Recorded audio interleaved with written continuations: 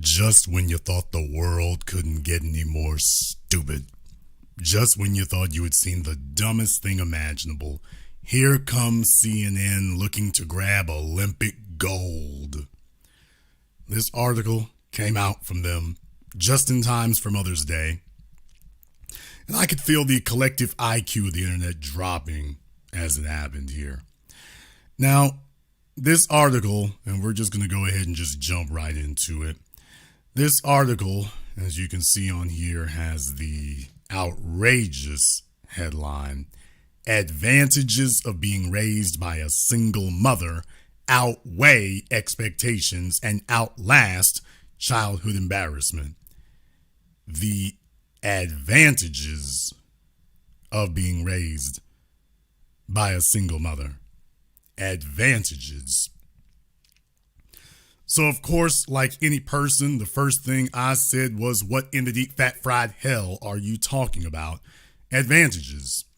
So you click on it and you go to the actual article itself by one David Allen. And what he says here is the title, "Let Us Now Praise Single Moms." And I want to walk you all through this so no one can accuse me of mischaracterizing his insane drivel. Roughly 24 million, or 1/3 of all American children under age 18 are living with an unmarried parent, according to a 2018 Pew Research Center analysis of U.S. Census Bureau data, and 81% of those single-parent homes are headed by a mom. I would say headed by a female. You'll need to qualify for motherhood. At least in the civilized world we do, Mr. Allen. This has been a growing trend since the late 1960s. The number of kids being raised by mostly single moms has more than doubled between 1968 and 2017. Yeah, and how'd that work out? Yet, despite growing up in the middle of this trend, in the 1970s and 80s, when divorce was increasingly common and Kramer versus Kramer felt like the documentary of our childhood, and despite being part of a generation of latchkey kids who came home from school while parents were still at work, I confess, embarrassed to be raised by a single mom when I was growing up. For the majority of my 12 years at Catholic school, I was the only student who lived with one parent, and for that reason, I was also, demonstrably, the poorest kid in my school. We lived off one paycheck, or paychecks when my mom held multiple jobs at once. The modest child support went to school tuition. Like most kids, I didn't want to be different. I wanted to be normal. Why can't we just be normal? I'd often lament to my mom. I was embarrassed by our car, which broke down. Embarrassed that we didn't seem to go anywhere for vacation. That I didn't have name brand clothes. Thank God for school uniforms that greatly leveled the playing field. That was engineered, by the way. Or video games, or cable TV, or anything else that my classmates had. I was embarrassed that my dad, who lived in a neighboring state, never came to any school events. And I was teased for it. Why don't you get a new car? Your gym shoes are fake Nikes. Do you even have a dad? I was often angry. I got into a lot of fights. When the principal's office called home because I got into it with another kid, it was always my mom who had to come in. Of course, my mother, like all parents, only added to that embarrassment. She was, and still is, artistically inclined and health conscious. We went to museums and art stores instead of amusement parks and toy stores. I went to a summer camp run by cloistered monks in heavy brown robes. My mom performed in community theater and sometimes roped me into bit parts. This sounds like a son husband. We went to clown school together. This sounds like a son husband. At Christmas, I often got books and clothes, and my mom shopped for groceries at health food stores, which was much more unusual back then and involved a lot of bulk foods, homegrown sprouts, and warm, freshly ground peanut butter. I had an all-carob Easter one year.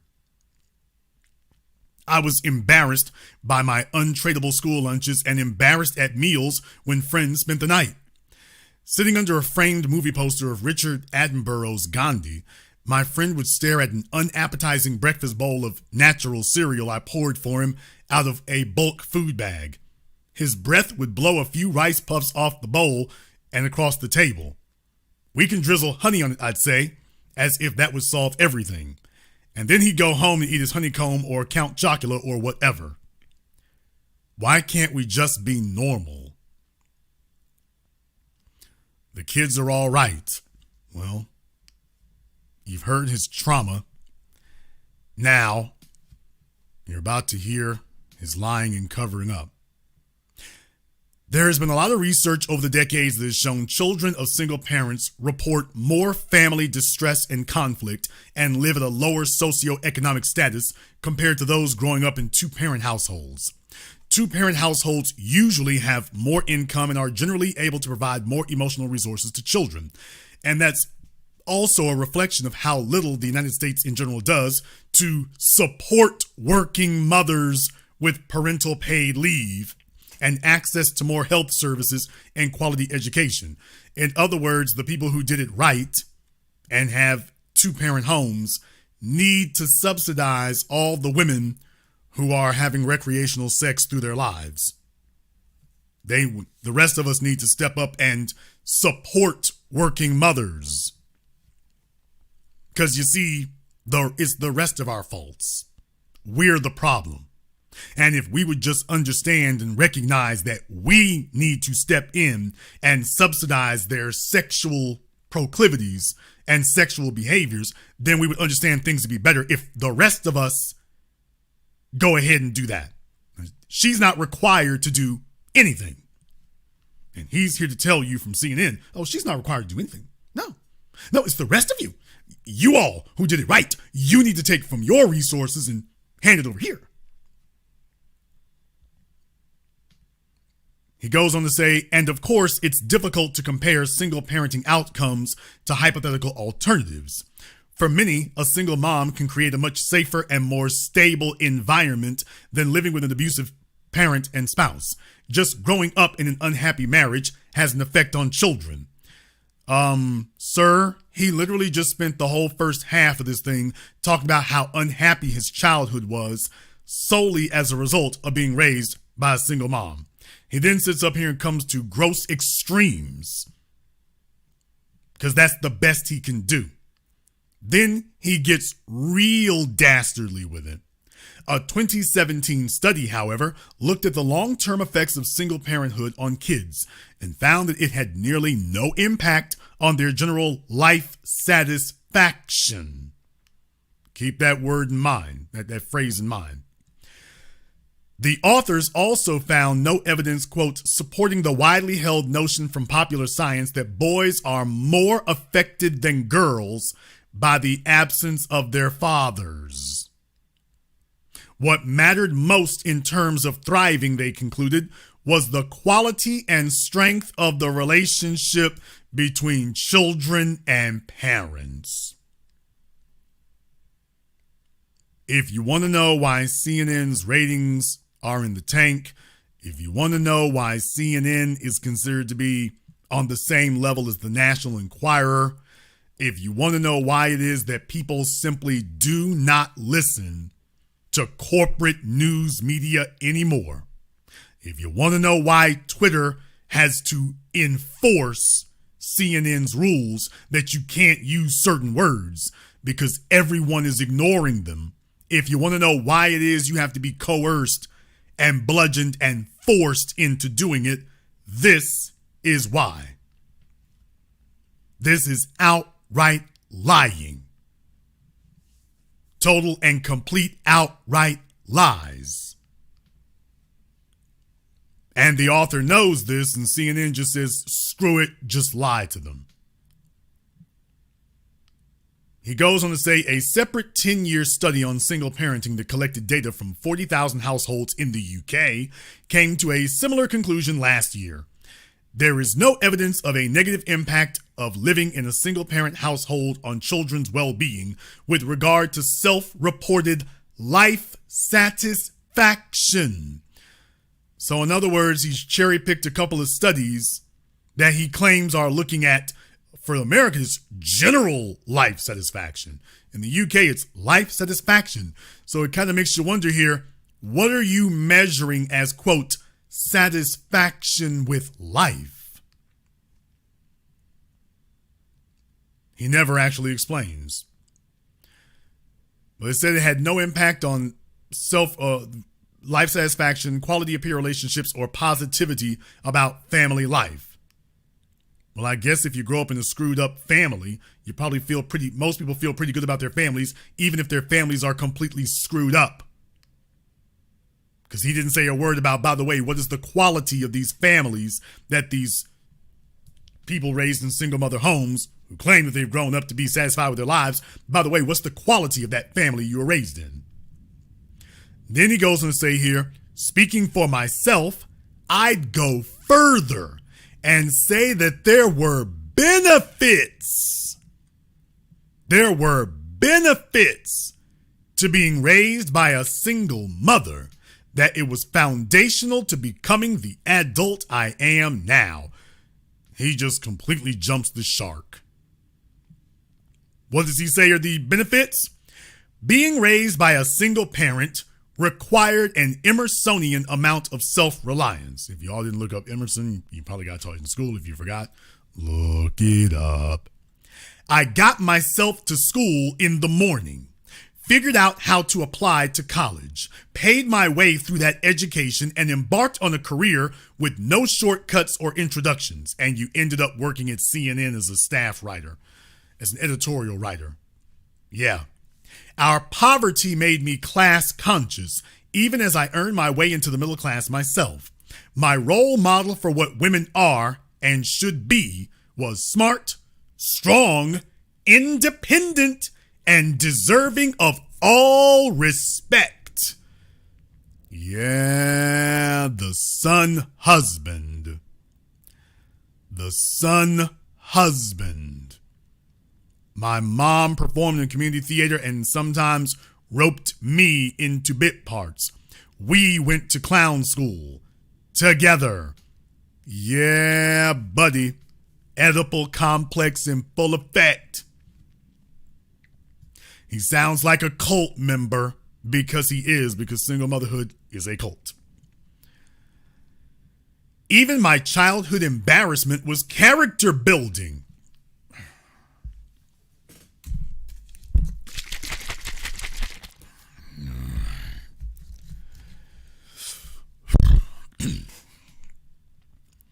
Even my childhood embarrassment was character building, giving me a deeper sense of self-worth that is dependent neither on material things nor the opinion of those I don't admire.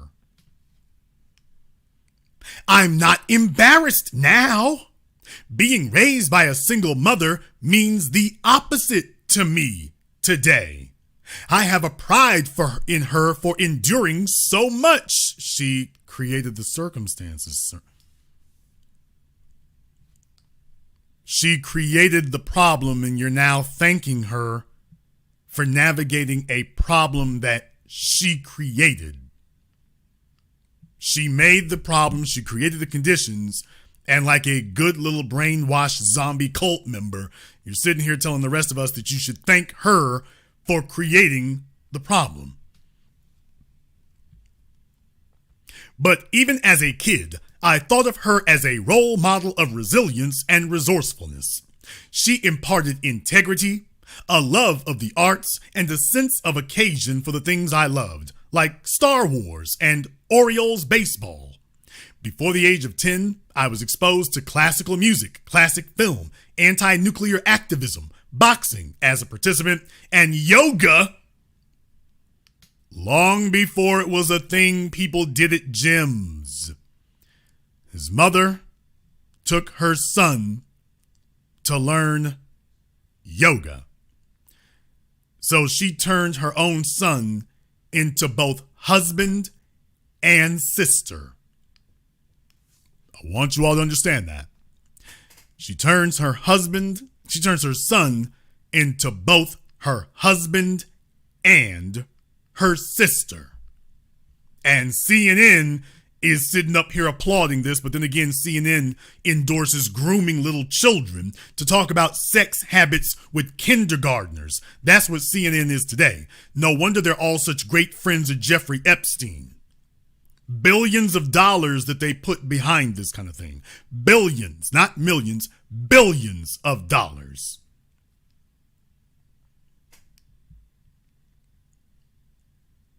He goes on to say, and her exuberant creativity meant she was also a lot of fun growing up.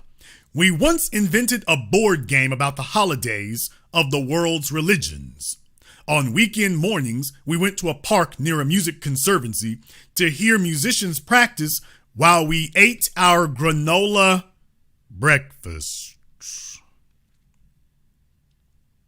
Nothing about the financial and logistical stress of our years together kept her from raising a responsible, decent, curious, creative, and accomplished son. That's your opinion. With very high life satisfaction. She gets more credit for that than any other individual, except maybe me. I'm not embarrassed. I'm grateful. Let us now praise single mothers. All of them. The weird ones, the struggling ones, the driven ones who choose to parent alone, the widowed who didn't, the brave ones who divorced for the well-being of their kids and, of course, themselves. They are all raising about 19 million children right now, and they need all the support they can get. Wait a minute. If they're doing such a great job, then why do they need, quote, all the support they can get? Because you never heard anybody say, we need to praise the single fathers. They're doing such a great job. By the way, they need as much help as they can get. They're doing such a great job. They need all the support they can get. If you're doing a great job, then by definition, you don't need more support. You're doing a great job, especially if you chose to create this particular condition. He first says all these things about how great they are, strong and independent, driven. Then he goes, this part up here is really bad. This is really bad. The weird ones, the struggling ones. What about the weird ones who like to walk around the house naked? I don't mean half naked. What about the weird ones who do that? How about them? If you want to know what it takes to get a job at CNN as a writer, that's what it takes. Oh yeah, and by the way, if you were curious, here's David. An alpha male if I ever saw one. Yes, there's the writer of this article, David Allen here. An alpha male if I ever laid eyes on one. Why, if I was going to be in a fist fight, that's the paragon of masculinity I'd want next to me.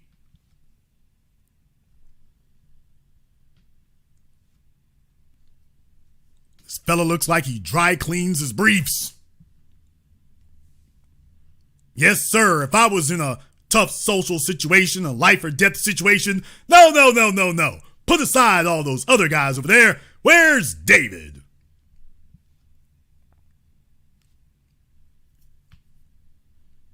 This is who CNN brought in to speak on behalf of properly well-adjusted males in society.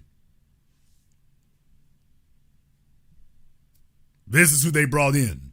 He doesn't even look confident in his own self, but you saw the article he wrote. I bet you he was writing it through tears as he's sitting there doing that. Folks, if this guy looks about as unmasculine as he can possibly be, give me the thumbs up emoji in the chat room and hit the likes button for me.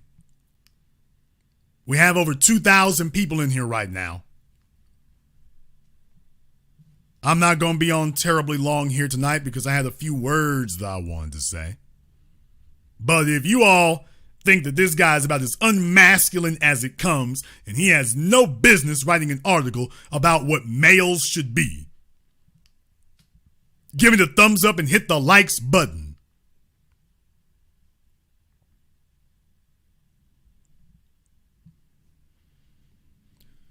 He wrote this verbal vomit and then projectile vomited it all over the page here.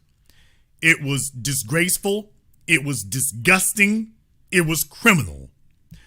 Let's go first and foremost to take a look at this study that he claimed here. Now, we all know all the alternative stats that show that this is garbage and lies. But let's go take a look first at this study from the U.S., he said. There's a study done in the U.S. Let's go ahead and take a look at that. So I want to see what he had to say there. Here's a graphic of the charts here from his own study, the study that he was referring to there before. If you look on the screen, general life satisfaction by childhood family structure, controlling for childhood SES. This is the part he didn't mention because it isn't convenient to mention it. First of all, how do you measure happiness? That's the first thing. Will someone explain to me, how exactly do you measure happiness? By that, I mean, how do you determine that somebody else is 5% more happy than you are? How do you measure empirically that somebody else is 10% happier than you, 10% more satisfied with their lives than you? How do you measure that? How do you measure that somebody is 10% more satisfied with their life, 15% more satisfied with their lives than you are? How do you measure if you are more satisfied with your life than somebody else is? Oh, I'm 40% more satisfied. Well, I'm only 22% more satisfied. How the hell do you measure that? How do you measure whether somebody else is 5% more satisfied and somebody else over there is 25% more satisfied? How do you measure satisfaction? How do you do that? When you take a look on this chart up here, the line at the bottom, that's the line for people raised by single mothers. Raised by a single mother. That's for if you were raised for the whole 15 years by a single mother. The dotted line is if you were raised between the ages of 1 and 14 years by a single mother. And the solid line is if you were raised in a two-parent home.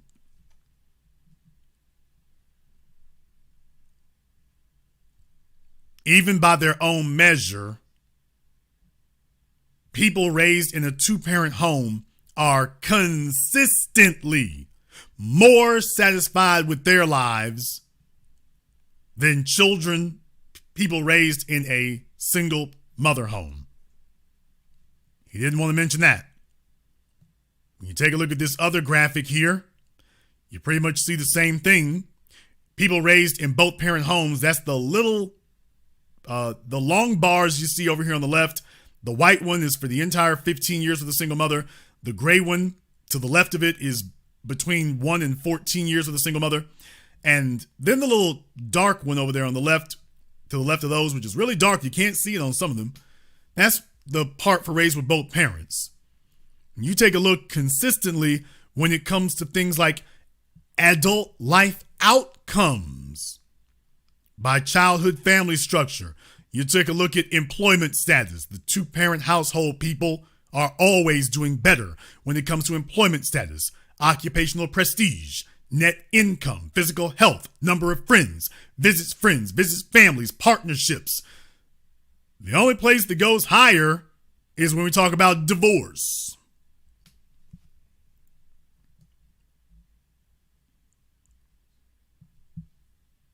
No, don't expect David the alpha male to go back and remind you about those stats.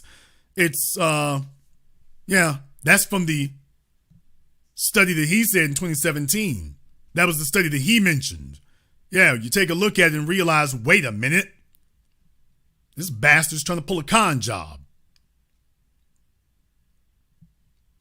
By the way, that study in the UK that he mentioned, that study in the UK, Yeah, well, you're claiming that it didn't have an effect on folks like that. The outcomes were the same. Well, that's what they would have you believe here by taking a look at this graphic. Life satisfaction, see? They claim that they're just as satisfied with their lives. See? Never mind the fact, how do you measure it? Then you go down here and take a look at, by the way, grandparents' support by living arrangements. Same study out of the UK. You take a look at that and oh, Nelly. And I don't mean the rapper. Grandparents' support by living arrangements. Financial help. Single parents need twice as much as single moms, need twice as much as a married home or as a couple. Decorating, gardening, and house repairs, twice as much. Dealing with personal affairs like paying bills, three times as much. 3 times as much. Looking after your children, almost even, but you know damn well they got to show up half the time, so folks is lying. Providing or cooking meals, twice as much. They need twice as much help from grandparents. Shopping for you, twice as much. Getting a lift in their car, twice as much. Yet David left that out when he mentioned a study in the UK. He didn't mention that part because that wasn't very helpful to the scheme he wants to promote. He didn't mention that part. He didn't say anything about that. That was a little inconvenient truth. He didn't want to say nothing about that. So he just says, take my word for it. This is what the study says. Jason Black said, I think I'll go take a look at that study for myself. And then you realize, I'll be damned, David's full of crap. He's full of garbage. So I'm sitting there looking at it. And I wanted to say right now to the men listening to me tonight, to the fellas listening to me tonight, if you want to know why it is that I said you do not live in your grandfather's world anymore, and you cannot move the way your grandfather and your father moved, you don't have the tools that your grandfather and your father did, because your grandpappy and your pappy didn't have television stations that were saying this. They were allowed to run their homes the way they needed to be run, and the families grew prosperous, and they didn't have this damn poison coming through their televisions, coming through their radios, coming through their newspapers. A deluge of lies. A deluge of deceptive, deceitful, rotten filth. Your grandfather didn't have to compete against this. Your grandfather didn't have effeminate little shysters sitting up here telling your grandmother that she'll be much happier if she rebels. Why, if you want to be the weird little chick, think about this for a few moments. He's literally saying, if you want to be the little weird chick, if you want to be run through, well, you're just sexually free. The driven ones who choose to parent alone. Why didn't he use the word narcissist? Because when they talk about a man being driven, they usually try to correlate that to some form of narcissism at best, or psychopathy at worst. My dad was never there. He was driven. He just wanted to be a single father and then go work. Well, that's always crafted as a negative and characterized as a negative for men, not just a little negative. That's characterized as a negligent negative. If a man said he wants to have kids and then run off with them by himself, oh, he's a tyrant. He's sick. And he's sitting up here, the weird ones, the struggling ones. Folks, many of you grew up struggling. How many of you considered that environment to be something helpful? That was a positive. Don't get me wrong. Adversity is a necessary thing in life. It absolutely is. But this isn't adversity right here. This is deviance. This is not adversity. This is psychopathy. This is not struggling. That's the point I'm making. This is not struggling. This is not natural selection. This is unnatural selection. And CNN, with its billions of dollars, is sitting up here telling you that this is preferable. He said that he got benefits. He's sitting here saying that he was embarrassed before, but he got benefits. Why, he thinks he's better than most of you. Now, he talked about how great his mother was, and then when you ask him, well, what was so great about it? He said that, well, being raised by a single parent required me to do things on my own. So in other words, he's been so brainwashed and inculcated in his single mother cult, he thinks that his job growing up was to just figure it out. And by the way, I couldn't imagine this guy changing an alternator on a car or unclogging some pipes. Can't imagine it getting done. But in any case, he's sitting here saying that his single mother was so great that he had to rely on himself. I got myself to school in the morning. You can't rely on your mom. Figured out how to apply to college. You couldn't depend on your mom.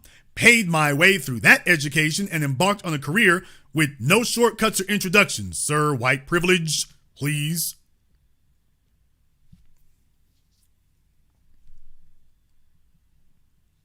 So you got to understand, when you've been brainwashed in your head and has been rubbed raw, then you go say things like this and you start characterizing deficiency.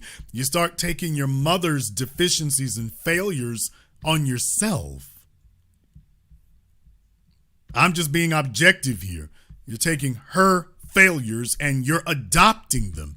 You are sitting up here adopting her failures as being not a part of her personality and her issues. You're telling the world that her demons were actually angels. That's what he's saying. His demons were actually angels. Which is why I'm making the point to all of you here tonight, to the fellas listening to me today. If you want to know why it is that we have the issues that we do out here today, if you want to know why it is that we have so many of the problems that we do out here today, if you want to know why it is that the women of your grandfather's day and the women of your father's day were markedly different from what we've seen out here for the last 40 years, if you want to know why it's so radically different, I submit to you that we didn't have a mass media that was saying garbage like this.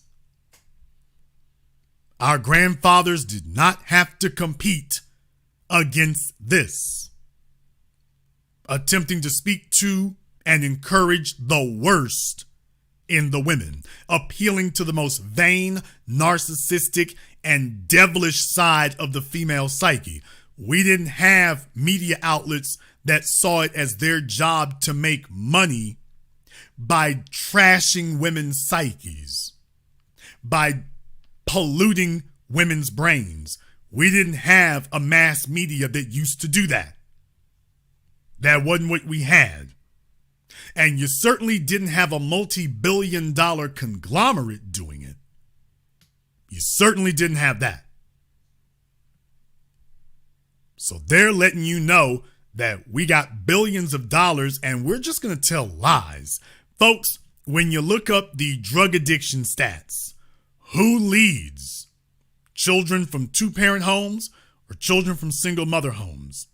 When you take a look at drug use, teen pregnancy, homelessness, antidepressant use, I haven't even said incarceration rates yet, generational poverty, you start to see a clear line that runs straight through only one part of the dynamic, just one.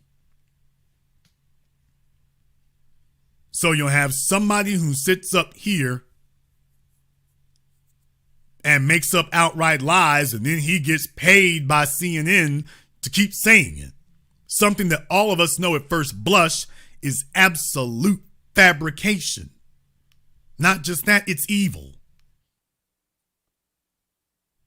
Not just that, it's evil. Folks, if someone encourages you to be a single mother, they are encouraging you to remain poor and economically disadvantaged for the remainder of your life. But even worse than that, they are telling you that you will be lonely and emotionally destitute for the remainder of your life. I already dealt with this on the previous program. But don't expect CNN to say anything about this, because CNN has now declared itself the enemy of civilized people. There's the problem that you have right there when you have a situation that folks are going to CNN to get themselves messed up. They're going to CNN to find out how they can get messed up. That's what they're saying. That's what they're doing now. A multi-billion-dollar conglomerate. This is what they were saying going into Mother's Day. Well, I'd like to show you something else. This also came out right before CNN put out their garbage piece. For those of you who didn't know, the Surgeon General of the United States has declared that loneliness poses risks as deadly as smoking. That's according to the Surgeon General of the United States now. Not last year, that's this month he said that, right before CNN put out their little piece there. If you think that encouraging women to be single mothers is harmless, the Surgeon General is saying, wait a damn minute. Widespread loneliness in the U.S. poses health risks as deadly as smoking up to 15 cigarettes daily, costing the health industry billions of dollars annually. The U.S. Surgeon General said Tuesday in declaring the latest public health epidemic. Actually, you say costing the health industry billions. Don't you mean earning the medicine industry, the pharmaceutical industry billions? Don't you mean earning them billions? Don't you mean earns them billions when you get to antidepressants, antipsychotics, hell, now legalized marijuana? Yeah, there's big business in taking people who are sad and lonely and depressed and medicating them. That's big business. Huge business.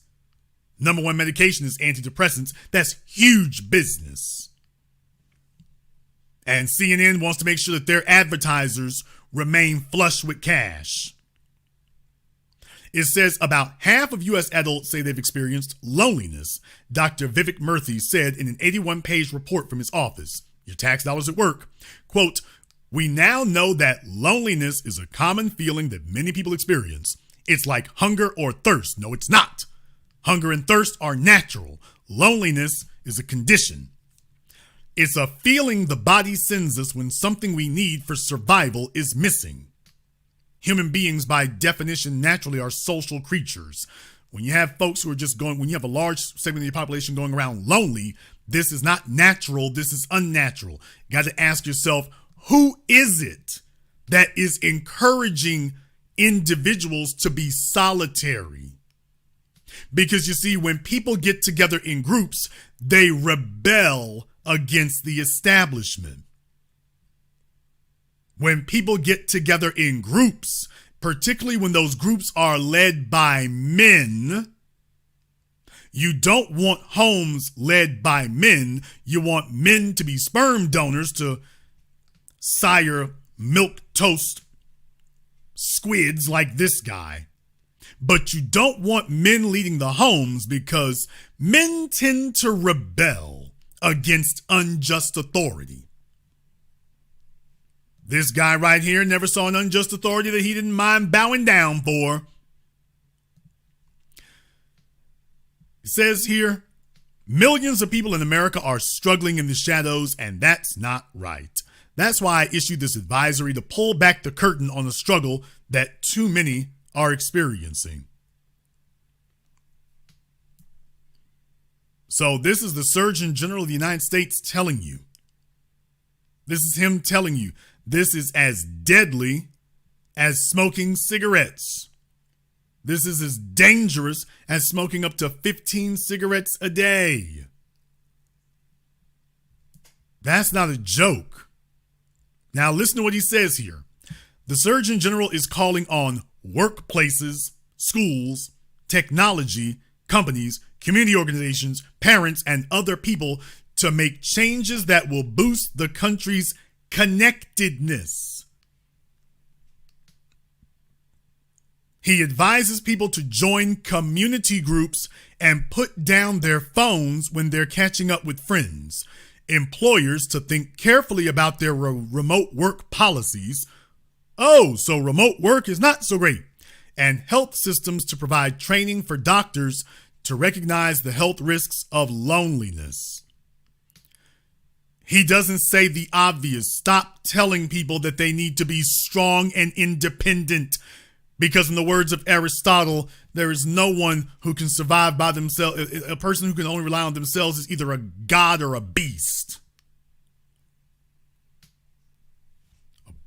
The only animal that needs to rely, if you are able to rely on no one but yourself, you're either a beast or a god. And they're not saying the most obvious thing, which is that when human beings are left alone, nature will take its course. Nature will do fine when human beings are left alone. But when you feed them a never-ending fire hose, flooding the zone, telling them that they need to be strong, independent, that all you need to be is smart, which serves an employer, and strong and independent, which doesn't serve anyone, certainly not a man, and definitely not yourself. They didn't have to deal with this, folks. They didn't have to deal with this. Our grandfathers didn't have to deal with this. The Surgeon General said everything except for the one thing that we needed. We don't need our jobs. People don't need your job to solve loneliness. Folks, it's not the place of your employer to solve loneliness. However, I will say this.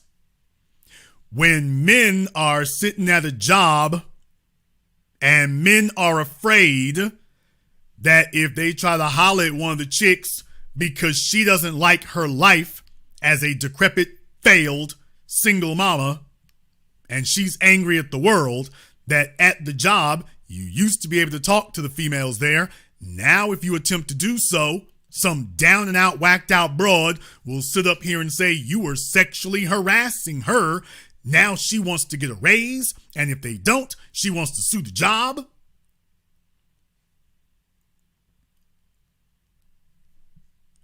So the men have just said at the workplace, yeah, we falling back. We're just not gonna talk to the women at all. We're just not gonna say anything to them. So these strong and independent sows, I said it, are trapped in their strong and independent jobs for the majority of their day. They're at their strong, independent jobs, and the place that they are stuck in for so much of their time, they don't even have the option of approaching or being approached by one of their socioeconomic peers. Your father and your grandfather did not have this problem. Your father and your grandfather were not confronted with this kind of obstacle. That you have a female at the job, and because she's been failing downward in life, she's saying, hey, let me see if I can get over. Well, at some point, the men just grow up and realize, you know what? Just don't talk to them at all. Just don't say anything to them at all. Leave them by themselves. Yeah, then they become lonely. Then they all seek out the bottom 20% of males who are willing to have unprotected sex and get her pregnant on a whim. Now she's stuck with them as the father of her children. So yes, she's become a mother, but she has not become a wife and thus built a family. Because without being a wife, you cannot build a family. You're just a breeder. And this is what you're looking at now, with CNN mindlessly promoting it and saying that's great, that's wonderful. And then the Surgeon General coming up along behind them saying, hey, wait a damn minute.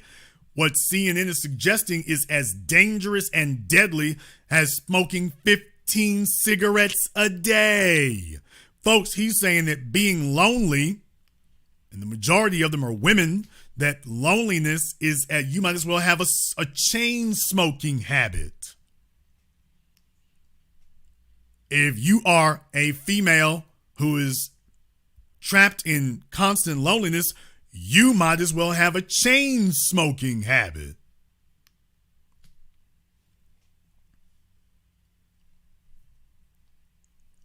Our fathers and grandfathers did not have to deal with this. They didn't have to confront this. They knew what was going on. Nobody was telling them that, you know what, we need your jobs to help with loneliness. No, the only thing the job can help us do is let the men do what they do and solve loneliness. The schools, folks, you don't need a damn classmate.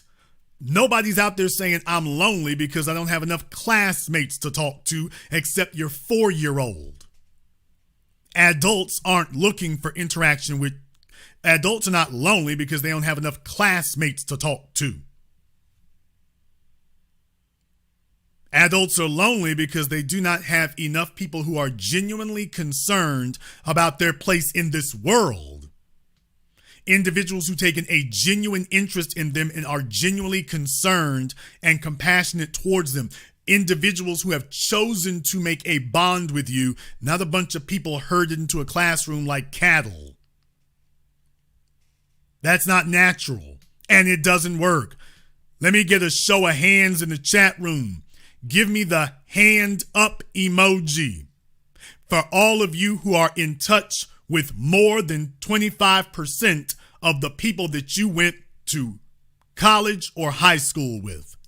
If you are still in touch with 25% or more of the people you went to high school or college with, give me the hand up emoji in the chat room, not thumbs up, dummy.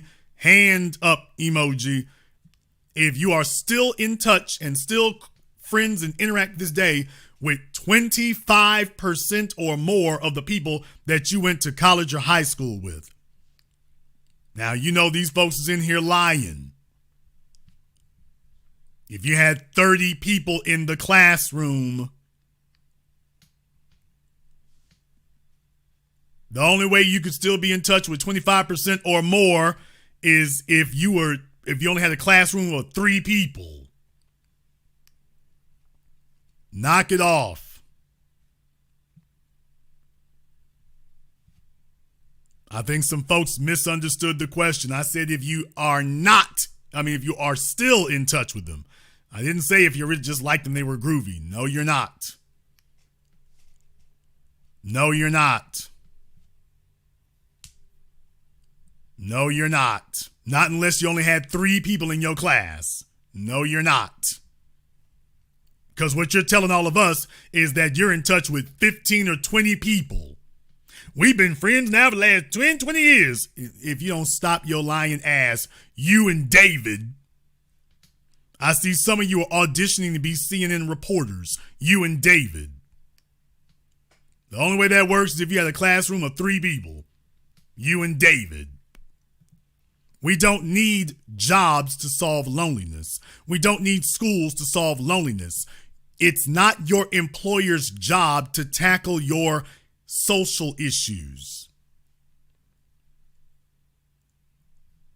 It's not your employer's job to do that. You ain't friends with arranging a reunion does not make you friends. I hate to burst your bubble.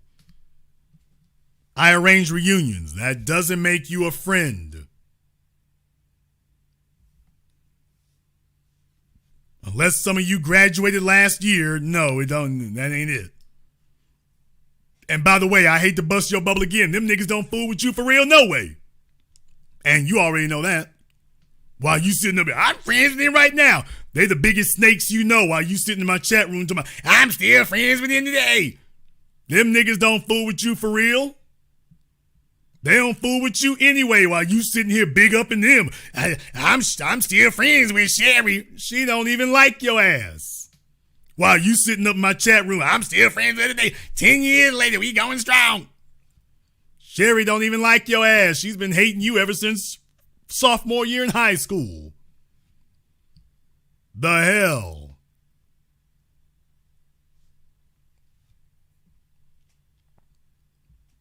The hell you talking about?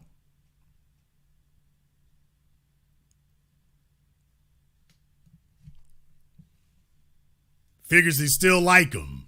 No, she don't. I'm just telling you the truth. No, she doesn't. No, she doesn't. Folks, your grandfather didn't have people telling you, well, see if the schools can fix the issue. Your grandfather didn't have that problem going on. Your grandfather didn't have somebody sitting up here telling you the job will fix the issue. Hey, you need to go down to a community center. What the hell is that? How many of you want to go to a community, be a part of a community organization? Somebody tell me a community organization that the average 24-year-old would love to be a part of. Name it for me. And no, strip clubs don't count. Name for me a community organization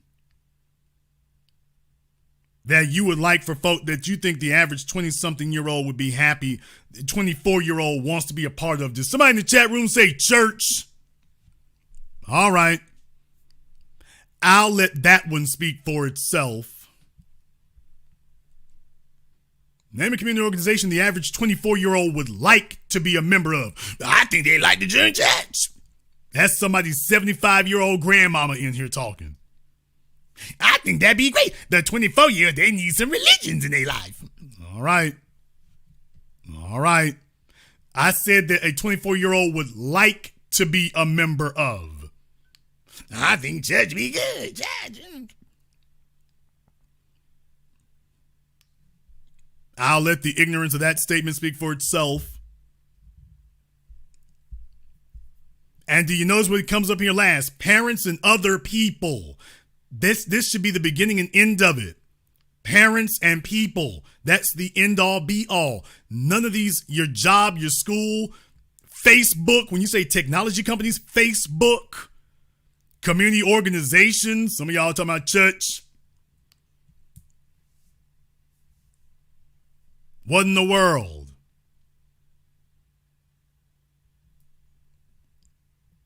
Makes no sense. He says there's really no substitute for in-person interaction. As we shifted to use technology more and more for our communication, we lost out on a lot of that in-person interaction. How do we design technology that strengthens our relationships as opposed to weaken them? Well, I'll tell you one way that technology can stop weakening our relationships. Here's a way you can stop doing it. Stop sending out meat puppets from CNN to spread balderdash and outright dripping lies to tell people that women need to be having whole damn breeds of children by themselves and that has no effect on society. And then when you ask the women, what are you going to do about your loneliness? The woman, of course, is going to attempt to draft her son into being the man that she is just too damn weird and struggling to attract. Let's be very clear on this, ladies.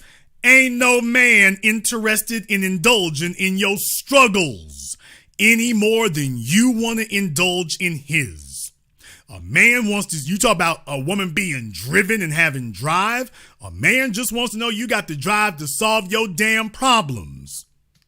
He is not interested in enduring your struggles with you. He wants to get with somebody who can fix her problems, not somebody who is a problem.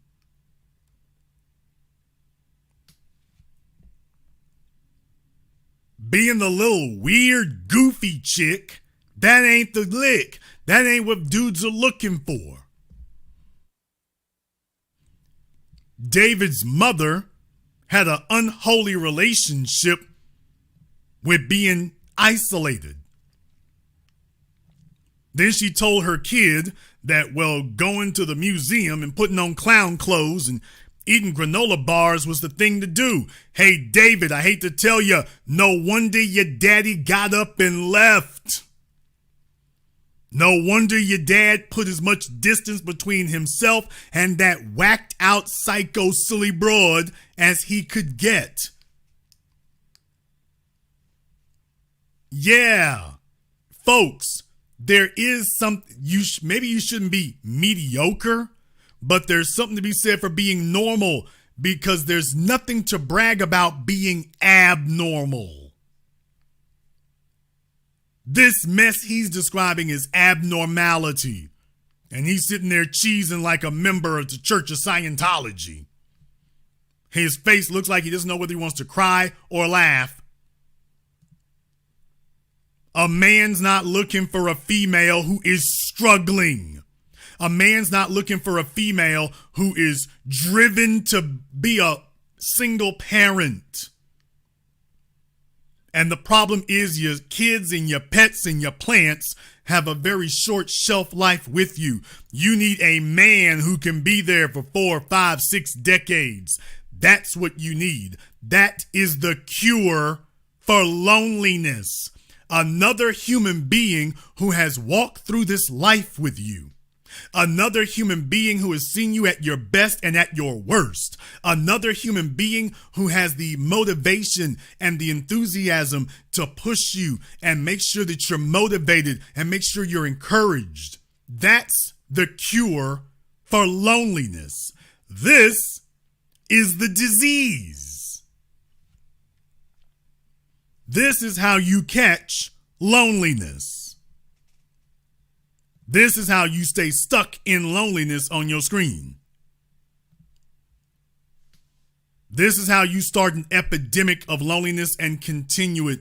It's the only thing it can do. That's all it can do. You can't actually make anything better happen. Right now, you have a society that has encouraged this to alarming proportions. Because the whacked out, weird, by the way, one more thing here, David, and I'm going to say this straight out. If your mama was weird, what does that make you? There's nothing good about being weird. There may be something endorsable about being unusual. That's not a good character trait to be weird. That's not a good character trait. Being weird is a negative trait. Being unusual could be a positive trait. It depends on what it is. Being weird, folks, that ain't good. That's not good. There's nothing positive about being weird. I don't give a damn what David's mama told him. There's nothing positive about being weird.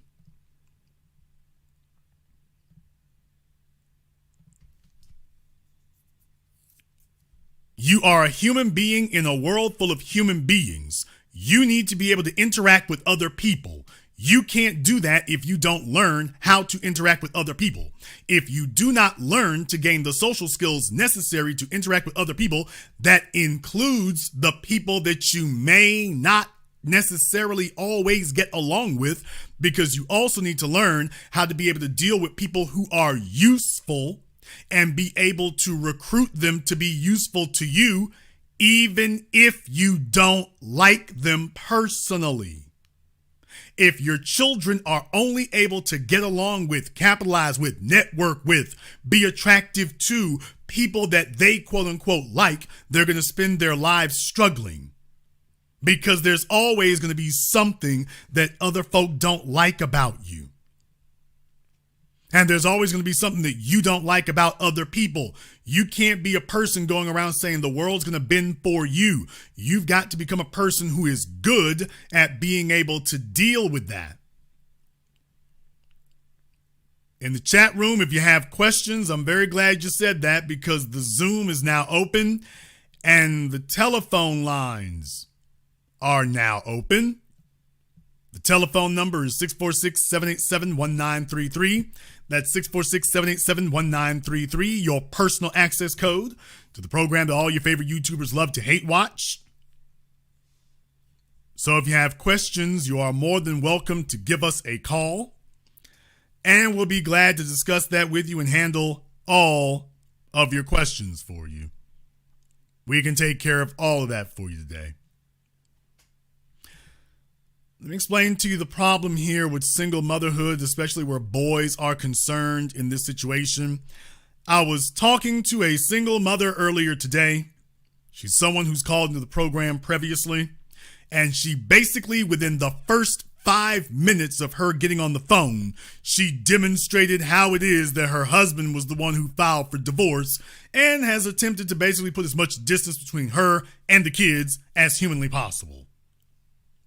She started talking and simply didn't want to quit. Everything she was wrong about, she wanted to be told she was right. She's talking about the son is fighting in school, and I'm asking, well, was it for just reasons? And she's talking about, I've told him, the schools have called me about him fighting folk, and I told him he has to follow my instructions and not be fighting in school. Does he go to a predominantly white school? Yes. Does he say that the kids are picking on him there? Yes.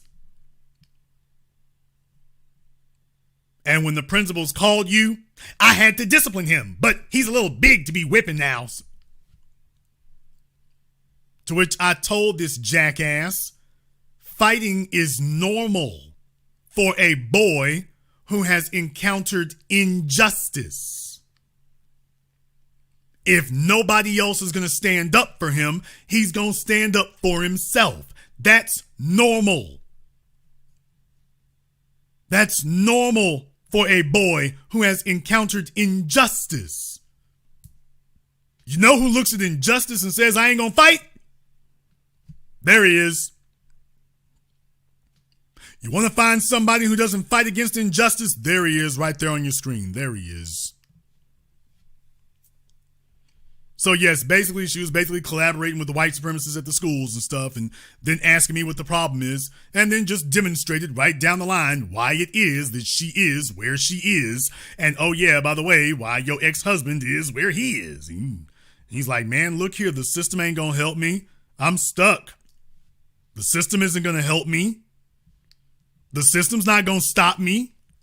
The system's not gonna stop her from doing what she's doing. They're just gonna back her up. What am I going to do?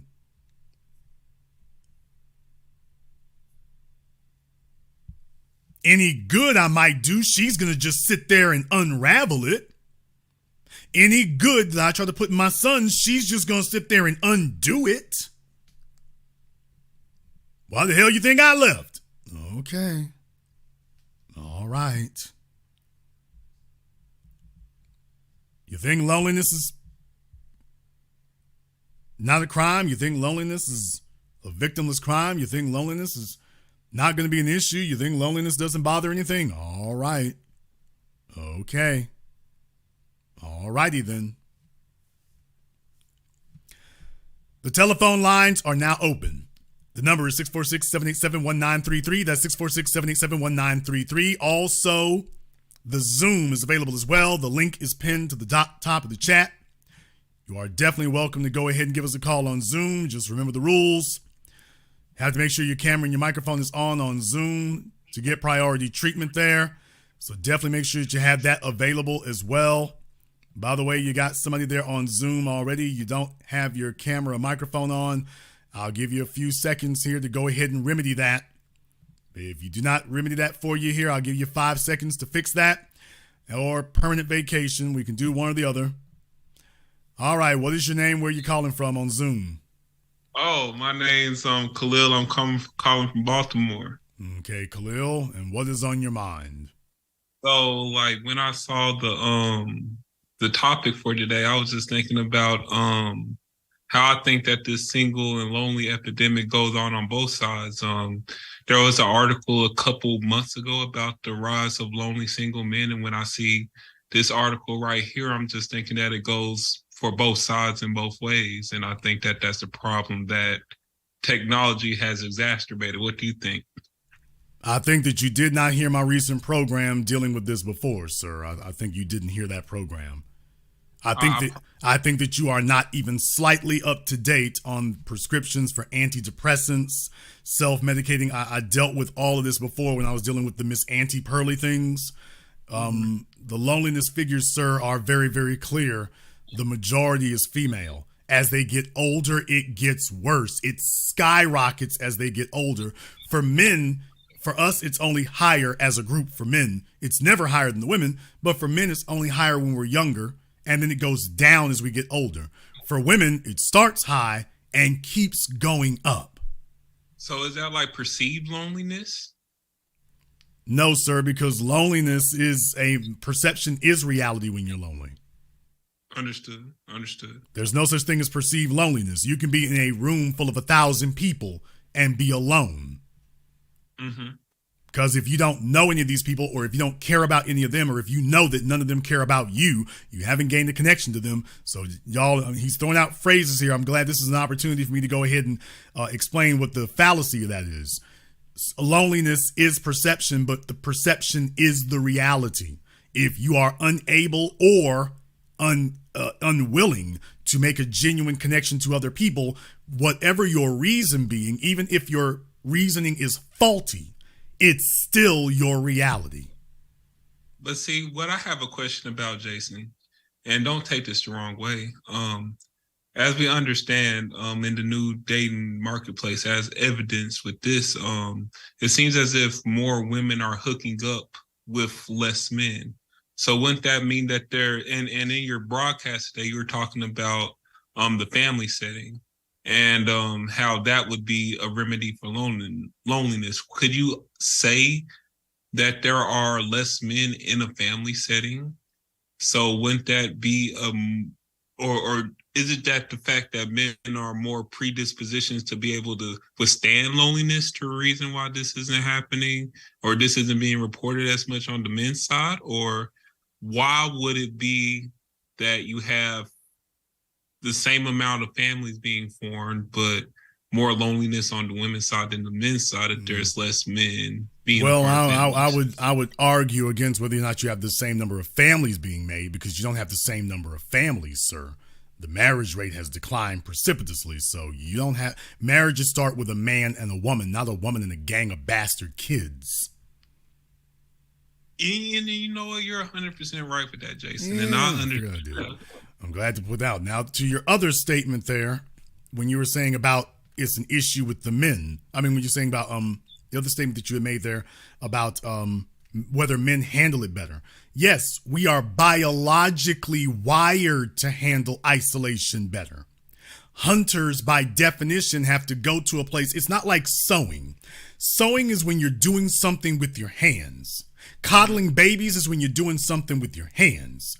Being an expert hunter, 99% of what you do is sitting and waiting. So it requires far more mental energy. You have to stay awake and alert without external stimuli. Sewing and knitting and burping children and cleaning, those are stimuli. They're stimulating activities. A man, to be good as a hunter, protector, and provider, must be alert. So he's got to turn his senses on without accepting any stimuli. Everything's got to look the same, but it's drawing so much energy because he's trying to find where the very small variation is. Because what he's looking for, usually when there's a target, is usually not going to be a big one. Or you want to see the target before it sees you, which means you want to see him as soon as you can, which means you got to look for the slightest movement, the slightest sound, the slightest noise, the slightest smell, the slightest feeling of tremors on the ground. You got to be alert at a level that these other activities don't require. That is what we've honed over the course of hundreds of thousands of years. So So yes, are you? we're hardwired not only to just be in isolation, but to accept it and thrive in isolation. Understood. So your argument tonight is the fact that since this CNN article is promoting single mother households, that is basically making women more lonely because women need people more than men do. A woman is not a complete being without a man. A woman cannot come into her full femininity without a man. Physics and the environment don't allow that. A woman needs to be protected from physics and the environment, otherwise, her ability to bear children is going to be hideously impaired. A man can sire and take care of children even if he's lost an arm. As the protector and provider, he's still viable to protect and provide even if he's lost an arm. Take that away from a woman, and this gets progressively harder. To a dangerous level. So women have to be more protected. So when you tell a woman that she doesn't need to be protected, the next thing we have to ask is, why are you telling her that? Then the next thing you realize is, who are the people saying that to her? Well, it's a big multinational corporation that is ruthlessly in pursuit of more profits. So we need as many of you in the house working as possible, because we need as many of you as possible contributing to our bottom line. So we need to convert these stay-at-home moms, and these are conversations that have gone in corporate boardrooms for decades. How do we convert these stay-at-home moms into a profit center? For the ones who are working, bombard them with advertisements. For the ones who are sitting at home, bombard them with advertisements too, because they'll influence the man on what to buy. So everything becomes catered and geared towards bombarding the women. Men are more resistant. Case in point, right now you're hearing about a boycott for Bud Light. That is overwhelmingly, predominantly a male product. Before it, Gillette razors, when they were insulting their male customers. My point is, Dr. King, when you hear the words boycott, when you think about the most successful boycotts in history, who are those led by? The men. Because you see, men are going to be far more willing to stop spending money. Far more willing to initiate stopping spending. Women, on the other hand, think, what was the last successful boycott led by a group of women? Now, I know what it is. I can tell you what it is. Yes, prohibition. Thank you. Well, the fellow here has read one book. Put your tongue back in your mouth, son. The fella's read one. He's read at least one book. Yeah, prohibition was the last successful boycott, and even then, I would even argue though that was still a male boycott, because it was the women leaning on the men that the men should change their consumer habits. It wasn't the women who stopped drinking, because the women weren't really drinking like that already. They were trying to get the men to stop doing it, and when the men would not stop doing it, they got an act of Congress to force them to do it. So I would even argue that prohibition was not a female-led boycott. I would even argue that was not one. Even that was actually male-driven. I mean, but what I would argue with you in that sense is that aren't movements sort of like BLM? Aren't all movements, when co-signed by women, become legitimate? I would say that when you do have a women's input, when women accept it becomes the norm in society, because as men, we do have to perform to the standard of performance that women do set. And I feel like that is relative to this, because the rules of the family are being changed because of the women's request, not the men's request necessarily. Well, no, women have influence. That's natural. That's the way it's always been. A man should take that into account when he's making the decision, because by definition, his decisions affect more than just him. So, of course, we're going to take the women's input into account, naturally. There's nothing subversive about that. As the children get older, we're now going to take their input into account. Now, that doesn't mean we follow them, but we are raising them to be a family. And by definition, if I've raised competent children, it's only going to be natural to expect that they might see something that I didn't see one time. Or they've got a helpful suggestion to give. So at its base, there's nothing wrong with that. I mean, but what I would say, Jason, aren't we just reverting to, I mean, I know that civilization is based off of a man, woman, and child, and that is a natural thing, because when you look at reproduction levels in the past, you have at one point 1 man for 17 women. So isn't this just nature reverting back to what it normally is, and that's just being disastrous for society when you're talking about how families are being formed nowadays? Okay, even the dynamic that you just mentioned there, and I brought up that stat before, even with the dynamic being what you just mentioned, even under those circumstances, the women were not lonely. I mean, weren't they just a part of the winning tribe pretty much? But they weren't lonely. Show me the winning tribe that women are joining today. I mean, they would be joining Uncle Sam's winning tribe because they provide everything for the women. They provide food, shelter. They provide everything except what you called me about, sir. So what's missing from what you just named? Well, I mean, you could say a man, but okay, I won't even say a man, sir. The government quote unquote provides everything except what? I mean, procreation. The government doesn't provide human interaction. I mean, I don't think everything you just named will take care of all of Maslow's hierarchy of needs, except love and affection, the human interaction. Everything except that. You got shelter, you got clothing, you got food, you have everything except other people. So in other words, you are existing, but you're not living. I mean, I don't think women have a problem with other people. I mean, they're pretty social and but that's not a tribe, sir. You just said the U.S. Uncle Sam's tribe. Uncle Sam's tribe does not include interaction with other people. That's the point. Understand, but I'm saying that that's the need that could be easily outsourced by women being, women. I mean, that's who we compete Okay, but for. Obviously it isn't.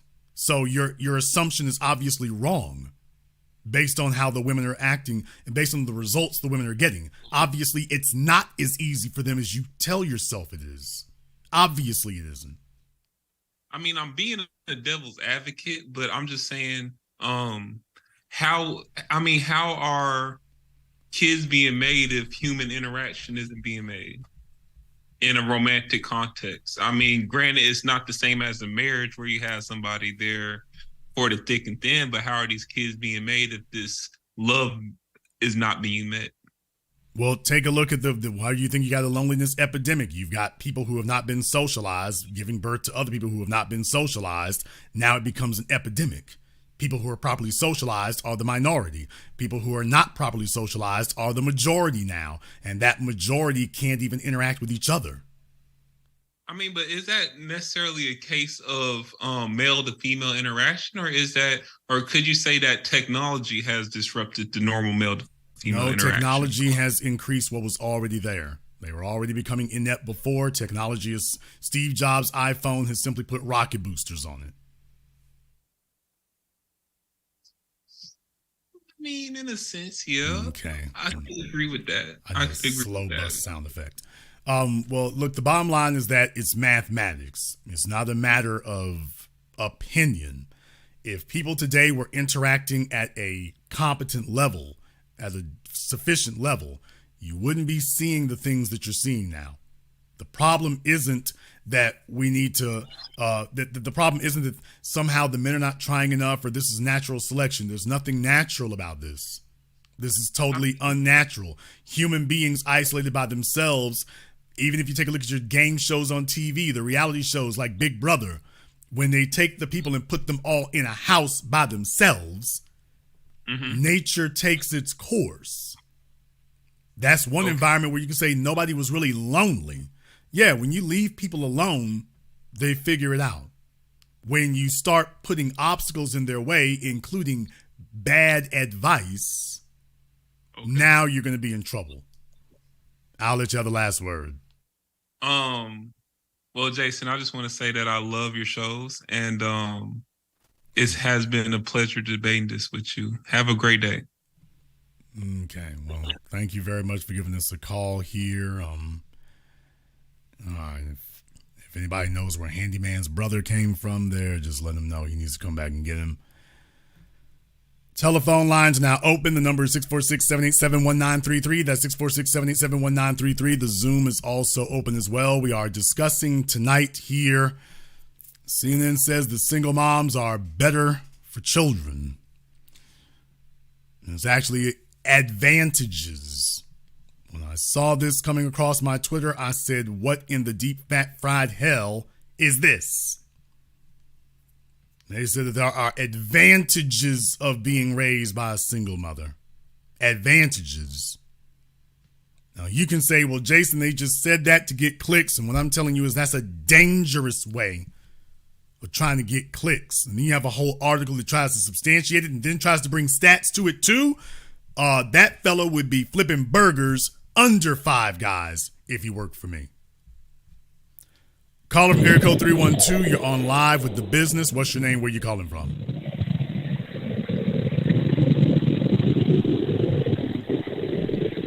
Okay, they are out in a snowstorm in the middle of May. Not really sure how they got out there, but there they are. So, if anybody sees a Negro, area code 312, out there with a snow shovel, struggling, 8 feet of snow, you just see a little hat go by. That's him. Shine a light.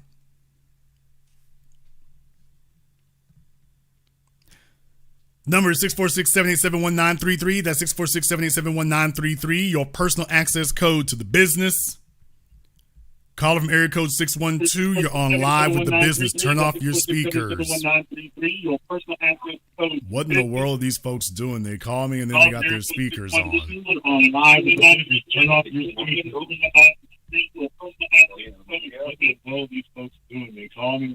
Okay. Somebody's crackhead son is probably the guy I got off the phone there before. Somebody's crackhead son is like, what did number 6 for OTX? Is that a 9? The single mothers, the sons of the single mothers want to call me up. That's what they want to do. They want to call me up and argue. And what they're demonstrating is they can't even get their phone call correct. So, yeah, I want to do it. I want to talk to you about this thing you saying. You saying, why would you? I know what you mean by, they by themselves. And if they by themselves, just because they by themselves don't mean they alone. Caller area code 646. You're on live with The Business. What's your name? Where you calling from?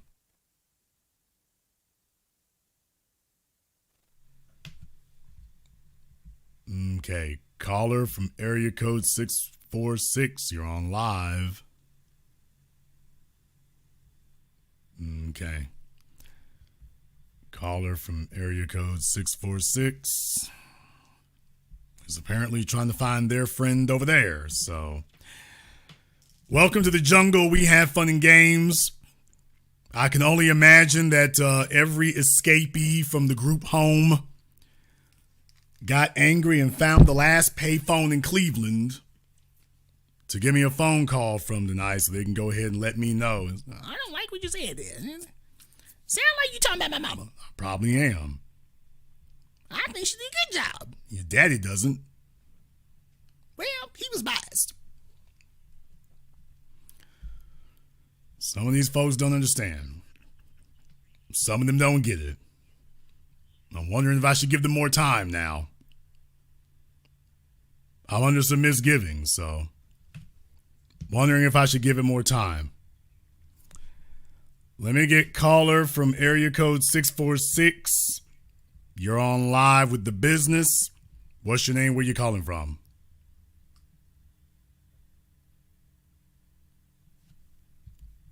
Okay. Just so you'll all be aware, I was just on the phone checking it just to make sure it worked, and I can assure you the volume and the sound works. Caller from area code 713, you're on live with the business. What's your name? Where you calling from? Make sure I haven't messed that up. Okay, let me get that back up here. Yeah. Caller from 713, what's your name? Where you calling from? Yeah, Tony in Houston. All right, Tony in Houston, what's on your mind, brother? Yeah, listen, Jason, this entire article was nothing but corporate propaganda, the same thing that the dictatorships publish in the state-owned newspapers in order to slant the opinion toward what they want the populace to follow. First of all, there is no nobility in poverty. You're just poor. The long story short is no man should ever get involved with a woman with children or a child. That is nothing but a dead-end road.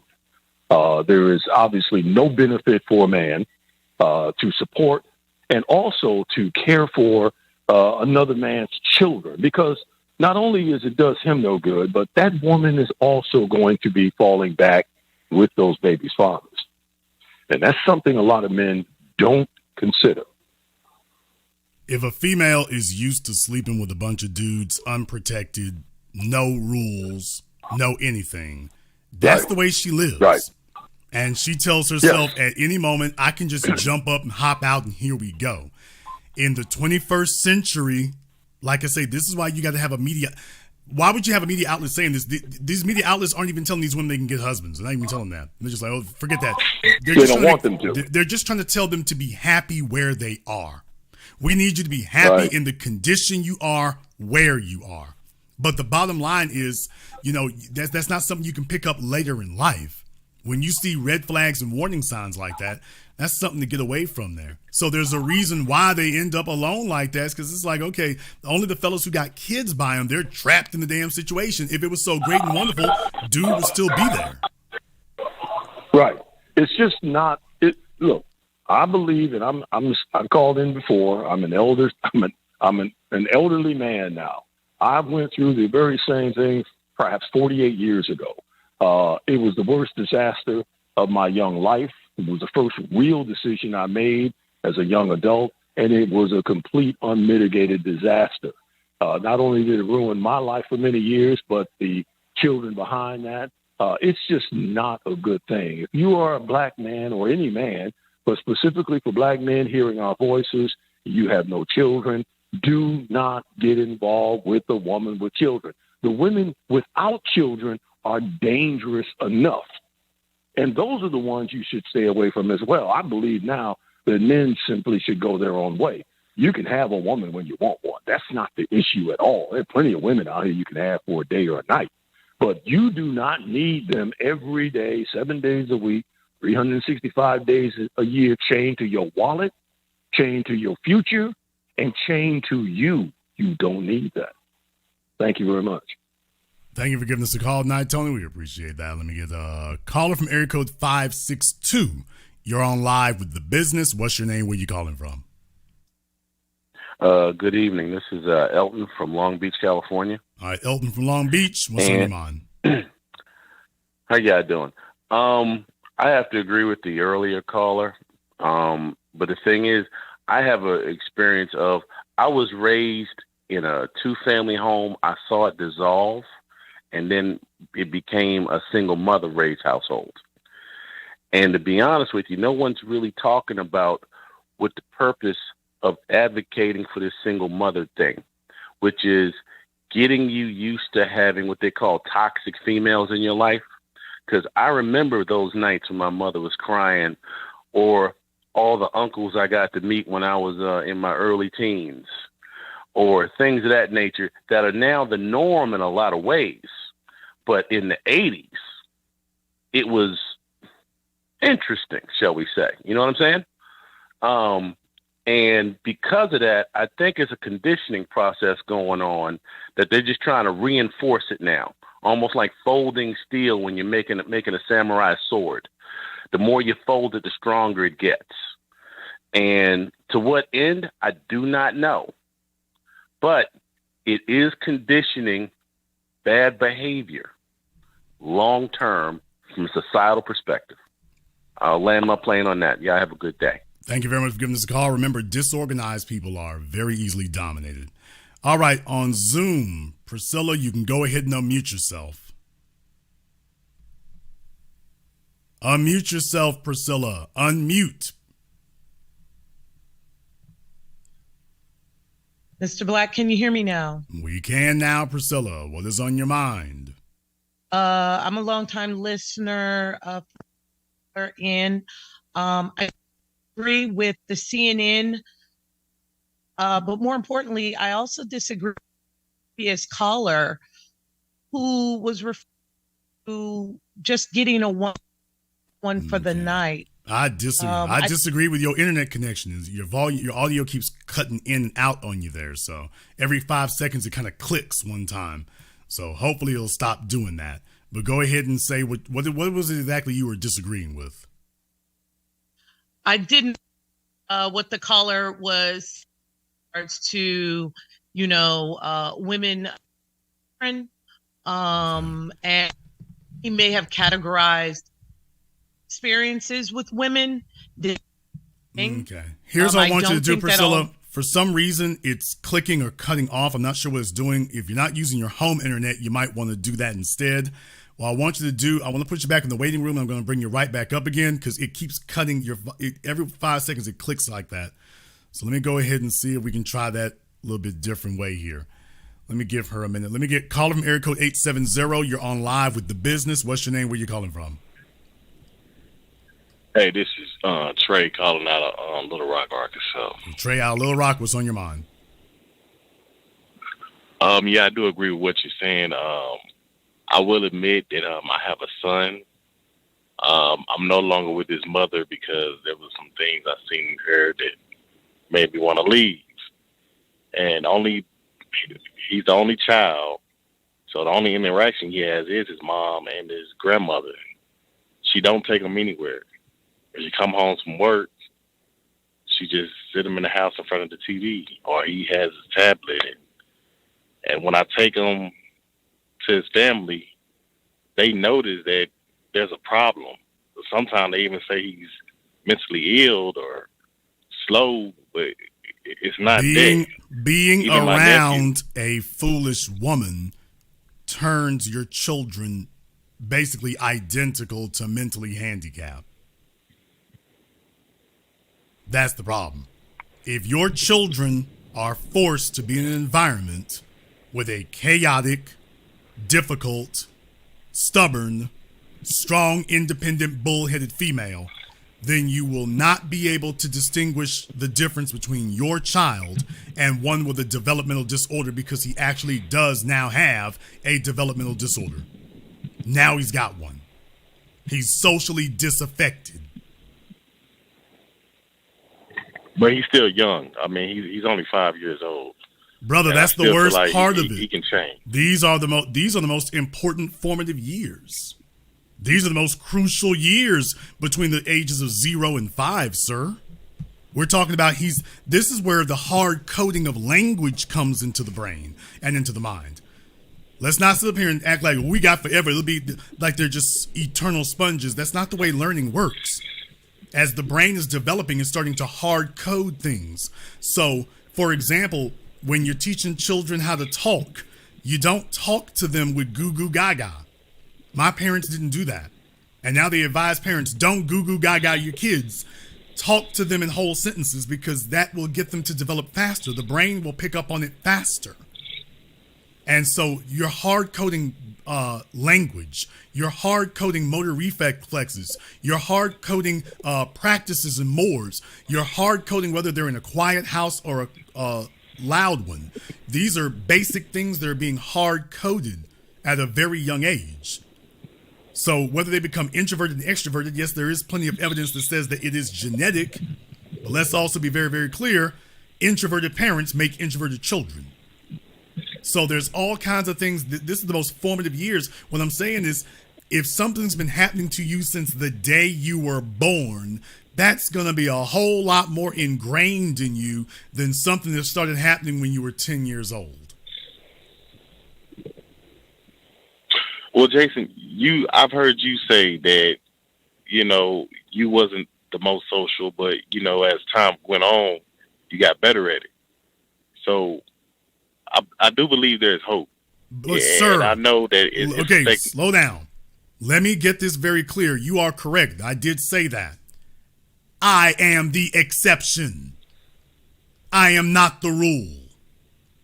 I knew a bunch of kids who were in school with me who were the same. We graduated. I had changed. They didn't. So let's be very clear. Jason Black is an exception to the rule. I am not the rule by any stretch of the imagination. I had a specific set of circumstances that happened to me. Those circumstances, I think you'd be hard-pressed to replicate them because it wasn't just one thing. It was a series of things that happened. I didn't get involved in sports, maybe probably for the better. I got involved in other creative endeavors, but I had also had an environment that in a lot of ways had forced me to start interacting.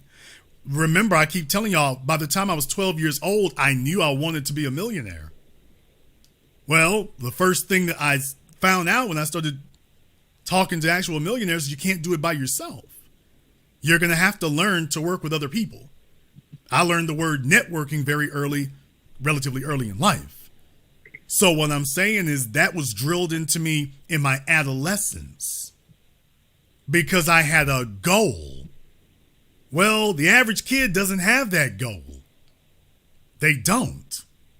Or they don't have the intellectual and social faculties to be able to execute it at a high level from a young age. So, no, I am very much atypical. Very much so. Otherwise, the average 40-something-year-old would be sitting where I am. And as far as I'm concerned, the average 45-year-old, 46-year-old, 47-year-old doesn't have the same level of social skills. Well, Jason, as a concerned father who works a lot, how can I change this? That's easy. Push for full custody. What was that? Push for full custody. But how can I do that if I'm a truck driver and I work? There you go. Now, y'all got to understand, the fellas out here that these females like to get pregnant by, they like to get pregnant by a specific type of dude. A guy who sees himself as a fly-by-night sperm donor. He'll just drop off the sperm and she can go take it from there. He's not built or nor is he concerned about his legacy. He's a truck driver telling me what he can't do. And I build truck drivers on this program. And he's telling me what he can't do. Meanwhile, I got plenty of fellas who are truck drivers and got kids, and a couple of them who have gotten full custody while he's telling me what he can't do. The truth of the matter is you don't. I never said I couldn't do it. The truth of the matter is, cannot. sir, don't talk over the host. You should have been talking over that broad when you was getting her pregnant. If you had this kind of assertiveness then, we wouldn't have this issue today. That's your legacy that you gave her that she is now merrily spitting in the face of. So don't try to act like an alpha male here when you couldn't summon the scruples to do it over there when it counts. No, she just changed once I gave her the baby. No, she did not change. Women don't change. This is how ignorant you are. Women don't change. First of all, what the hell are you doing giving her a baby? Were you married to her?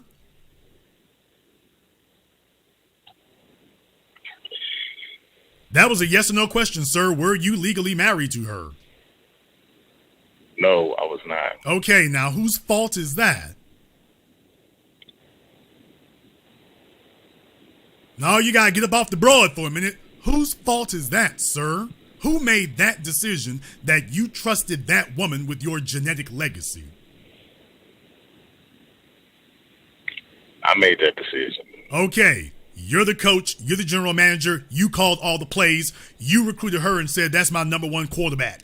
She gonna get to run all the plays. She did not change, sir. You were so busy chasing draws and throwing caution to the wind, and most likely You had a lot less money back then. Dudes want to try to get their act together after some broad got them over a barrel. And because you didn't see where your potential was and how much better you could do, you sat up here and let her snag you. By the way, how many children does she have?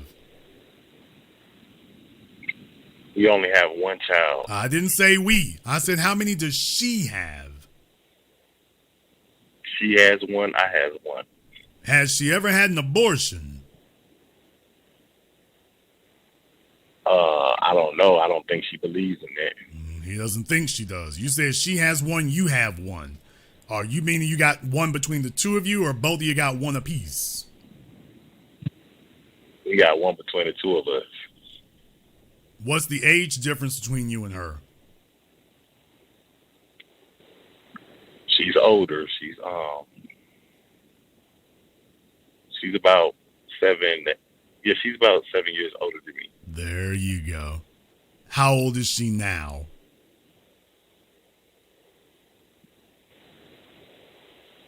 She's 34, going on 35. So you're in your 20s. And your child's mother is in her 30s. Son, another difference right here. When I was your age, and everybody knows what I'm going to say next, all of my girlfriends were at least 10 to 15 years older than me. I had a couple of them who were 20 years older. When I was in the exact same age group you're in right now, my girlfriends were in their 40s and 50s. I never got anybody pregnant. You know why? Because when a woman gets pregnant, she got power over you. And like I said, I had a goal in life. That goal wasn't going to get interrupted or knocked down by anybody. So what I'm saying is females look for little dudes who don't got a goal. They're not on their square. And you're willing to throw your whole life away on one chick, and we'll get her. We're going to make a permanent connection. Why did you think getting her pregnant was the move? Well, she told me that she wanted the child and one wouldn't hurt.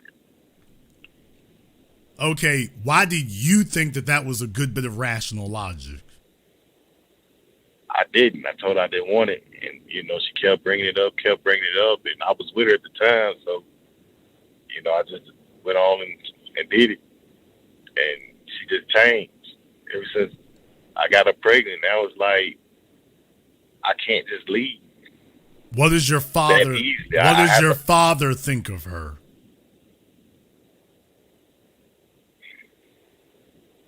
I'm just now getting into my father's life. Okay, so in other words, you grew up without a father, which means you were only raised by a single mom. How many siblings do you have? Well, I got two. I got a sister and a brother. Okay, so there's 3 of you all together. And by the way, between the 3 of you, how many fathers are there?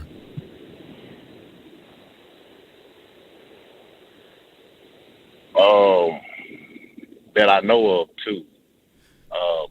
Next time that this psychotic reprobate, you psychotic, villainous, lying bastard David Allen of CNN, when you sit up here and talk about there's no difference and it doesn't cause any problems, this is the problem that it causes.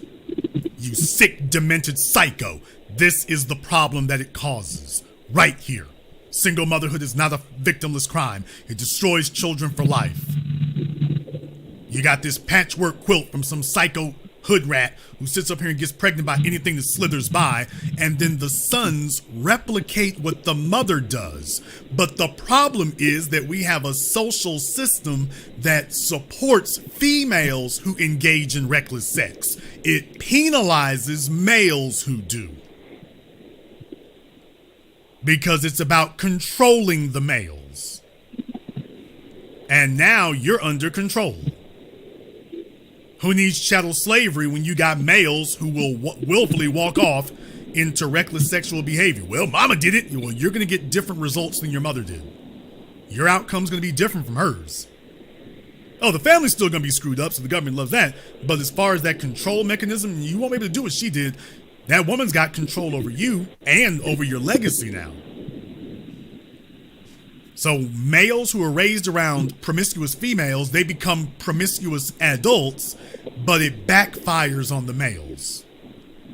It don't work for you. It just backfires. And that's where we're at now. If she has control, right now, here's the real issue. The real issue here is that you met her when you were what? 22? I was 22. Okay. You met her when you were 22. She was 30. You thought you was doing something slick. This would be great. I got an older chick. What did she do for a living when you met her? She was doing hair, working at a warehouse. There you go. Like that. She was just doing twos and fews. By the way, how much she weigh?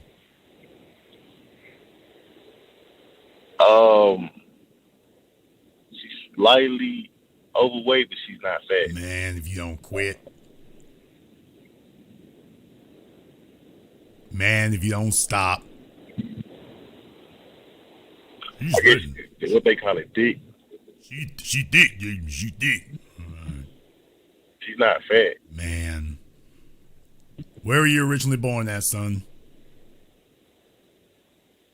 I'm originally from Arkansas. All right. Y'all, on a scale of 1 to 10, even numbers only, what would the men, not the women, the men of Arkansas rate her at? On a scale of 1 to 10, even numbers only.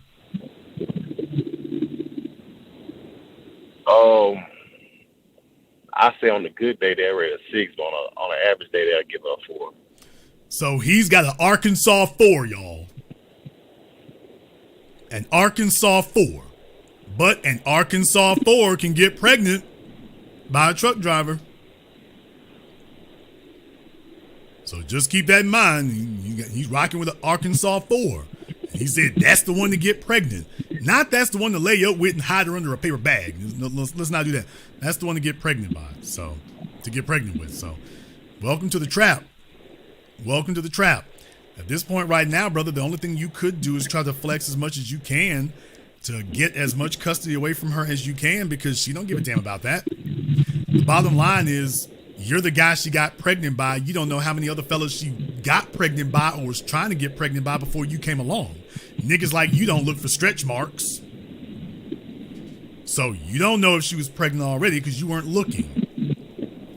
But if she was, just understand at this point right now, she's bitter. Females get bitter and angrier as they get older. She gets pregnant. She was telling herself, all I gotta do is get pregnant and this fella I'm with will figure it out. He'll figure out how to become a competent male who can upgrade and improve my lifestyle. That's what she thought was happening. She thought having a baby with you was the beginning of a prosperous middle-class family. How'd that work out for her? I left. Sounds like her dream of entering a prosperous middle-class family didn't work out.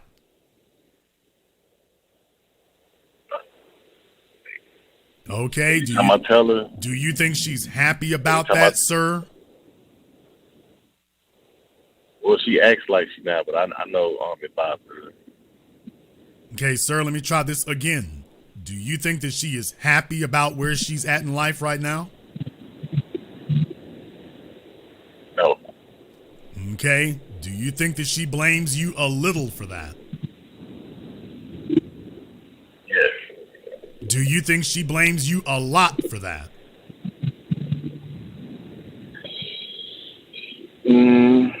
No, because since she's been with me, she had a better life with me than without me. So okay, is she enjoying that better? Is she still enjoying that better life now? No. Then what the hell? Then what the hell are you talking about? Do you think that she's happy today where she is? You said no. You think she blames you a little? Yeah. Do you think she blames me a lot? No, because she was doing better when she was with me. Is she still with you? No. Then do you think she blames you a lot now that she's not with you?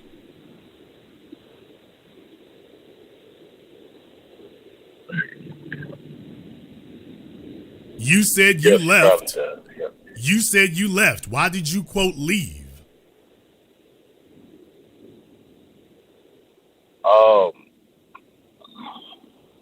like I said, once she got pregnant, she just felt like she can do whatever. And I wasn't having it, and I told her. Okay, she could do whatever. Define. Give me a specific example of what is the whatever that you didn't want her doing.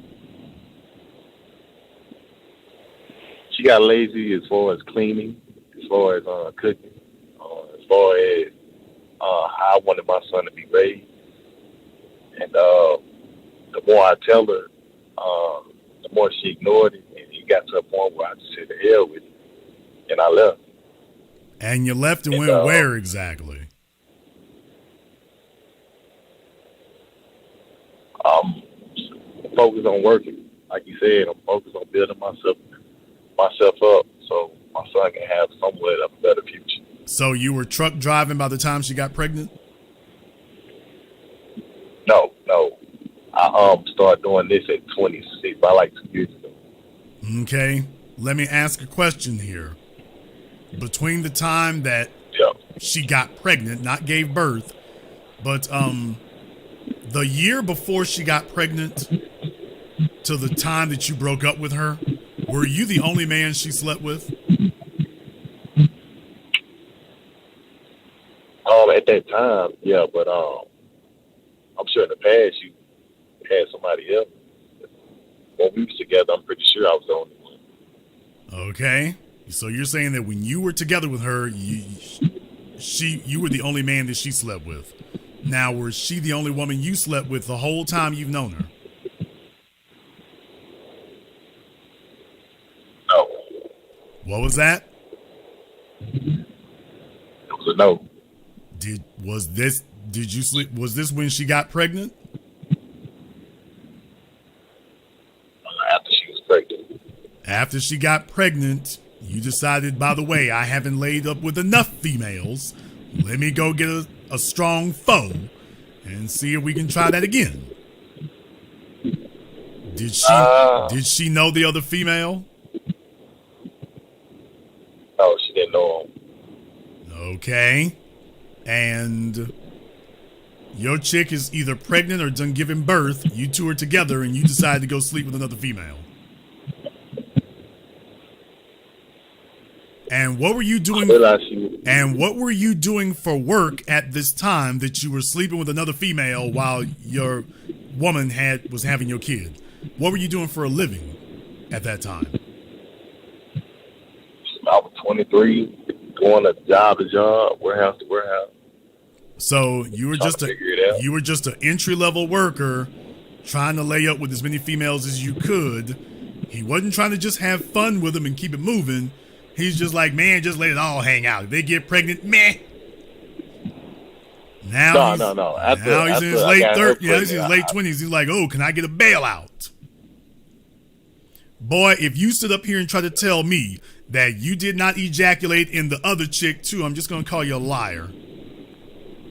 Because how you do one thing is how you do all things. I disagree. I think that it can be a learning lesson, and I learned from that lesson not to easily get a woman pregnant because they can change. And no, I did not. That woman did not change because of that lesson. A woman doesn't just jump up and change. You overlooked the warning signs that this chick was trying to get something. What in the hell does a 30-year-old want with a marginally employed 22-year-old? I wasn't thinking of that at that time. You know, I was young. No, you weren't thinking about it because you were telling yourself, well, as long as I can get her down, then I'm doing great things over here. You didn't want to think about it because it would have gotten in the way of what you wanted to do. If you were thinking strategically, you would have realized, man, this chick ain't the one. But you weren't thinking strategically. So the point I'm bringing up here is that chick was always like that. You trying to tell everybody this fiction that she was different and she changed. Yes, she did change. She became more of what she already was. Well, she was cooking and cleaning before. I know she wasn't. You saw what you wanted to see. She was giving you easy sexual access and you overlooked and ignored literally everything else. Then after she got pregnant, she turned the sex off. That's what he's trying to say, y'all. Before she got pregnant, the sex was coming in full blast. Soon as she dropped the load, all of a sudden she turned the spigot off. that got his undivided attention. So when he says she wasn't doing right, what he means is she started rationing out the sex. Yeah. Like I said, I was young. I made a mistake. There you go. And I'm trying to do better at it. There it is. All right. I just wanted to, for the fellas out there who haven't screwed up themselves yet, I want to make sure we clarify this for them, those who are not already in trouble and can't get themselves out. So I just want to make sure we clarify that so we can cut through the bull jive so the fellas out there understand what's going on. Here's the bottom line, sir. As a fellow who been there way before you were born, by the way, I was doing this before you were even born. Oh, I'm getting old, y'all. Dude, all my girlfriends were older than me, and them chicks taught me. They taught me that if you think you're going to engage in casual relations and keep it pushing, you lying to yourself. To every young male out there in the sound of my voice listening, because this dude on the phone is clueless about it. To every young man listening, let me tell you, the biggest lie, L-I-E, boxcar letters, the biggest lie that a female will tell you, it doesn't matter whether you consider her to be decent or a hood rat, the biggest lie she will tell you is, I ain't gonna fall in love. That's the biggest lie that she will tell you. I was 27 years old with a 43-year-old female who assured me that she had enough experience in life that that was not going to be an issue and that she was not going to fall in love with me. Don't y'all know 6 months later, I didn't make it a year. 6 months later. Other YouTubers make this stuff up. I'm telling you what I've lived over the last 3 decades. 6 months later, she was telling me, she hit me with the, so where we going speech. And I'm like, we going to do what we've been doing. And she tells me, we need to get serious. And I'm like, what do you mean serious? I told you what we was doing when I walked in. And she said to me, yeah, but you're so... She was happy with every dimension of the relationship. And she was saying, why can't we have more? I said, but you said... And she told me, I've never forgotten this, 27 years old, and she told me, yeah, I know what I said, but you're such a great guy and things go so well. Why can't we do more? I've never forgotten this. She said, I know what I said. That taught me about women for the rest of my life right there. A woman will sit there, agree to what the hell you said. You spelled it out in boxcar letters, told them, hey, this is what it is. And she will sit there. If she falls in love, it's going to be, yeah, I know what I said, but women don't believe in fairness. Women don't believe in honesty if it doesn't serve them. So I learned that at an early age. You young fellas out there, you'd be well advised to just learn this early. If a chick wants something, she can't whoop your ass and take it. She's going to have to find another means to get it. And if it requires deception, she gonna use that. And the more valuable she sees you, the more rules she's willing to bend. And if she has to just make up some stuff, if that's the cost of getting the job done, she will do that. So fellas, don't let them fool you. If she tells you she's not gonna fall in love, yes, she will. And I figured she was in her 40s, so she had enough life experience. I'm like, hey, you should have been around the block enough times that this shouldn't be an issue. Man, look here. I was like, I'm going to give her the full boyfriend experience. Next thing you know, she's like, hey, you know what? That boyfriend experience is great. Can I get the husband ticket? I'm like, oh, we don't have none of them. She's like, if I try hard enough, we'll get it. She was wrong. Biggest lie you fellas will ever hear is that a female will fall in love, but she'll be all right. No, she won't. If she catches feelings, this is it. This is it. And in your case, she caught feelings, or you were just the last train leaving, or whatever the hell she thought she was going to get out of a warehouse worker. You were the best she could do. Now she's got aspirations that you were going to elevate her life. That didn't happen. Now she looks like Boo Boo the Fool in front of her damn family. Now she wants to punish you. Dumb. Every day she gets up, she looks at your son. Your son looks like who, nigga? You look like me. Okay, so you mean to tell me that the fella who got up and left so he could go lay up with a 3.5, the fella who riding up and down the roads and probably sleeping with a couple of lot lizards while she's sitting in Little Rock, Arkansas, counting her bunions, you mean to tell me she okay with that? When she gets up every day and here comes Junior Boo Boo coming around the corner. He's looking like you. Hell, as he gets older, he's starting to sound like you. And it's just her stuck in the house with a version of you that she can whoop his ass. Now, she can't whoop yours because she's built like a donut, but she can whoop your son's ass. She can't punish you. She can punish him.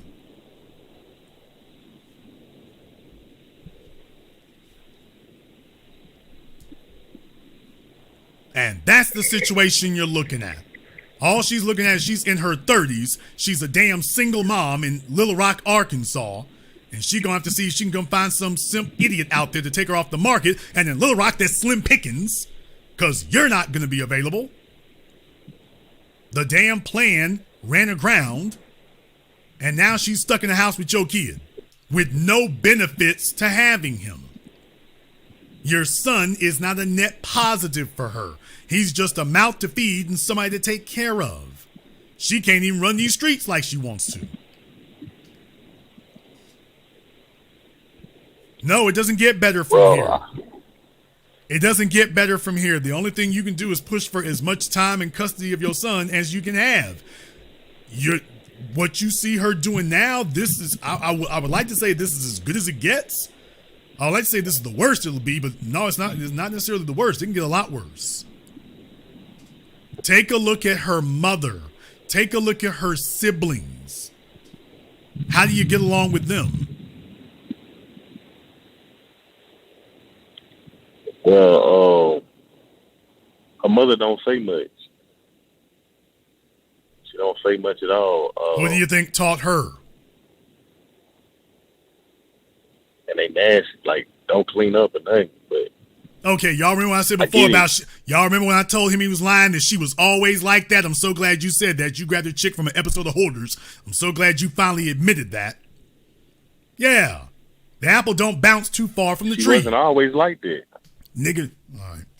You just keep spelling that lie out here to somebody that you think's gonna believe it. He talks to other 20-something-year-olds who don't have life experience. They sit here and hear him say this garbage and they swallow it up. He's talking to an all-the-way grown man, didn't know that. Man, you ain't gonna sit here and pull that garbage. She was always like that. Ooh, the whole family messed up, but she's the okay one. Man, please. You was just saying like, look, the little hoarder chick will let me lay up easy. So whatever she don't clean, I'll deal with that later. Let me hold my nose and get in at the level I'm working with. And that's the truth of what happened.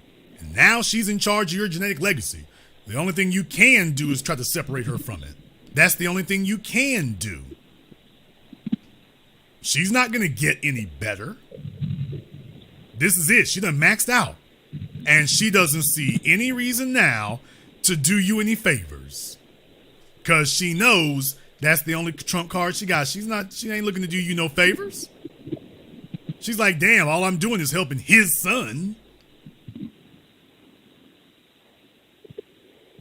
The only thing the only thing you fellas can do who got kids by these bum broads that y'all knocked up in your damn 20s because you thought you were going to do like your grandpappy in the 70s and then found out, oh, it's a felony if you have bastard kids. That's a felony. What y'all got to do is get your kids, man. It's time for you to go the hell up and get your kids. You're a truck driver. You go pay an attorney that little old $3,000, $5,000, get that retainer and go get custody of your son. But the real issue is you don't want custody of your son because you out here still trying to roll them down these roads and be in these streets yourself. So you're like, okay, she'll be mommy daycare. How do I get her to act right? You can't. You're going to have to stop this nonsense and get serious about being a father. You done paid the cost. You got to pay the cost to be the boss. This is called manhood. Right on. All right, then, Jason. Right on my ass. You can get your clown ass off my phone right on.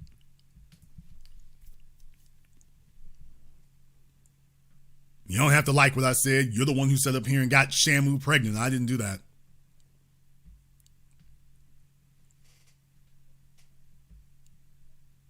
Some of y'all fellas out here getting any orangutan that you can lay down with, and you end up having babies with them, and then that broad sit up here and start learning how to speak, and, oh, I didn't know she knew how to spell lawyer.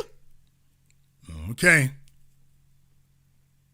Yeah, she was able to go through all that garbage in her house from that episode of Hoarders and figure out how to get the law license, though, didn't she? She figured out what that was, didn't she? Right on. Caller America code 401. You're on live with The Business. What's your name? Where you calling from? How you doing, Jason? It's me, Malik, calling from Taunton, Massachusetts. All right, Malik, what's on your mind? I just had a quick question for you. How do you think it will be in the next 5 to 10 years if things keep going the way they are with the single mother epidemic and the whole epidemic of the loneliness factor? It's a great point you have from that last caller. I mean, people just out here getting random people pregnant and seeing the consequences of their actions. It's not a good look. Well, I will just tell you right now, I've witnessed in my lifetime is we've never seen it be a better time to be an older black male. It's as far as sexual options, it's never been better. The landscape, the terrain, it's never been better than it is now. The females have fewer viable options than they've ever had because it doesn't matter how silly a woman is. Eventually, biology is going to take over. It has to. It has to. And even if she's at a disadvantage, she's still going to want what she wants.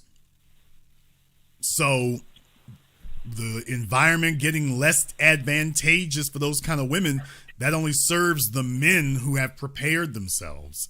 Because what a woman requires of a man is far more than what a man requires of a woman. And what's happening is the females are making themselves subservient. That's what's happening. They are talking about they're strong and independent, and those are the ones who are most helpless. Because you can't force a man to take this load off of your shoulders. You can't force him to do that. You can try to trick him. Shout out to the previous caller. You can try to trick Dumbo, but you can't force him to do it. And as time has gone on, there are fewer, this generation of young males ain't nothing like the civil rights generation.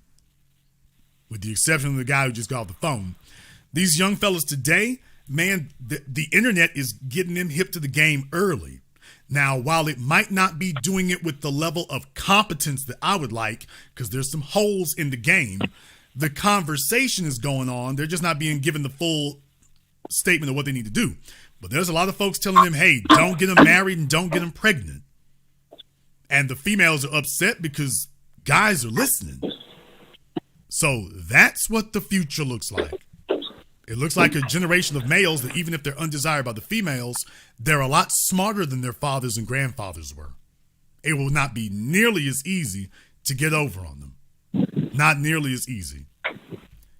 Thank you very much for giving us a call tonight.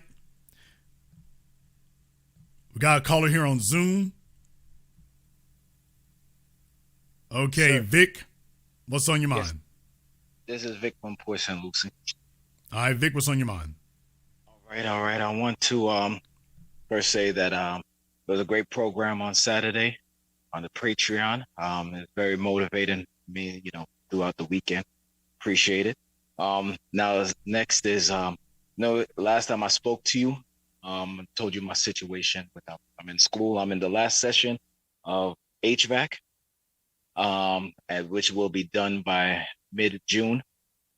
And so that's one situation, but I know the topic is about single mothers, and I know you said that you're going to take care of one miracle at a time. Next to last time I talked to you. So is it a good time to talk about both? Or yeah, boy, I'm telling you, is she pregnant? No, sir. All right, no, sir. At least we got. I feel like I can handle anything else. Okay, well, lay it on me. Okay, can I talk about the two topics, or you don't want to stay on the topic that's at hand? Let's choose one. Okay. All right. Let me tell you my current situation. You don't have to touch on it, but then I give me the Reader's Digest version. All right, Reader's Digest. All right, so I'll be done with HVAC in June. I hear you talk a lot about the trucking. I see an opportunity. There's a new school that opened up in my area with that's offering trucking for 4 weeks. You'll have your CDL license in 4 weeks, while other places are offering 10 weeks. I know you, and also you talk about on your program often is about, Black men need to stick to one thing and then stick to at a time. And so, but while I'm between school, I think this is a good opportunity for me to do get my CDL license, which is what I hear you talk about often. Well, I don't necessarily have a problem with that since the CDL can be gained relatively easy. So it's not something that takes years to get. So as long as it doesn't take your focus off of it, remember what I tell you though, you need to get all your endorsements now, because that's not going to be something you're going to have to time. You trying to straddle two things. That's not going to be something you're going to want to try to double back and get later. So I endorse it, but only so long as you get your endorsements up front. If you're not going to do that, then you shouldn't enter this. You're wasting your time. All right. I'll look into the endorsements once I call the school this week. Okay. And what was the other thing you wanted to ask? Yeah. So you talked about one miracle at a time, but the topic is about single mothers. I had married a single mother. My man, why don't you tell us and regale us all with your story of glory of how well things worked out? Well, not so well because I'm. Are you still married now? Still married, sir. Oh, here we go. But we're still currently separated. Oh, we're currently married, but actually currently separated. Oh, we're kind of that in between, not married thing. We're on our way there. Yeah, that sounds about right. How many kids did she have when she met you? She had 2 kids. Yeah, there we go. How many kids did you have? I had 2 kids. Oh, shucky ducky. Double trouble. How many kids you got between the two of you now? Yeah, we don't have any together. Let me get this straight. You got 2 kids, she got 2 kids, and in no time have you ever gotten to have any children of your own with this woman? None. So you've been paying all the bills you were previously paying for yourself, and now you're paying the bills for kids that are not biologically yours. So basically, you just paying bill after bill after bill, but there isn't any value added for you. That's a yes or no question, sir. Besides her taking care of me, taking care of you? What the hell does that mean? Taking care of me emotionally. What? Physically, as in, baby food. Okay, but sir, before you met her, did you have a place to stay of your own? No, I was at my mother. Okay, well, like I say, fellas, I understand some of y'all are sitting up here hobosexual and things through life, and I understand that. My only thing about it is that's a hell of a price to pay. That's a hell of a price to pay because now the state's involved. So it just depends. You get paid, she might get paid. It depends. What does she do? Is she working? Yes. Okay, well, who, and you said y'all are separated. That's bull jive. Has somebody filed for divorce? No one has filed for divorce. Okay, then what we talking about separated then? Who asked for that? I asked for it because I had moved out the house. And why did you move out of the house? Because I didn't want to be in the house that we were in paying rent. I'd rather be in the house that has my name on it. But the only issue with that is my mother's in that house that has my name on it. Okay. You got too many women around. Yes, sir. Yeah, so we're going to have to deal with that little situation right there and get that organized. There are too many women hanging out here. Yes, sir. So we need to deal with that. Yes, sir.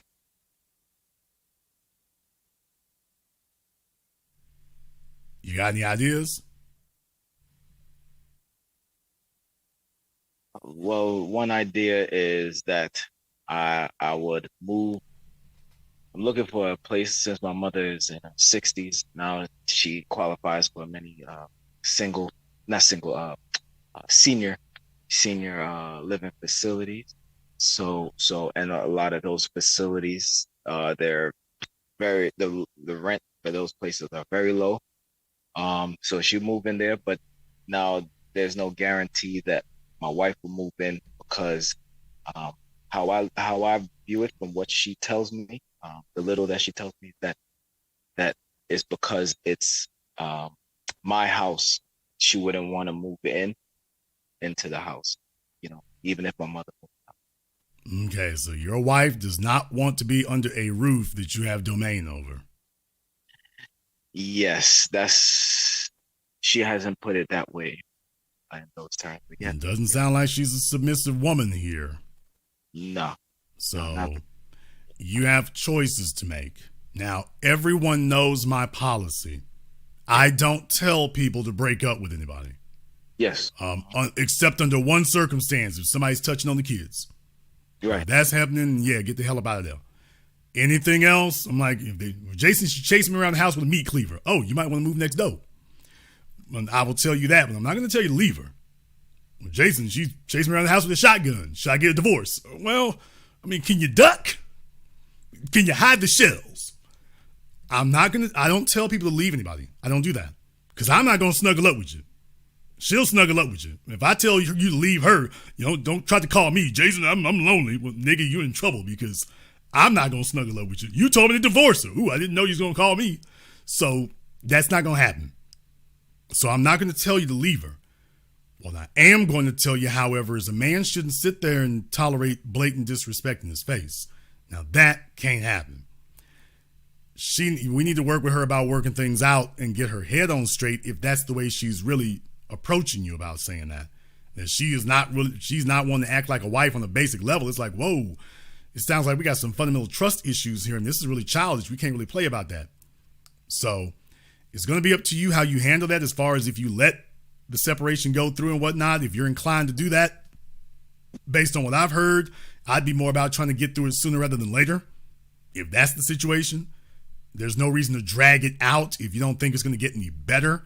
I'm not telling you to leave her. I'm just saying, by the way, under that scenario, I wouldn't drag it out. If it's irreconcilable, there's no reason to drag this out. Other than that, see what you can do. Well, I could tell you that there, like you had asked before, there's no divorce. There's no much talk about divorce. But however, last year, before I moved out, a little while before I moved out, or even before there was talks about moving out, I had signed some divorce papers. She has it in her custody, and she, it's up to her to just turn it in. But she hasn't turned it in.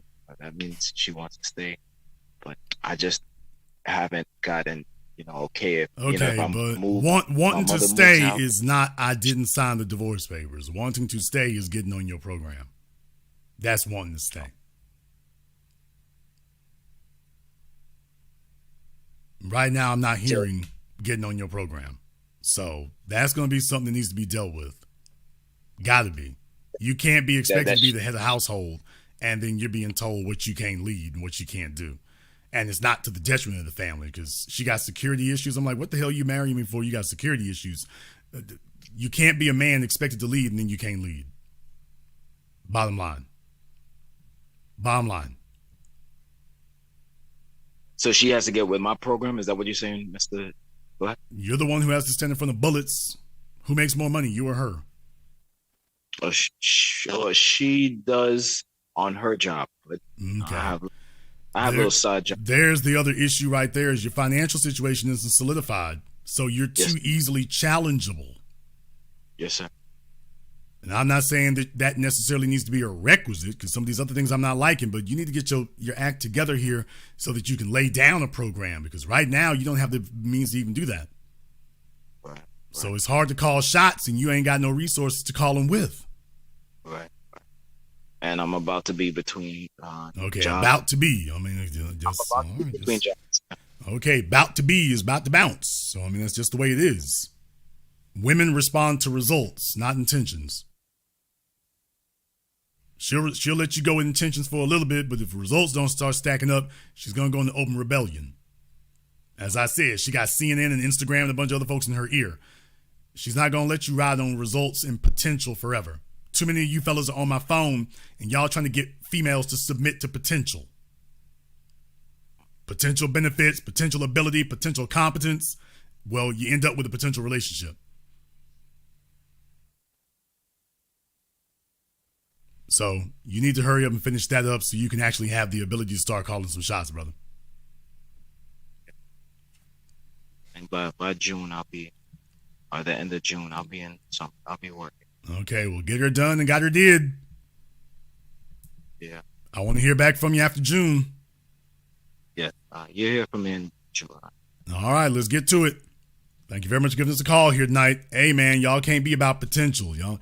You can't ask females to sit up here and submit to your potential. Your potential is intangible. It's not measurable. Has no concrete results or benefits. Drop that potential stuff, fellas. Get that out your vocabulary. Being the table means you brought the results.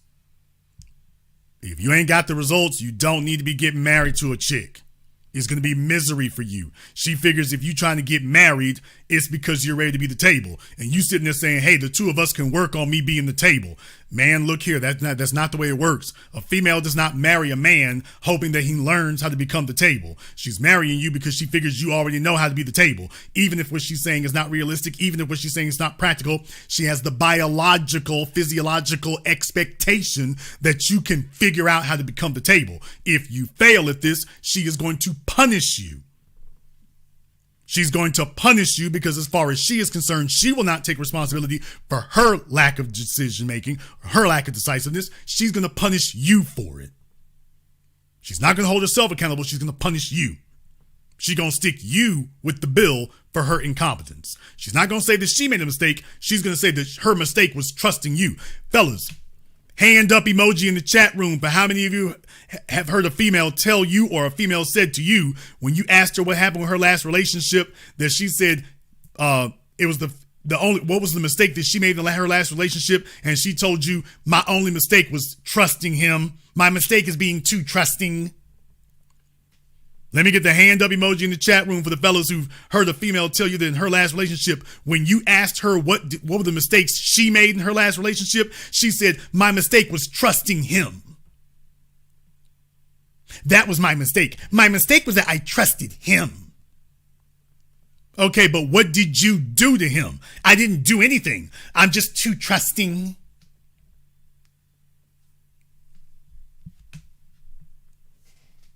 Yeah, she's gonna tell you the only mistake she made was trusting him. Then you go ask him, she didn't trust me with a damn thing. Well, I would have trusted you if you would. Well, I'll be damned. You just told us you trusted him. Well, I mean, sometimes I did. I mean, it depends on how you look at it. I mean, all right, fellas. I know what I said, but. Caller America code 940. You're on live with the business. What's your name? Where you calling from? This is Brother Romeo, long-time listener, first-time caller in a long time. How you doing? Brother Romeo, it's been a minute, man. It's been a minute, brother. What's on your mind? Man, I had to call in because you're hitting the heart. You're hitting the heart tonight, man. This is one of the things that I've been dealing with over the years as far as the single mom epidemic, or if you want to call it that. One of the things that really touches me more than anything is the single mother is symbolic of the fact that we of where we are as black people. You know, and the only reason why it hits me so well is that my mother raised me as a strong black man. And I want to let everybody know that women can raise a man, but at the same time, we belong in the family as men, and they're not talking about it, and they are not promoting it. Well, I would argue with you. We can say words like a woman can raise a man. I would argue against that. I have yet to see a woman raise a masculine leader. Because being a man, if you ask a woman to raise a man, she's going to give you the bare minimum. And CNN's going to sit there and co-sign and say, yeah, you go, girl, just bare minimum. I have yet to see a single mother who raised a leader. I have yet to see a single mother who has raised a competent, masculine male leader. a man who was leading, and you can see leadership at a young age. Now, he might encounter that on the streets, and he might encounter that by happenstance, but you ain't seen a woman who raised 5 male children, and all of them became captain of the football team. All of them became valedictorian. All of them became CEO. You ain't seen it. It hasn't happened, and it ain't coming. Now, she might have raised 5 males who became law-abiding citizens. She might have raised 5 males who became gainfully employed. Well, yeah, that's doable, but that's not the test of manhood.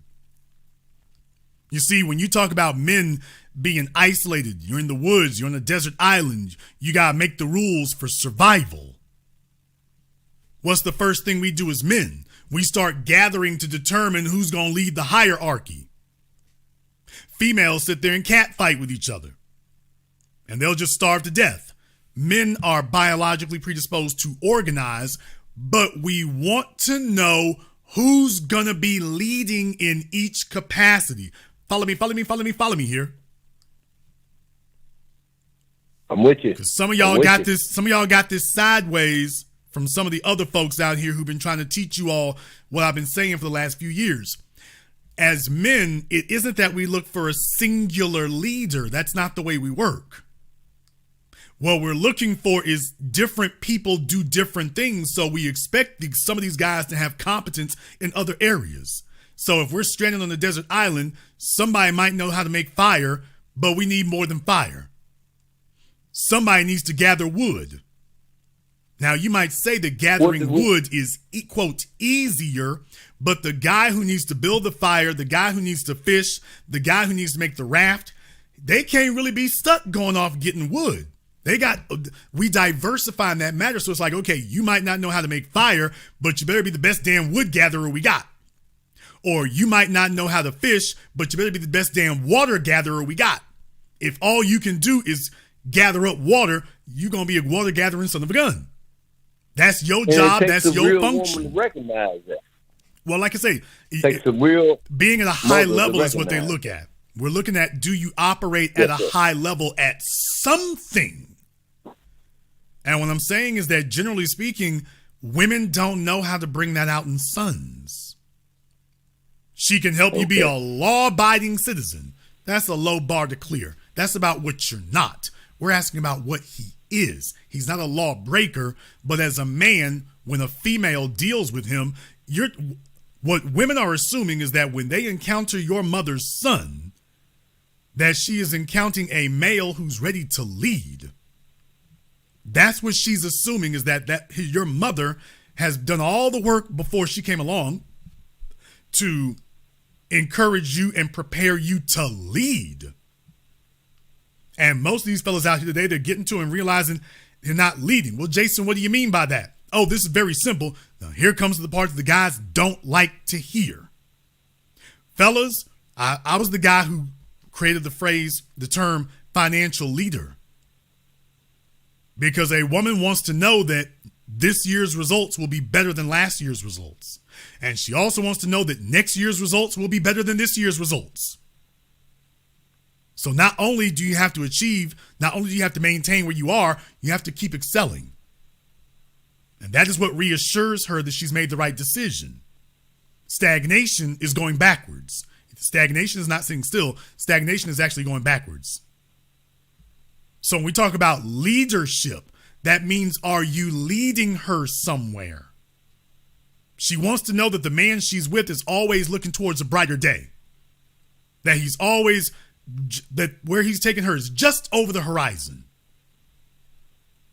Because once you get to a point, you tell her, well, we at our destination, biologically, she's going to have a shift and a change, which is why Mr. Warehouse Worker, as soon as she figured out, oh, just a warehouse worker is all you going to be. Well, let me start giving you straight hell every day because you're not leading me anywhere. Thus, you're not giving me anything to submit to. I could have sat here by myself and not gone anywhere. If you want me to follow you, then by definition, you got to be leading us somewhere. Following you doesn't require us sitting still. following you means that we're going somewhere. And I have yet to see a female who could raise sons, who has a deliberate strategy for raising sons who will be leaders. I have yet to see it. She might have one who just doped it out on his own, but that's called the law of averages. If you have 100 kids, 10 of them are going to be able to dope it out by themselves with no input from a parent altogether. That's not how you run a society. That's called luck. That's not called indoctrination. The kids who are indoctrinated, for the most part, are weak. And by weak, I mean they don't lead at a competent level. And eventually the field catches up to them. Next thing you know, when the field catches up to you, now you got a bunch of mediocre males. And biologically, females don't submit to that.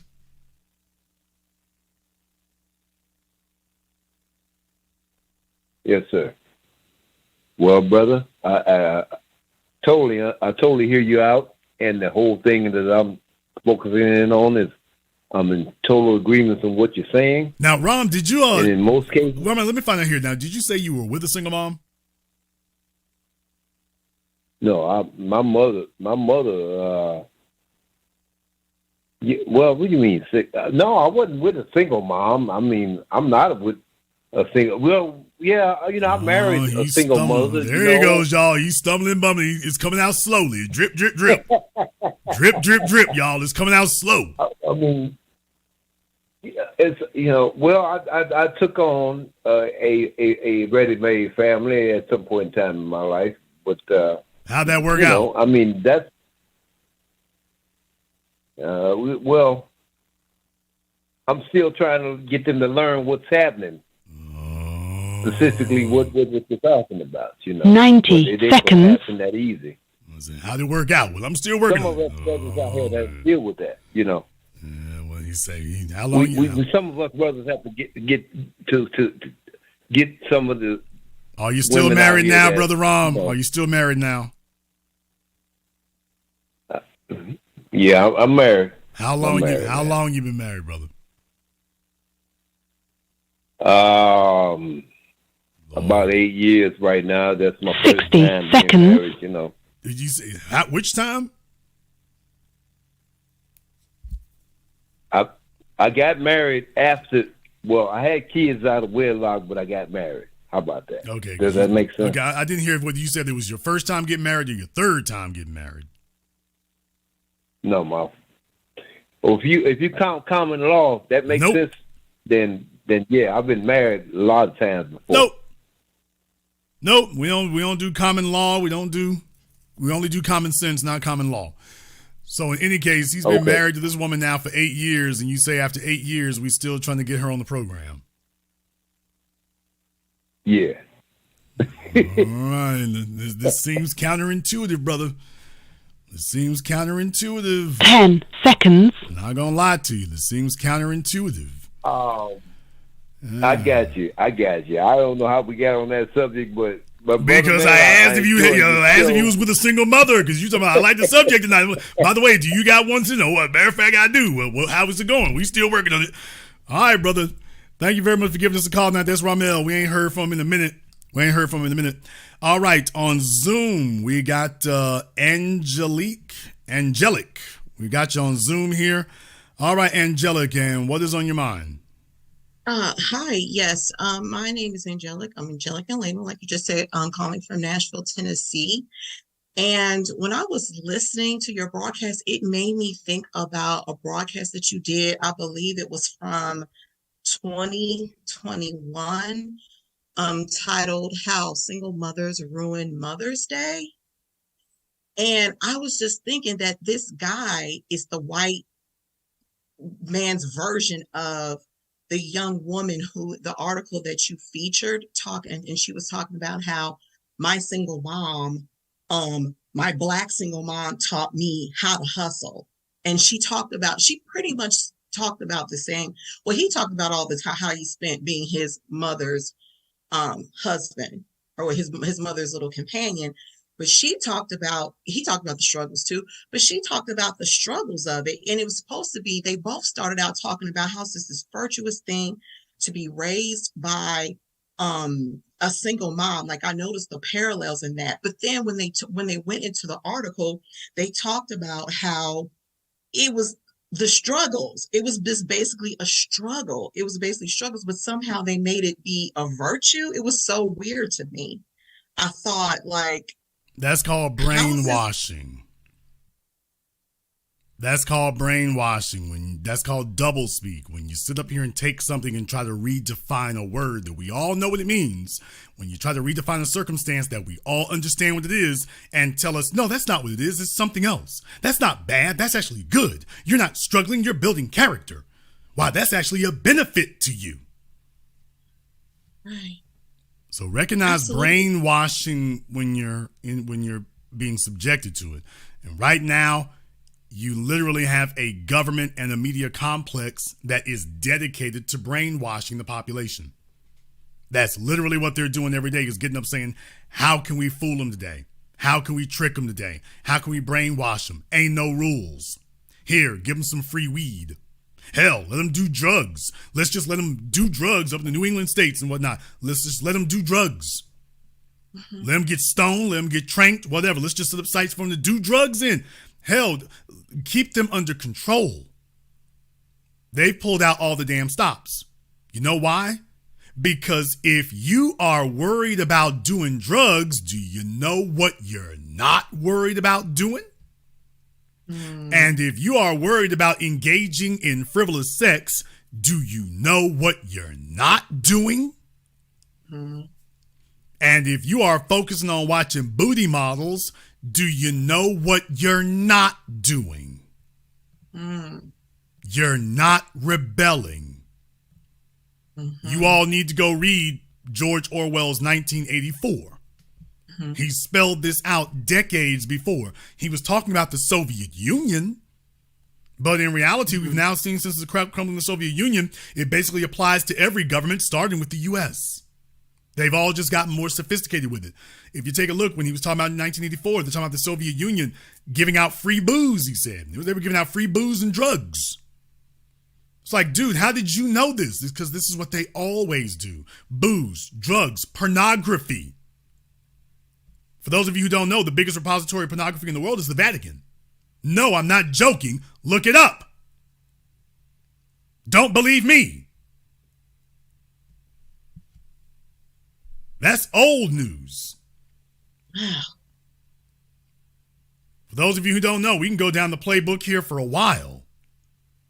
This isn't accidental. You have structures that have been set up now for centuries, perfecting this. Think about that for a few moments. So they know what they're doing, and when they start getting you with stuff to sit up here and tell you, okay, well, you know, we can redefine words. That means something. That means something. So this is the environment that we're in today is, oh, we didn't mean that. We didn't say that. Oh, that's good for you. What's bad for you is good. What's good for you is bad, depending on what we want it to be at the time. Whatever we need it to be. That's the real thing. Absolutely. And one thing I was going to say as well, that one last thing I was going to say is that it made me think about how, okay, so this Mother's Day, I mean, I had an amazing Mother's Day weekend, but it had nothing to do with the fact that it was Mother's Day. It was for other reasons that I had just an amazing holiday weekend. But I just thought about how I'm not a holiday person, but I just never, since I became a mother myself, I just never particularly cared for Mother's Day. And I'm just like, and I always say this too. And I said this yesterday when I was at my daughter's God family's house. Like, I honor mothers, like my daughter's godmother, who's been married for almost 20 years, you know, and she was with her husband and they were cuddling on the couch. They're so content together. They've been together for a long time. They're so content together. Been childhood sweethearts and all that. But I'm like, I honor mothers like you, like my godmother's mother. But it just seems like everybody and their mom is a mom. Even people who shouldn't be, even young girls, even like, you know, and I don't like to call other Black women hood rats. I really don't like to do that. But even like the woman who I barely call her a woman, call her a hood rat, that lives next door to me that has 3 kids by, I don't know, 2 or 3 different dads, I guess. I don't know. Just she has all of the cues of a 304 with the lashes and the hair. She's got tats all down her face. I try to even be kind to her, but she's cussed me out. She's just been real disrespectful with me. And when I see women like that, and I see these women, I'm like, it's like you said in that broadcast, Mother's Day is ruined to me. It's been ruined a long time ago, and I just never care for it, just for that reason. Like, okay, well, everybody's a mama. So why is it special? If you can degrade or devalue motherhood, then you've destroyed the society. Because you've already contaminated and captured the next generation. Remember, you are dealing with global elites, and that includes your media. Their number one goal is to keep the masses of the population docile. That's their number one priority. They don't care how they do it. Who cares if your family's messed up? Mark Zuckerberg got his woman. She's on the program. Joe Scarborough got his woman. She's on the program. The folks who will sit up here and help talk you into messing up yours, they got theirs. While they're telling you what you don't need, they got theirs. Bill Clinton got his wife, and she's been letting him do whatever he want to do since day one, while she tells other women what they shouldn't put up with. Right. And meanwhile, Bill Clinton's side chick was on Oprah. While his wife is telling you what you shouldn't put up with. Right.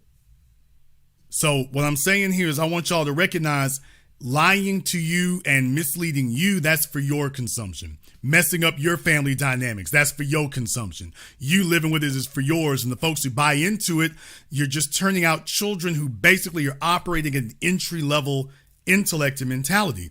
They want communication to be worldwide and spread worldwide, but they don't want intellect to be spread worldwide. They want you to have access to tons of content, but they don't want you to have access to tons of information. Because information creates free thinkers. You see, when you have a problem, what do you go looking for? You go looking for information and data to solve it. We don't want you looking for data and information to solve it. We want you to get comfortable where you are. So we need to work on our ability to give you content. I loved Game of Thrones. I love the original Game of Thrones series. It was an excellent exegesis on power dynamics. I consider it to be critical, crucial, and key.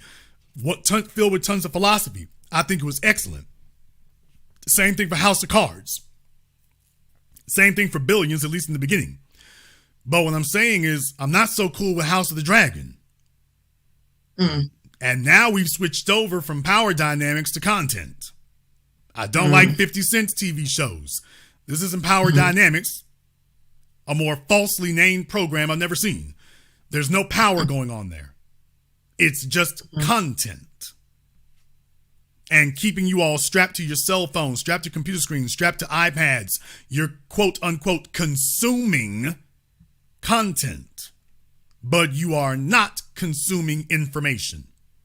So once you've finished watching their content, they're making money off of it. It's empowering them, and it's doing nothing for you except prepping you for the next content to consume. Free thinkers don't do that. Free thinkers recognize when they're being fed content, and they make a decision to turn it off. It's always counterintuitive because by definition, Steve Jobs was actually not that kind of guy. Remember, Steve Jobs famously said that he wouldn't let his kids use an iPad. He understood that. Philo Farnsworth, the man who created, or shall I say was first to the patent office for the cathode ray tube, which you all know today as television. Philo Farnsworth, he was on that game show, and he said he regretted he made television. He said, I see it as the biggest time waster ever invented. Never mind the fact that he tried to get rich off of it and failed because of World War II, but that's a different story. But these guys made these things like, oh, this wasn't exactly what we had in mind. But Steve Jobs let it roll because Steve Jobs was a power monger. Steve Jobs was not a nice guy. Steve Jobs was perfectly fine to feed your kids junk food for the rest of their lives, not his. And he's like, if this is what it takes me to get to the top of the mountain, I'm going. Damn you and your kids. Here we go. I'm the biggest electronic digital crack dealer in the history of man. And if he were alive today, he'd probably be the richest man in the world. Many times over. Bezos and Elon Musk would be paupers compared to him. What I'm telling you is that's what he thought of selling it to you and your kids. He knows what it does. He knows what it shouldn't be doing. And the real thing is, they always knew that they were going to be selling your information. That was always the goal. We can't monetize these things unless we do. That's where the real money is. What do you hear? Android and iPhone both make a ton of money off of what? Selling your information. Your information can't be sold if you're not using the device. So profits go up the more you use the device. Follow that now. We're telling you shouldn't be on the device so much because that's not helpful. It's deconstructive. But we don't make money unless you stay on the device. So what do they wind up doing? They wind up closing their eyes, pressing the button, and keeping you on the device. Okay, well, as long as I don't have to see it, let me cover my eyes and press this button. Now, the really cold-blooded ones will sit there with their eyes wide open, pressing the button, feeding you. Steve Jobs was one of the cold-blooded ones. He can sit right there. He come out every year with his little turtleneck sweater on. Hey, I got the new crack pipe for you. I got your new digital crack pipe ready right here. New retina screen, phones in the front and the back. Oh, yeah, by the way, you can hear everything in your house. Even when you turn the phone off. You can see everything in your house even when you turn the phone off. It's taking pictures all the time. It's feeding your location all the time. It's watching everything you do all the time. And that's just iPhone. They're actually the nice people. Android is ruthless. Apple's actually the nice part of the neighborhood. Believe it or not, Android's the ruthless ones. Wow. So what I'm telling you is that's the mentality that you're dealing with. That's what it is. They don't care if they destroy your family. Steve Jobs didn't get along with his wife and his daughter.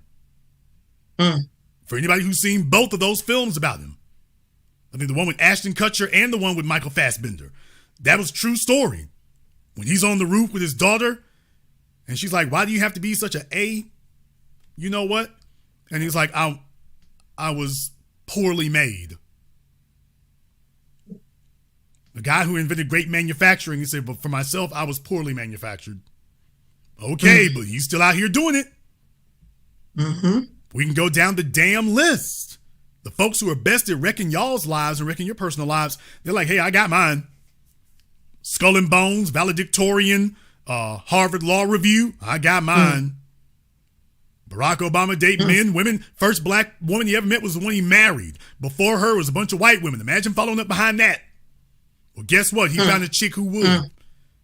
Now, as men, we're not stupid enough to believe that there's a black female lawyer out there who's waiting for us after we get finished sexually venturing around the world. But if we were women, they'd be telling us there was a man who was waiting to do that. Knowing it's a lie. Knowing it's a lie.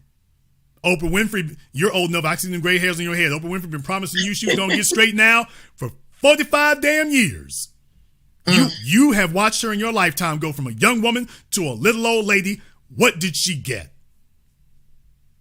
She's got what? 5 ranches and a bunch of big houses and overflowing with cats. Cats in every single one. Imagine being Stedman, having to get the lint roller to get that out your clothes over time. That's where he's at. Okay, but she done spent 45 years leading y'all on a grand tour to nowhere. To a place she can't get to. Stedman is like, oh, marriage, nah, I'm good. Oprah wanted to marry Stedman. Stedman's like, no, you Oprah. Nah, I ain't got to marry you. What am I going to give him that? I have to actually see you. I mean, I can marry you as long as I ain't got to stick around you. And that's what it is. So that's what they're selling y'all. It's not about making us all equally comfortable. It's about making us all equally uncomfortable. Who cares if it destroys your bloodline? Who cares if it messes up your family? So long as y'all get enough bum niggas to crack out some bastard kids who will show up at McDonald's and fill out the applications, or show up at the warehouse for the next generation and fill out the applications. That's literally what it is. Why do you think they're letting all these illegal aliens in now? We don't care who does it. Mm-hmm. We need somebody to come flip these sheets at our resorts to pay these overpriced ass resort fees. We need somebody to come down here and work at the warehouse. Amazon's business model is built for bastard children. Jason, what the hell you talking about? Anybody who's worked at an Amazon warehouse knows that that business model is set up for bastard children. I showed y'all. Jeff Bezos and Amazon have said the words. Their ideal employee goes to work for them for 24 to 36 months. Not 24 to 36 years. They said the ideal employee for Amazon will come to work for us for 24 to 36 months.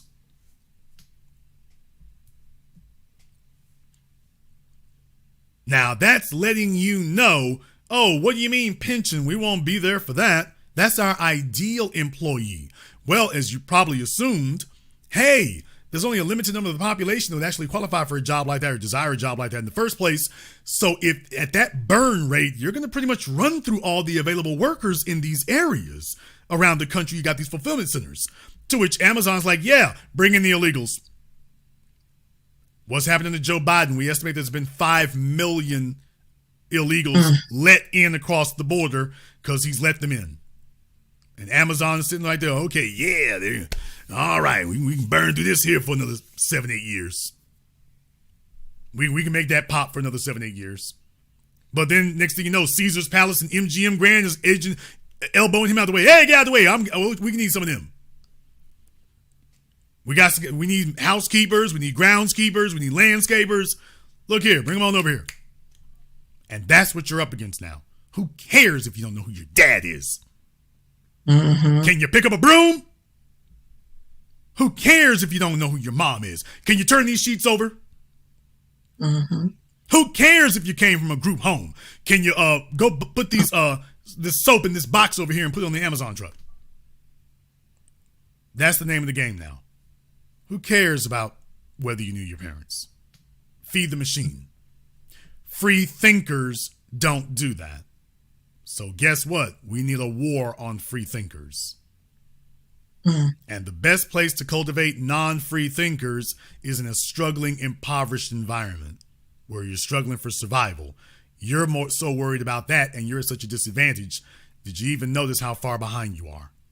Hell, you didn't even know you're behind. You didn't know there was a race going on. That's how you do that century after century, generation after generation. So that's how it dovetails off of what you were talking about when I was talking about here tonight. That's it right there. Who cares if it destroys your family? That's literally their attitude. And you're old enough to know that about the politicians. You know, they don't give a damn what is happening down there where you are. They don't give a damn what is happening with you. Not a damn. None. They worried about Jeff Epstein. They're worried about Bill Gates. They're worried about Warren Buffett. They are not worried about Angelica. Not at all. Even if she gets her brains blown out. Mm-hmm. Oh, well, she didn't show up for work. Put up an email. Angelica will not be joining us. My condolences. Hire somebody else. Right. Keep it rolling. Never will forget that there. Like I said, I mean, they moved quick there in Atlanta. Javita Moore. I ain't going to forget Javita. That was a beautiful woman. Man, look here. She died of brain cancer. They kept it moving. They got another light-skinned chick with gold highlights. That was the thing that killed me. I'm like, okay, I got another light-skinned chick with gold highlights. Really? Really? Javita gone? We just throw another one in the chair. Like, oh, don't worry. You won't miss her. We got another light-skinned chick with gold highlights sitting right here. Here she go. I'm sitting there like, wow, this is the way we do it. This is the way we do it. Now, that's what they do with their folk right there. They'll make short work of you and me. I'll let you have the last word. Well, that is all, Mr. Black. Thank you so much for taking my call, and Black First. Black First, sister, thank you very much for joining us here tonight. It's a cold-ass game, y'all. It's ruthless. Let me get caller from area code 803. You're on live with the business. What's your name? Where you calling from? Yeah, this is Antonio calling from Columbia, South Carolina. All right, Antonio from Columbia, South Carolina. What's on your mind? Yeah, number one, I just want to shout out to you, for what you're doing, your program. And, I got a message for the young brothers. Watch out for these single mothers. They mean no good. Just keep your head up in the game and, just watch out. Thank you. Thank you very much for giving us a call here tonight. Just stay focused is the most important thing. There's too many fellas out here. Y'all got to watch my single mother boot camp on Patreon. But I'm just going to give you the Cliff Notes version right now. A young female who has some kids, brother, a 25-year-old female who is a single mom is more savvy and more slick and more scheming than a 30-year-old male with no kids. Because she been through more. She has been through more. She's been gotten over on, so she's gotten a crash course. And the only thing on her mind from that day forward is when it comes to men, the only mindset she's got is I got to get them before they get me. Young fellas don't understand that a female can meet you smiling in your face, syrupy sweet, and she's sitting there thinking, I got to get him before he gets me. And you're like, I ain't trying to get you at all. Yeah, you're just like the rest of them. So I got to get you before you get me. These young fellas will be sitting right there next to her. Can't figure out how in the hell she sat up here and got stretched out over the table for you and two of your homeboys. I'm trying to get you before you get me. All you fellas are the same. All you men are the same. So I got to set it up and get you before you get me.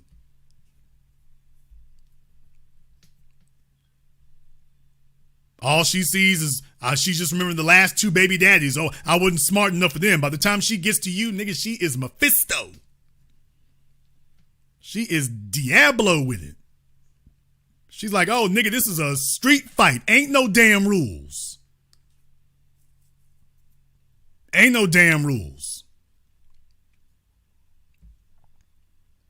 They lock arms with each other. When we talk about this sisterhood thing, man, the women lock arms with each other. Hey, it's us against the men. The men are like, against?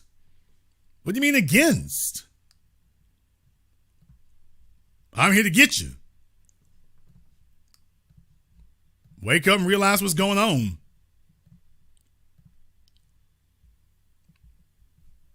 Let me go ahead and see if we can go back to Zoom here. All right, we got Dan on Zoom. What's on your mind, brother?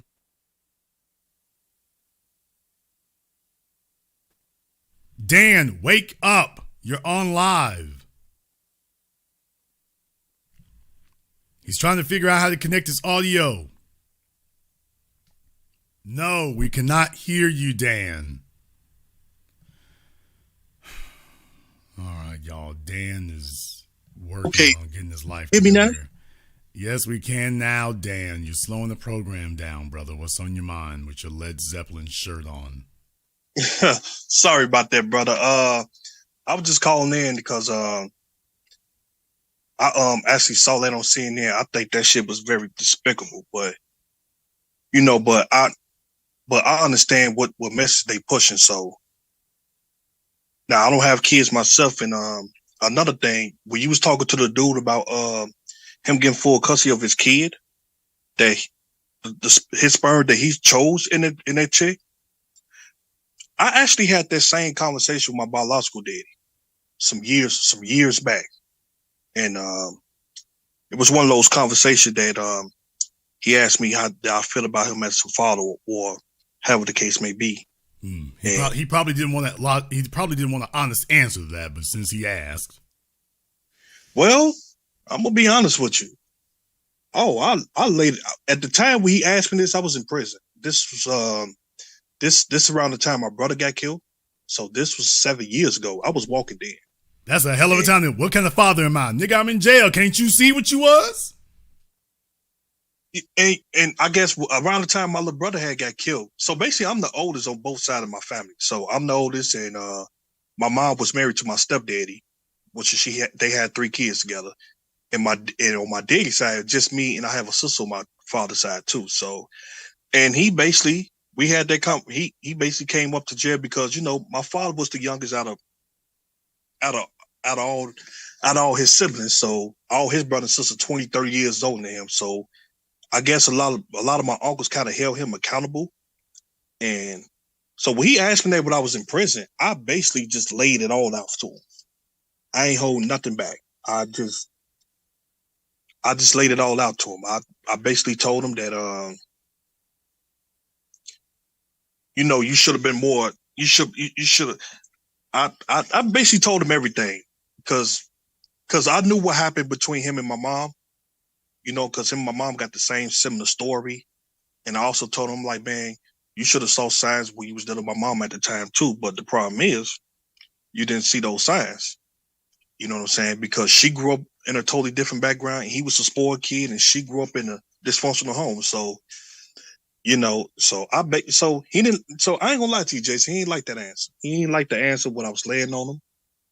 I told him the time when I lost respect for him, that I kind of, which is how it was easy for me to get dripped off to something else, but I ain't gonna speak about it on here. But, and I get, so I kind of, at first he didn't want to accept the answer because what he tried to do was, he tried to 100% blame my mama for it. But then I say, nah, this ain't about her right now, player. It's about you. And I basically gave him the ground. I basically had to lay it on him. And I said, why you didn't get full custody of me then? You the one took her to court. She didn't take you to court for child support. You took her to court. Why you didn't go for full custody then? Why you didn't want to spend that extra money?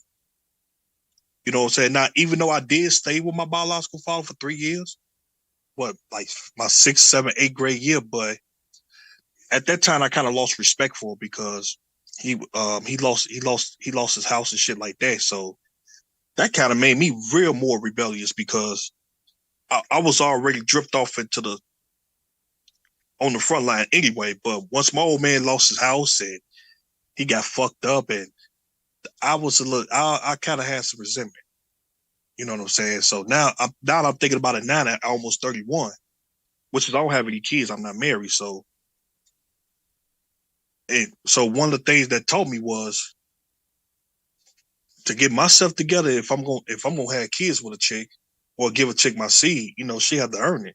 You know what I'm saying? Or had that family structure. That's something I always believed in when I was a kid. So that's about it. Well, definitely, like I say, I want the next generation to do these things differently. Because let me tell you something right now. This idea of males out here just breeding like rabbits and whatnot, that's animalistic behavior. What separates men from the beasts of the field is our ability to subscribe meaning to things. And if you are telling the world that the physical reproduction of yourself is a trivial act, don't mean nothing. Any old broad can do this for me. Think about what that's saying about your value as a person.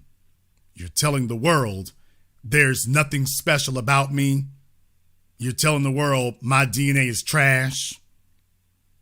And that's great for the folks running these hotels and dive bars and all this low-level stuff out here. That's great for them. They want to hear. They want you they don't care. They need dry bodies.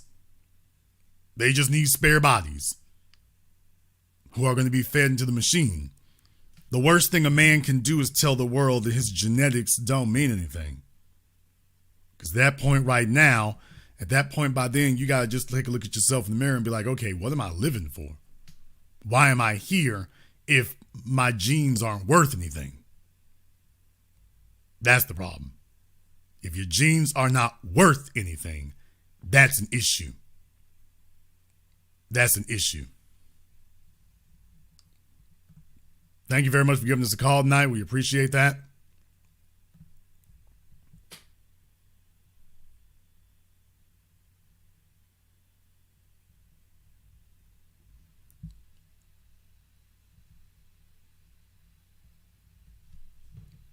Okay. In the chat room here, I want Cakes Magic and Lena Castellanos.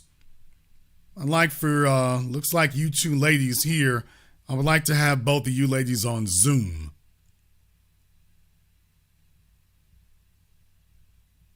Since you had so much to say. No, that's not a request. That really isn't. Since they have so much to say here, I would like for them to go ahead and regale us with some of their wisdom. So we're going to give them both a few minutes here to go ahead and contact us on Zoom since they've had so much to say. And that was not a request. So we will give them 5 minutes to go ahead and figure out how to load Zoom up for themselves. And if they don't, then they won't be joining us for the rest of their lives. That works too. By the way, since they've had so much to say, now they can say it to me directly. That shouldn't be an issue. By the way, while I'm at it, what the world ever happened to Priscilla? Her phone was cutting in, the audio was cutting out on her when she was calling up before. I just wanted her to sit in this waiting room for a minute. I was going to bring her right back up, and next thing you know, she was gone. So I'm just assuming she said, okay. Didn't know what was going on there, but I just said, okay. All righty then. So if anybody sees Priscilla out there anywhere and she needs a track phone, let her know. If anybody sees Priscilla out there, she looks like she works at a African store, an African bookstore. She looks like the checkout lady at the African bookstore down the street. So if you see Priscilla, let her know, hey, Jason's looking for you. Yeah, she looked like she's in charge of the Ethiopian orphanage. I didn't say it wasn't cute. I'm just saying she looked like she was the headmaster at the Ethiopian orphanage. So if anybody sees her out there, just let her know, hey, Jason's looking for you, you know. Jason's looking for you. She had a few things she wanted to disagree with. I'm not sure why she didn't call back then. She must have been. I hope the phone didn't run out of minutes. Sometimes that happens. On tonight's program, we have been talking about this specious, disgusting, despicable article from CNN. It showed up here, as you can see. This guy was trying to make an article talking about there were the advantages of being raised by a single mother outweigh expectations. That there were advantages to being raised by a single mother. And I was just reminding everyone that these were things that our fathers and grandfathers did not have to deal with. Our fathers and grandfathers did not have to hear this. Our fathers and grandfathers did not have to exist in these circumstances. Our fathers and grandfathers didn't have television, print, and media telling their daughters that being single moms was an advantage. They're no longer saying that being a single mom is okay. Now they're saying that being a single mom is better than being a wife. They're now getting to a point of saying being a single mom is even better than being a wife. Why, there's advantage. Why, your kids are going to turn out even better. And then when you check out the article and see what he said being better was, well, basically being left alone. He said, I had to become self-reliant. It's not voluntarily self-reliant.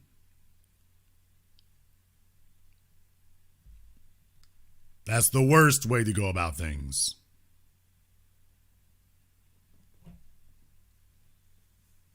There is no advantage of being a single mom. If you want somebody to wreck your life, if you want somebody to put you at a permanent disadvantage, if you want to watch the best years of your life whittled away, and then you sit up here hoping that you can get out of the ring and throw a Hail Mary and get saved, if you want to sit up here and spend the rest of your life strapped, struggling, difficulties, angry, bitter, mad at the world, and sitting up here rationalizing it to yourself like the fox and the grapes saying, oh, well, I didn't want that anyway. I didn't want a better life anyway. I didn't want an easier life anyway. I didn't want to look back on my life and see decades of great memories there. I didn't want that anyway. I love strugglings. Just recognize these folks are serious about that. They are furiously serious about it. They don't put articles out there like that for nothing. They put articles like that out there specifically because they are looking to contaminate the environment. They are now on a full-fledged campaign of messing up what everybody else has got. Who cares what you don't get? Who cares?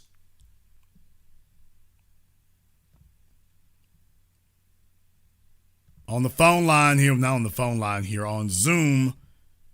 Hello, Cakes Magic. Turn on your camera for us, ma'am.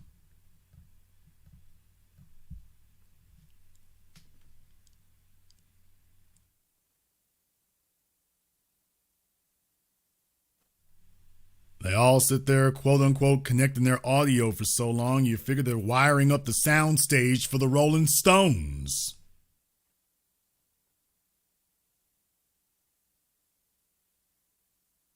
Do we need to send Dr. Dre to help her connect her audio?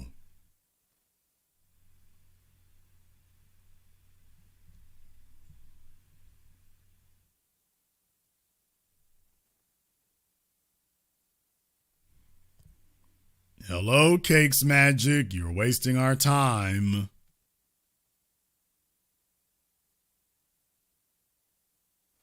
By the way, Zoom is the easiest thing in the world to use. It's literally only got like 2 icons on it, and she's fighting with both of them. Now, what does that tell us?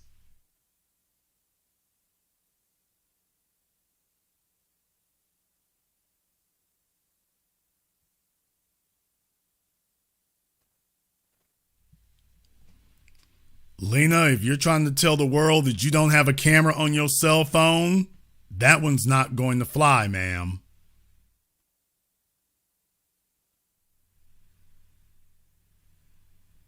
Cakes Magic is swearing up and down over here. I'm trying to connect audio. Okay, Cakes Magic. That's not a very good look for you. And we will not be waiting on you forever. That's just her audio.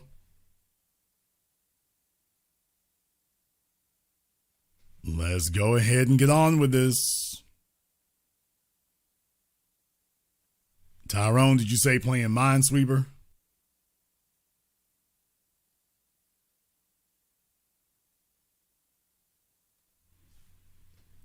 Let's come along, Cakes Magic. Y'all, I think she's playing with us here. Let's try this a different way. They won't be coming back later claiming, oh, I was having trouble connecting my audio, but I'm back in the chat now. It doesn't work that way. And Lena, I don't see you on Zoom yet either. That was not a request.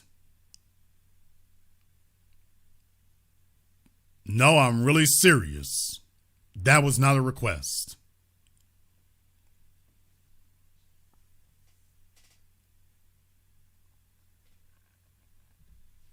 You say she got 2 companies with a name like Cakes Magic? Does she run the catering service and OnlyFans? I don't know. I do know we're not going to be waiting much longer for her here, so what's going to happen to them is going to happen. Let me explain to you all what the issue here is.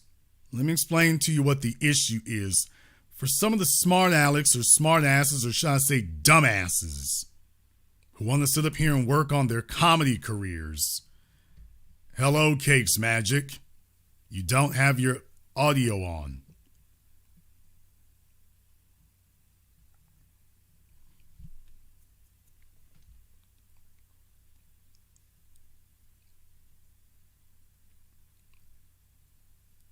Now, she is going to sit up here and express other things here. Cakes Magic, here's what you can do. Since apparently you cannot find your audio, do us all a favor, stop moving your phone around. Put your phone down and keep it still. We already saw you at Sanford and Son background, ma'am. You're really not helping nothing right now. That's not doing anything. You can just be quiet and listen. Because I'm going to say this in front of everyone. You were the one who made a comment in my chat room talking about he spent too long in Spencer's to get that shirt. Let me explain something to you. Daniel's in a wheelchair. Daniel's been calling me for years. Daniel's from the south side of Chicago. Daniel got shot the hell up one night. Daniel's paralyzed. No, you can't see the wheelchair because Daniel ain't sitting around feeling sorry for his damn self. Daniel's girlfriend went tripping on him. Yeah, hoes do that when you get shot up. If I were you, I wouldn't be pulling on them BBs. If it was me, I wouldn't be doing that, baby. I really wouldn't be doing that. You seem to think that you got a sense of humor. You're about to wake up a dark side of mine.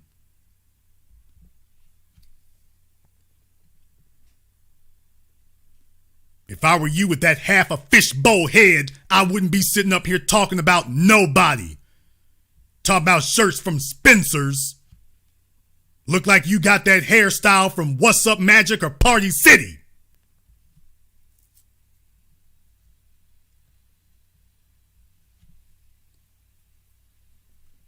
I don't have any time or any patience for folk who ain't gonna act like grown folk. You sitting up here, you look like you about 45 damn years old, acting like the damn misclassed clown.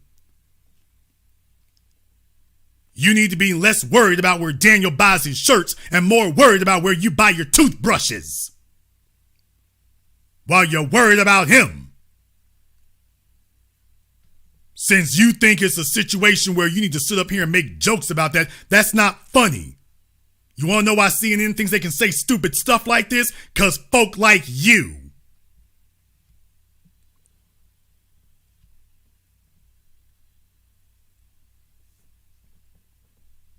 Somebody come and get Myrtle Urkel off of my damn Zoom.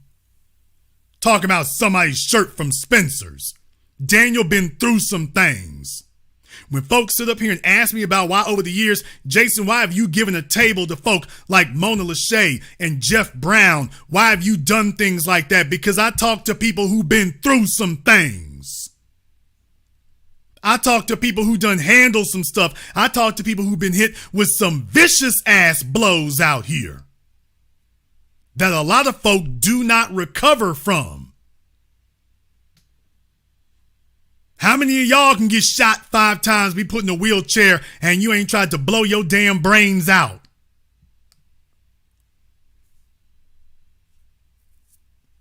I try to answer the phone every time Daniel calls in.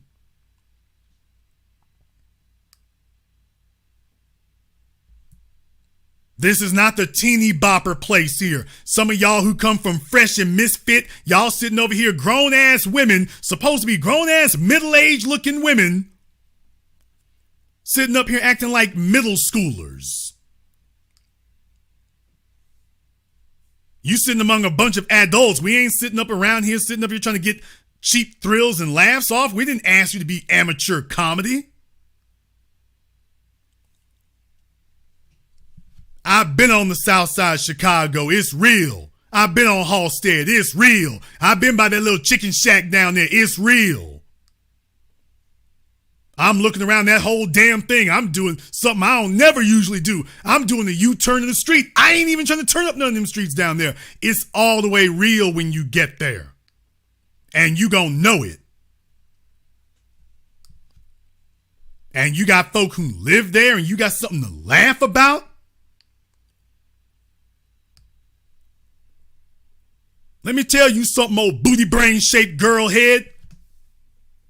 I done dealt with real niggas my whole damn life. Don't let the fact that I talk all articulate and genteel fool your ass. I done dealt with real niggas my whole damn life. I done watched half the damn class I graduated with go to jail, end up in prison, dead. I know what it's like to feel like you one of the last niggas left before you hit 30. High school reunion, ain't no need for that. Half of them ain't gonna be able to make it. What you talking about? Shreveport, Louisiana, 92, 93, 94, murder capital of America. Before we handed off the title to New Orleans. I didn't deal with dope dealers. I grew up with them. hustlers, whole damn 9 yards. And what I'm saying is, there but for the grace of God go I. I don't look at these fellas and be like, oh, well, that's you. Y'all ain't never heard me act like that. I give these fellas tough love, but it's love on that. There but for the grace of God go I. Y'all don't know where I've been. Y'all don't know what I seen. Can't tell you how many times a murder charge could have been in my life. Hell, can't tell you how many times somebody would have called a murder charge behind me. If you ain't had nobody shooting at you, if you ain't been in that kind of environment and had to survive that, folks are sitting up here doing stupid stuff, and there you are. Didn't have to be in no trap house. Niggas know. South Central LA, the trap house on wheels. You ain't got to be in the wrong neighborhood. Nigga, the city's the wrong neighborhood. You go to the store, you go to the school, you go to AutoZone, it can break down at any second. Ain't nobody giving you nothing. You got to go make money off the streets. You got to get it for yourself.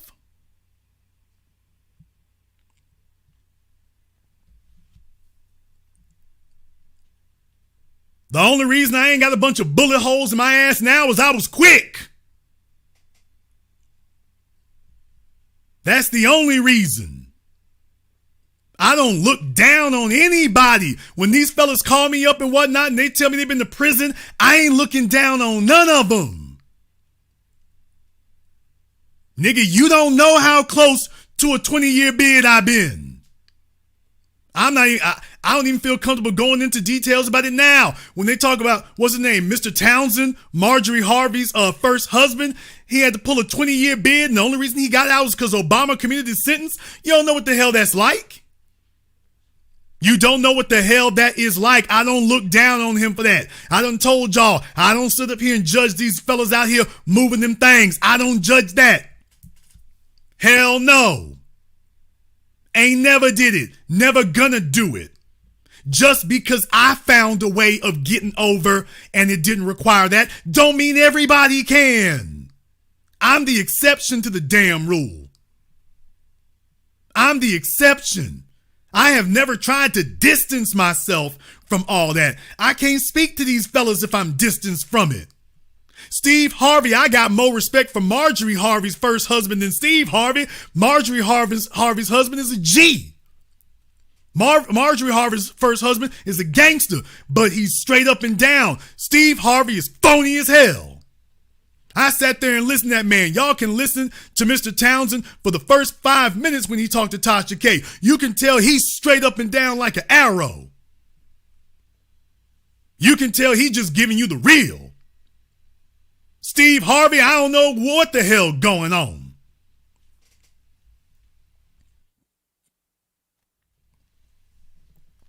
I respect that. Jason, when you started the business, I told Crystal and Carazine, we don't hold nothing against nobody here. Strippers, hoes, punks, fools. We don't hold nothing against nobody here as long as you real. As long as you real about it. You can be gay, you can be straight, you can be trans. I ain't holding nothing against nobody. Nobody. If you ain't been there and whatnot, let me just steer the ship. But I'm not going to have you sitting up here mocking people who've been through some things. I didn't sit up here and drag that fella who called him before he got the baby mama and things. I'm telling him, hey, I'm giving you some manhood lessons right now. You don't need to be coddled. You need to be led.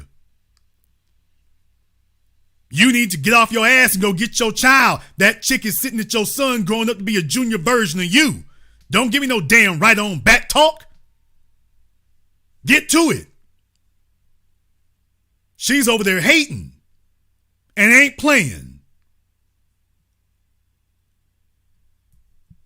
While she's got your genetic legacy, as far as she's concerned, she's crucifying you every time she sees that boy. But Jason, you was ragging about having a kid. For all of y'all who ain't gotten that mess, take a look at what happened to him. I'm talking to y'all. I'm talking to y'all. Then got somebody sitting in my damn chat room and whatnot. Now you gonna sit up here and try to make it amateur joke off hour?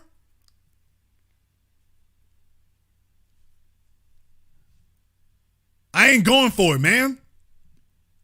I ain't going for it. I don't have to sit up here and tell y'all every damn thing. I started the business so I could talk to y'all about some old grounded stuff right here. There's a reason why so many of y'all are like, wow, when we talk about these street stories, Jason sure does seem like he knows something. And he ain't judging them fellas. You don't know what that's like. If you don't, shut the hell up and just listen and soak it up. Just because I got out and didn't get shot up, that don't mean I wasn't in the middle of it. Jason don't say very much about it. Yeah, I know what it's like to be in that environment and be surviving it. Ma'am, your phone is as janky as your attitude's been. Turn your mic on. Y'all, this old light bulb head woman here, turn your mic on, ma'am. She is just sitting here looking at us like Oopa Loopa.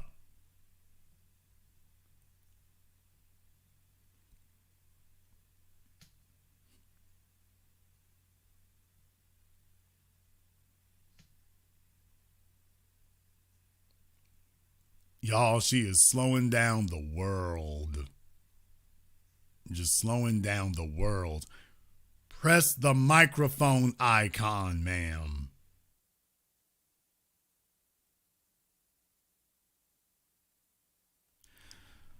And got the nerve to be talking about Daniel. The nerve. Let's just put you back where you were. Let me see if I can get Jason Reel's network up here. Maybe he can figure out how to turn his microphone and things on. Maybe he'll figure it out. Or maybe not. I don't know. We'll give him a chance to see what happens. Can you Make sure you turn your camera on for us, sir. All right, there you go, Jason. What's on your mind? Hey, what's up, Jason? All right, bro. I'm from New York. I live in Philadelphia. Now, when me and my wife separated, right? And we had a terrible breakup because I left her for another woman. No longer with that woman today. Well, that worked out great. Yeah, I honestly, I should have stayed with my wife. Sure should have. Because my wife, she cooks, she clean, she do my laundry, set my doctor's appointments. But that other chick was dynamite in bed, so we get caught up. Yeah, so a long story short, she never got in between, even though she could have been rough around the edges, and sometimes she could have been masculine. Not all the time, but she had those times. And me and her would always be straight and forward on the kids. She was trying to tell me like, oh, baby, my son. And I was like, no, I got this. I mean, it was a struggle, but then she let it go and she said, all right, I'm gonna let you handle it. All right. So when, remember I told you to break up? She sent my son down here while I was in a relationship with the other girl. She made sure that my kids was down here. She made sure my kids always seen me. I didn't have the privilege of being able to be away. She would get on that bus and bring them kids to Pennsylvania. She didn't care. She was coming all the way from New York. She was going to take that 2.5 hour bus drive just to get them kids here and drop them off and go back to New York. So after me and the other girl broke up, I'm like, I'm going to be free. I'm like, I ain't got no kids. Do you know what she did? She said, you're going to take this boy down there. You got 6 brothers down there too. He's got to go down there. You heard me? And I'm like, you don't want me to have no freedom. But I said, okay, I'll take him.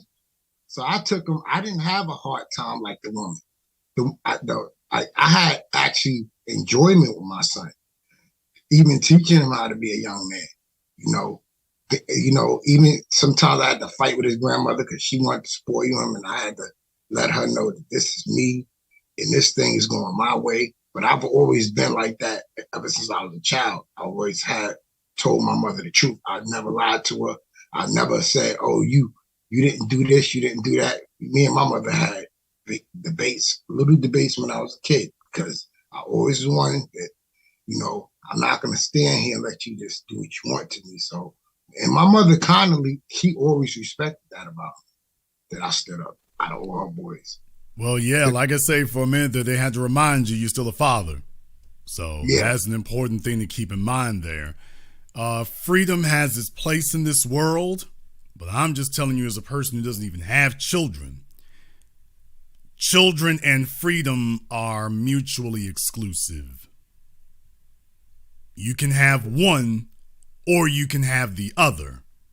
Children are responsibility. Singleness is freedom. You cannot say I am both father and free. You are father and responsible. Yeah, I'm responsible. I don't have biological children. You know why? Because I don't want to be responsible for them at this juncture. Now, big responsibility. That may change, but I've just watched what's happened with my brothers. And I've seen the radical changes that they had to make raising their kids. And I love my nieces and nephews, don't get me wrong. But I also take it very seriously, especially after watching those men do it. I take it very seriously. And I now understand that is the single most serious decision you will make in your life. As a man, the most important thing is your priority and purpose. But your most important decision is going to be having kids. The woman you choose, the neighborhood, everything. That's going to be it, because that's going to be your legacy. When you dead and gone, the world is going to judge you by that. Everything you did in your life will mean nothing if those kids are screwed up. The world is, they're going to be your final will and testament. They're going to be your final legacy. They're going to be the final word on your life. I don't give a damn if you got the cure for cancer. If your kids are screwed up, it's like, oh, he was screwed up. I mean, he got the cure for cancer, but he was screwed up. It's going to be that. Yeah, but Jason, and my uncle, he passed away, God rest his soul, last month. And when he passed away, his kids paid for everything, and they were honoring him. They said good things about him at the funeral. And this is a man that really couldn't give his kids much because he had 16 kids, but they all showed up. There was no missing kids. And I was like, but he helped raise us. He helped my mother raise her 6 boys. Did he have? Now he had 16 children. I'll be damned. By how many women? By 5 women. That nigga was trying to balance out the abortion numbers. Yeah, he said he could have had more. Yeah, he was like, yeah, I was taking it easy for a minute. I threw my hip out. Okay, well. Oh, Jason, how you know? Yo, Jason, he had a bad hit. He had a ride. I imagine he did. He's like a football player. Only thing took him off the field was an injury. That was the only thing that stopped him. Because it was 16 children, nigga. It ain't hard to figure out. That's math. That's not clairvoyance. That's math. He gonna just rock out. He had a kid older than his sister. I imagine he did. He probably would have had a kid older than his mama if he could have worked it out. So no, sir. No, nothing's going to take him off the field but a career-ending injury. That's going to be it for him. That's it. He's like Joe Theismann. I was good till I broke my leg. And so, okay. The doctors had to get him out the game. He wasn't going to take himself out. The doctors took him out. Yeah, I don't know how he did it, but even through all the child support he went through, he still was there for his kids. Nigga, 16 kids. He had to have 5 jobs. Good grief. Yo, it came to a point where he said he had to stop working, and then, he just let everything, get itself together. I mean, he paid all the child support off. It's all paid off. But he said, it was a challenge to have all those kids. He said, even when I spend time with other kids, I got to go to this house, that house, And then the funny part was, Jason, he never married none of these women. These women still, if he was alive today, they still sleep with him. Well, like I say, them chicks need to make some better decisions in life. That was the first thing right there. So, I mean, they need more options than men. That's for damn certain. Look, I mean, it's great and everything that his kids and everything came to see him when he was dead, and, everybody showed up and they were happy with things.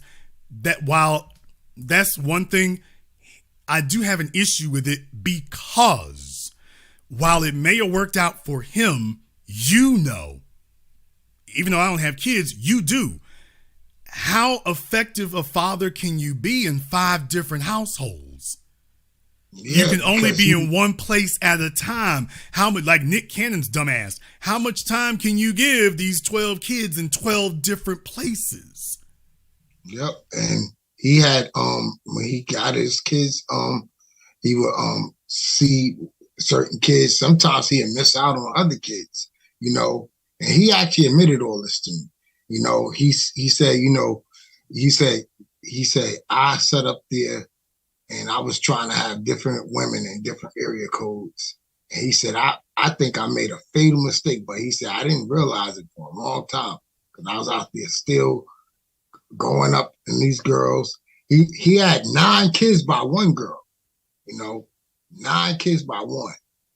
Yeah, but here's the thing, brother. Because he probably started hella early. He probably started. He did. He in junior high school, knocking them up. And here's the issue. The issue is basically he spent his life paying for a bunch of kids. Yep. And a man has to ask himself, is this the pinnacle of what I want to do in this world? Because you can't be a doctor. You can't be a physicist. You can't be an entrepreneur. You can't be an expert. You can't be, a politician. You can't really move and get things done like that when you starting out with you 22 years old with 5 kids or something. You know, there's a lot of opportunities that are going to be cut off from you just right out the gate because logistically you can't do it. And as they get older, you're going to have to start paying more. So just out the gate, you're kind of hobbled before you even get down the road. And the man has to ask himself, strategically speaking, is this the best move? To just sit up here and stack them deep and sell them cheap? You know, you got to ask yourself that because life is, you got to make a living, but don't forget to do some living along the way. Yeah, he said he seen an $8 paycheck. I couldn't believe it. He said, I seen an $8 paycheck. Yeah, what you going to do with $8? Buy a cheeseburger and Wendy's now? You know, it's just, that's what I'm saying. So, yeah, you got the kids and, hopefully they're not all serial killers, but I'm just saying, think about your quality of life. Think about theirs. How much attention can you actually give? And if it did turn out well, God bless you. But, man, that's the exception. So, as men, we got to think about it different than that. I guess he's lucky in that the women didn't hate him. I guess he's lucky in that regard because usually it goes the other way. Yep. Soon as you get another chick pregnant, it's World War IV. He came close, but they didn't know where each other were at. So, but they had animosity with each other. But he for some reason, I don't know how he did it, but he kept them all in check. Well, like I say, he chose correctly or they chose badly. I'm not sure which one it is, but he chose correctly because, I just said that to my twin brother today. I said, now this is my experience.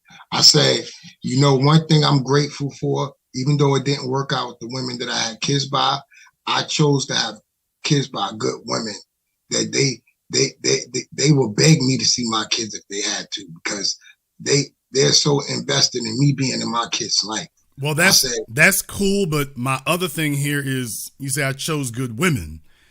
My thing though is that if you haven't made wives of them, good mothers, not good. You said women. You said good women. I chose good women. Oh, my bad. I chose good mothers. That's great. Good mothers. That's great. That's wonderful. Here's the thing. My personal have nothing to do with the kids. Right. My personal feelings towards her. Well, yeah, but here's the issue.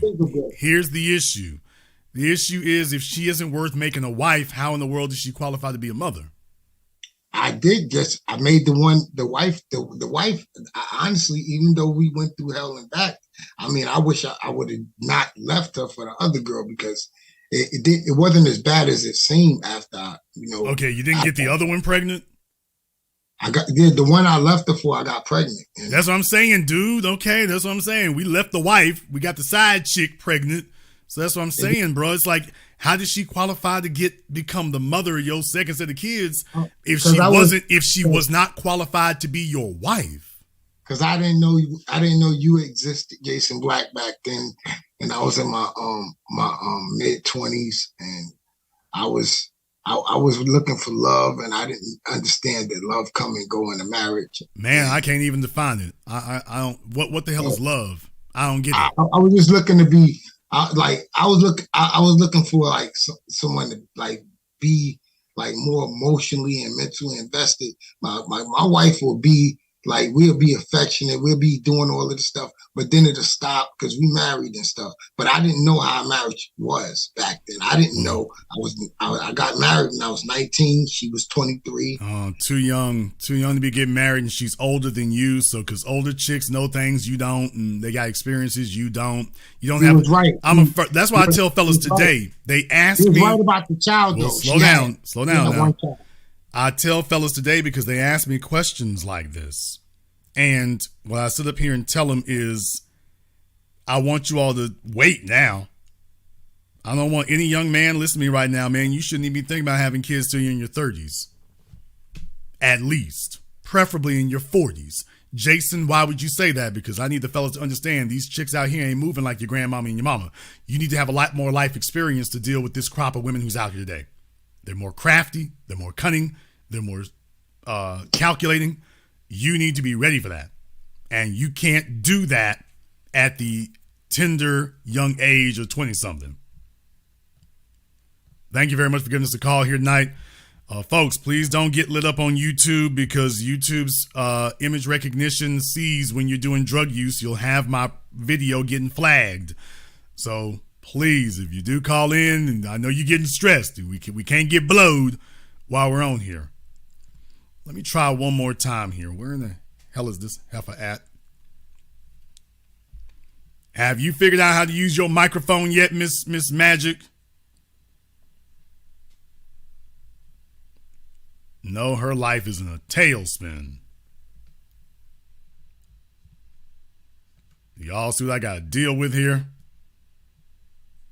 Her life is in a tailspin. All right, let me see if I can grab another one up here.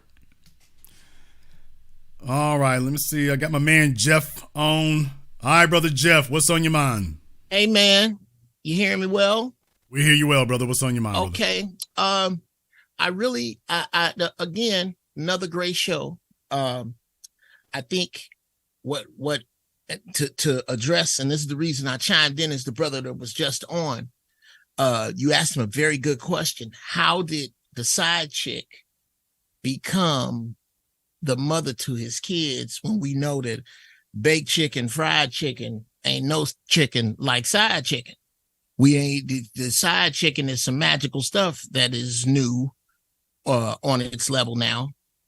And I submit to that brother that he had his kids willy-nilly because his concept of line is willy-nilly. We were never, ever, as a people, taught how important it is that my father was this, and my grandfather was this, and my great-grandfather was this. So I am going to be very careful about where it is that I put my seed. I'm going to be very careful about where it is that I allow a seed to come and pollinate my egg. I was never taught the importance of something to live toward. So it's easy to just lay down with anybody because you're coming out of the DNA mindset that you breed these like puppies. This dude can sell these when he get ready. And until you can sit down as two people and resolve that and admit it exists and start selecting one another to build legacy.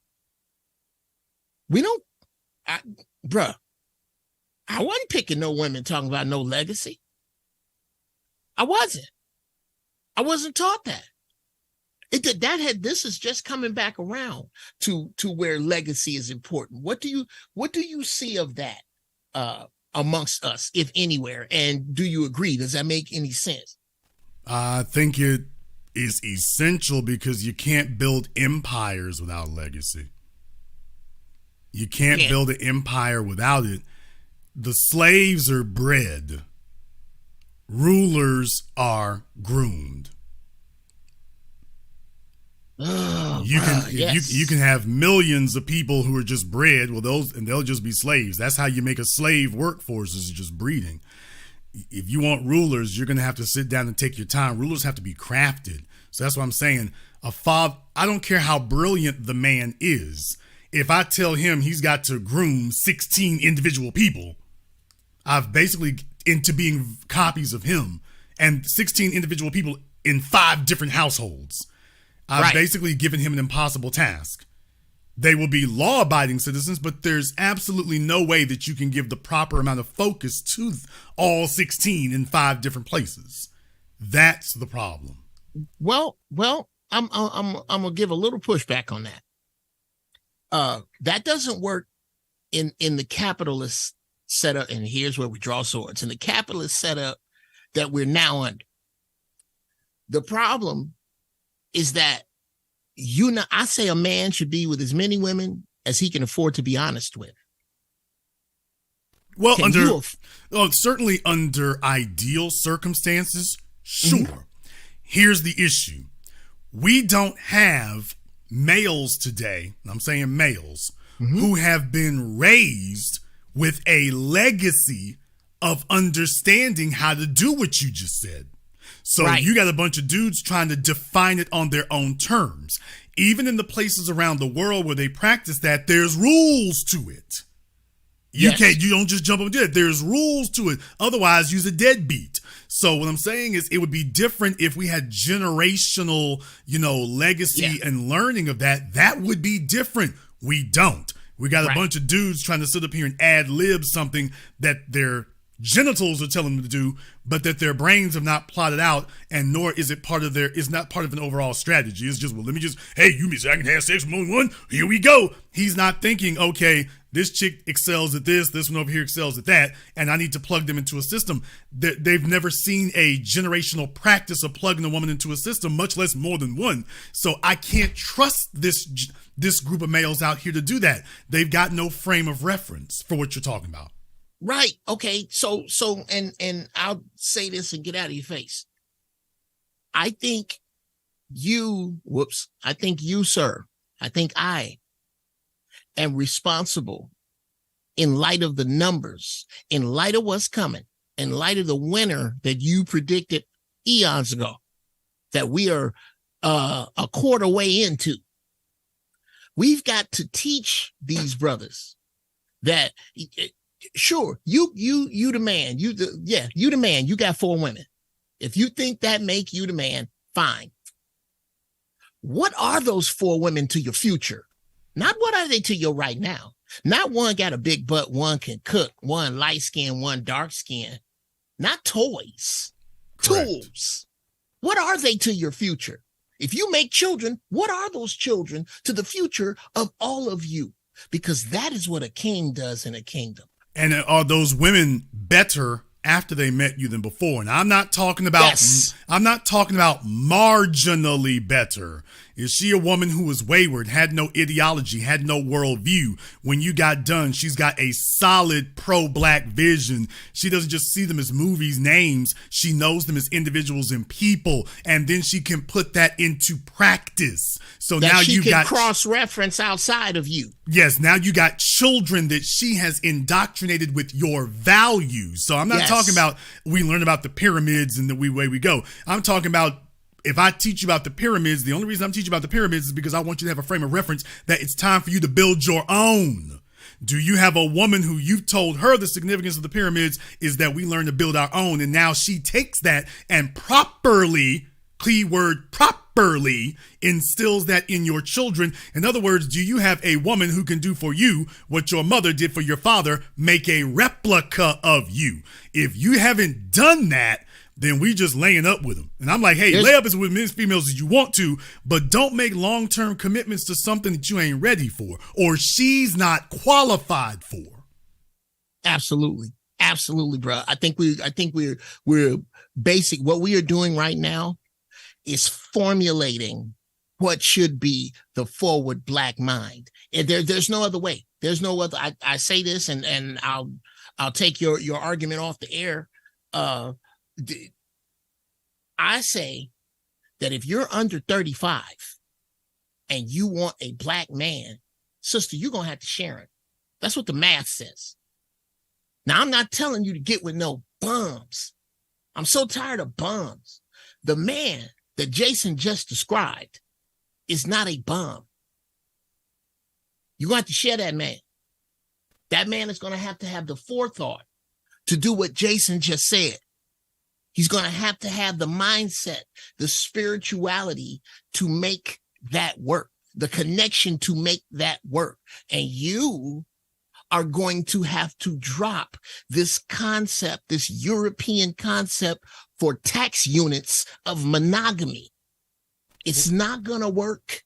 Most of you aren't doing it, and you think you're not sharing a man, but you are. But the only problem with it is the women, just like the men, have not been taught generationally how to have a system of taking care of more than one woman. The females have not at all, one scintilla, been instructed on what is a competent male and who would be leading such a concept that you're saying. They don't know what a competent male is today. Looks like. So when you say share a man, they heard share a man. And biologically and physiologically, this is what I mean. Females just grab a dude and they figure you're going to figure out how to be a man. You should know that you're going to step in front of bullets, and you should know that you need to turn $1 into $2. She is just assuming, well, he's a man, ain't he? He should know that. The same way that a lot of guys figure, well, she's a female, she should know how to be a female. They figure he's a man, he should know how to be competent. And that's not what they're getting. So they're out here getting a man. There's not a lot of competent men to share.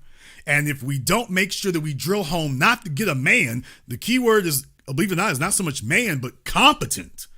Yes. Is he competent? That's few and far between. So you're giving them, in many ways, Jeff, you're giving them an impossible goal. You know why I don't think so, brother? Because this is some harsh news. Everybody ain't going to make it. It's a gang of folk that ain't going to make it. This is the make it plan. I'm not going to be arrogant enough to say from this vantage point exactly who and who does not fit this. But I am saying, Brother Jason, that we are laying out the model right now. There's no other model that's going to work. That optimal guy that you were discussing, y'all going to have to find that in him before you lay down under him. You're going to have a map somewhere in your head that says it ain't about where you at. Where are you going? What is it that you are after that I can lend this moon spirituality stuff that I have naturally to? Where am I going that I am? It ain't just how you shaped.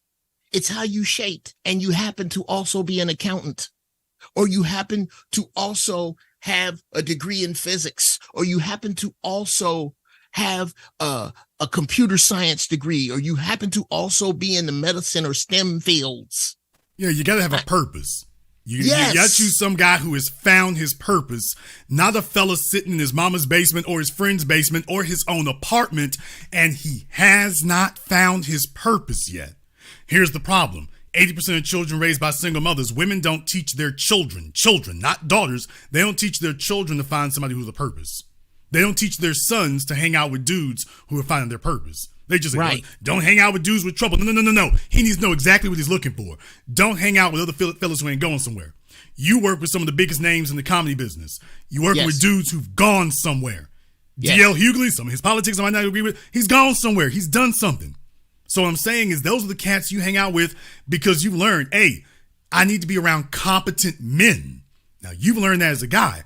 We need to have homes where we're teaching that to the females also. Hey, he's got to be competent. He's got to have found his purpose, not he's got potential to get a purpose. Because right now we're teaching the girls, well, the furthest they make it as a group now is under these single mother homes as well. Did you find a guy with potential? Does he have potential? And they sit there waiting on potential for 20 damn years.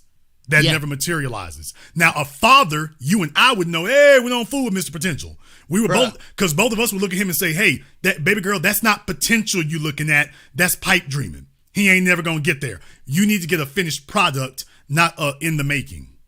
I actually had to do that with I'll say this and I'm gone, bro. I had to do this with my 19-year-old. I have a 19-year-old daughter, with her boyfriend, who she's known since the 3rd grade.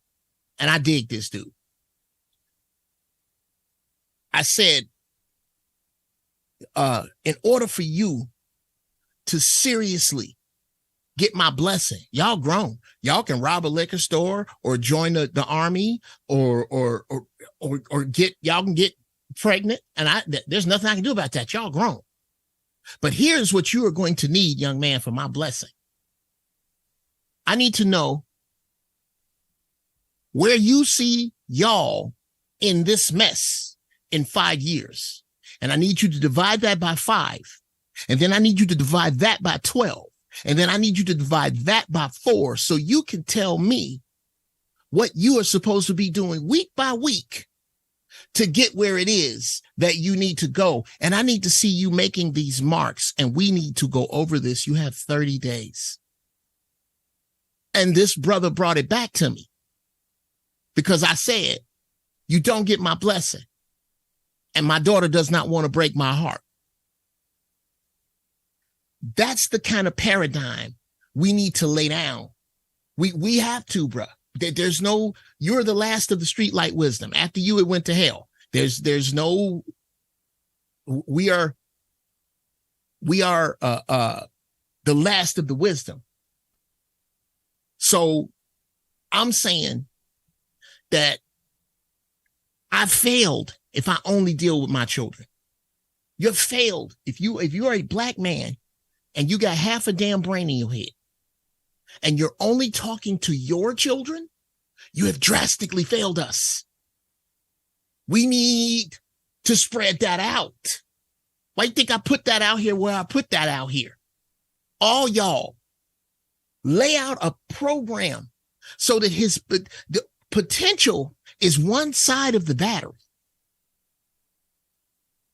Purpose is when the negative meets the positive and you complete a circuit. It's a bunch of, you got a million volts of lightning looking for somewhere to strike is not what I'm looking for as a young male. That's not what I'm looking for. I'll take 500 volts. That's on its way over 1 million volts worth of potential, because 1 million volts worth of potential will be something y'all be talking about who this dude was 10 summers ago. Everybody got that story. Men see a woman the way she was. Women see a man the way he is.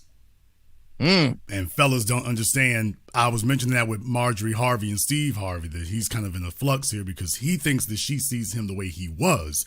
He doesn't understand. No, Steve, she sees you the way you are. And now she's getting over on you because she knows that you think that she sees you the way you were. But she ain't talking to you because she sees you the way you were.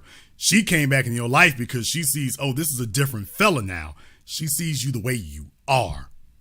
And how about that? That means she's been properly, I mean, she might be a little scandalous, but she's been properly trained. I will give her that. She's been properly trained. She did the Spider-Man thing, bro. She went from web to web. I ain't even really. Oh, yeah. Spider-Verse. Come on, bro. It's a bunch of fine or used to be fine, green-eyed, light-skinned women in the South. Oh, yeah. That look like the bag they came in. She didn't do that. So for whatever we gonna say about her, she played the game properly. Oh yeah. Oh, she played the cards right. I can't hate her at all. She played her cards right. She only had one time to deal the deck, but she hit a home run. I can't be mad at it. I can't be mad at it. Bruh, pick your men wise. That's all we saying. Absolutely. Thank you very much for giving us a call tonight, Jeff. We appreciate that. See if I can get Django Geek up here. Like I said, I ain't mad at Marjorie. I'm like, hey, do your thing. Do your thing.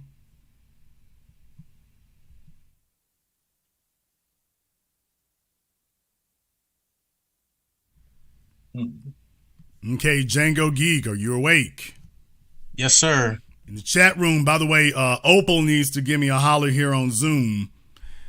Django Geek, go ahead and turn your camera on for us. Can I turn it on and turn it back off? I only just wanted to get an answer for the super chat that I sent. I didn't Okay. necessarily want to come you onto sent the a- Zoom, but they told me to. Okay, So you sent a super chat. What did you ask? I asked if you, sir, would get married in the United USA, States through through the the state. through the United States government. That would take a lot for me to do something like that. And that would primarily depend on the woman. But let me tell you what I've seen through my experience, and this is what I was explaining to the young man here before. Right now, the problem is that fellas are too eager to get some sex, and they're not thinking strategically. If you are in your late 30s, you should have dealt with you. What first thing you do is make sure that your 20s are spent to learn women, but your priority is, hey, I ain't getting married and I'm not having any children, period, point blank, in the discussion, don't matter what she say. Because you need to learn women, you need to get plenty of life experience under your belt. And you're not really going to get a handle on that until by the time you're in your late 30s. Because you're going to have to go through some bad experiences.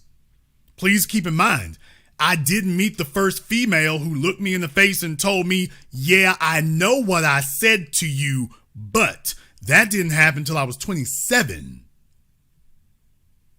Now you think if that little old greenhorn Jason had walked out into the world and grabbed him something. Think about that for a few moments. So we get better with age, we get better with time, and in the current environment, I simply cannot suggest to a young man to do this early in life. I just can't. These females ain't moving like your grandmother and your great-grandmother anymore. They're not moving like that. So you need time to make sure that you have battle tested her. That means that you wait till you're in your late 30s and you and her got to be kicking it for at least 2 or 3 years. And I'm talking about 2 or 3 years where she's got to be a model citizen, pick them up, put them down. Everything you say, she's on the money.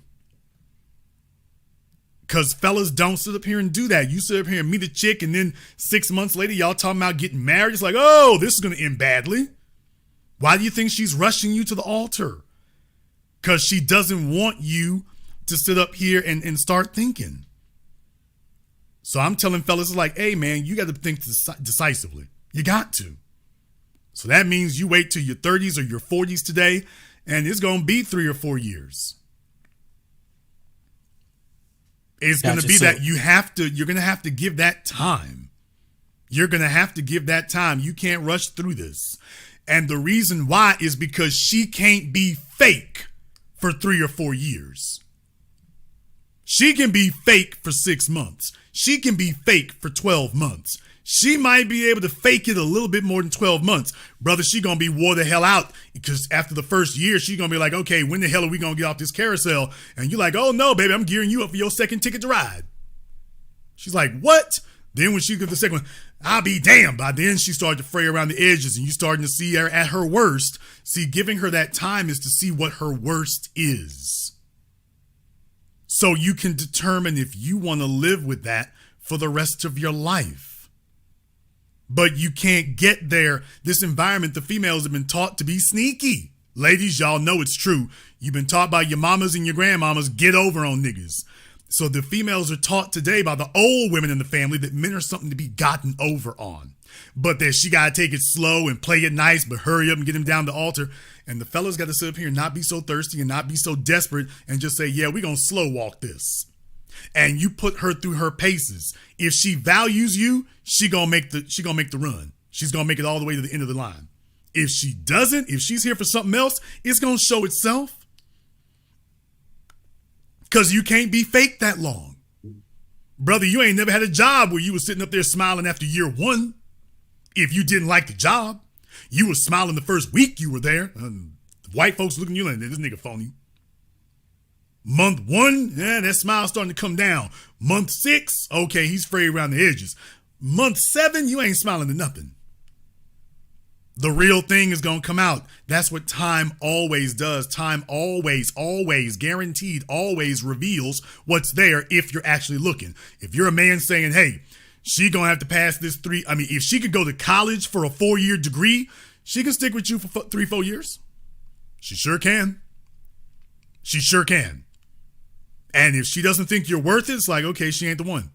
Simple as that. But Right now, if you're going to make a decision that could do something like that, you have to make sure you have done your full and total due diligence. Right, and that's exactly kind of what inspired my question, is because if I'm understanding you correctly, you're saying that with the proper age, experience, wisdom, and vetting over time, a man should be able to find the right woman to where it's a safe bet that you wouldn't that where you would know that you want to spend the rest of your life with her.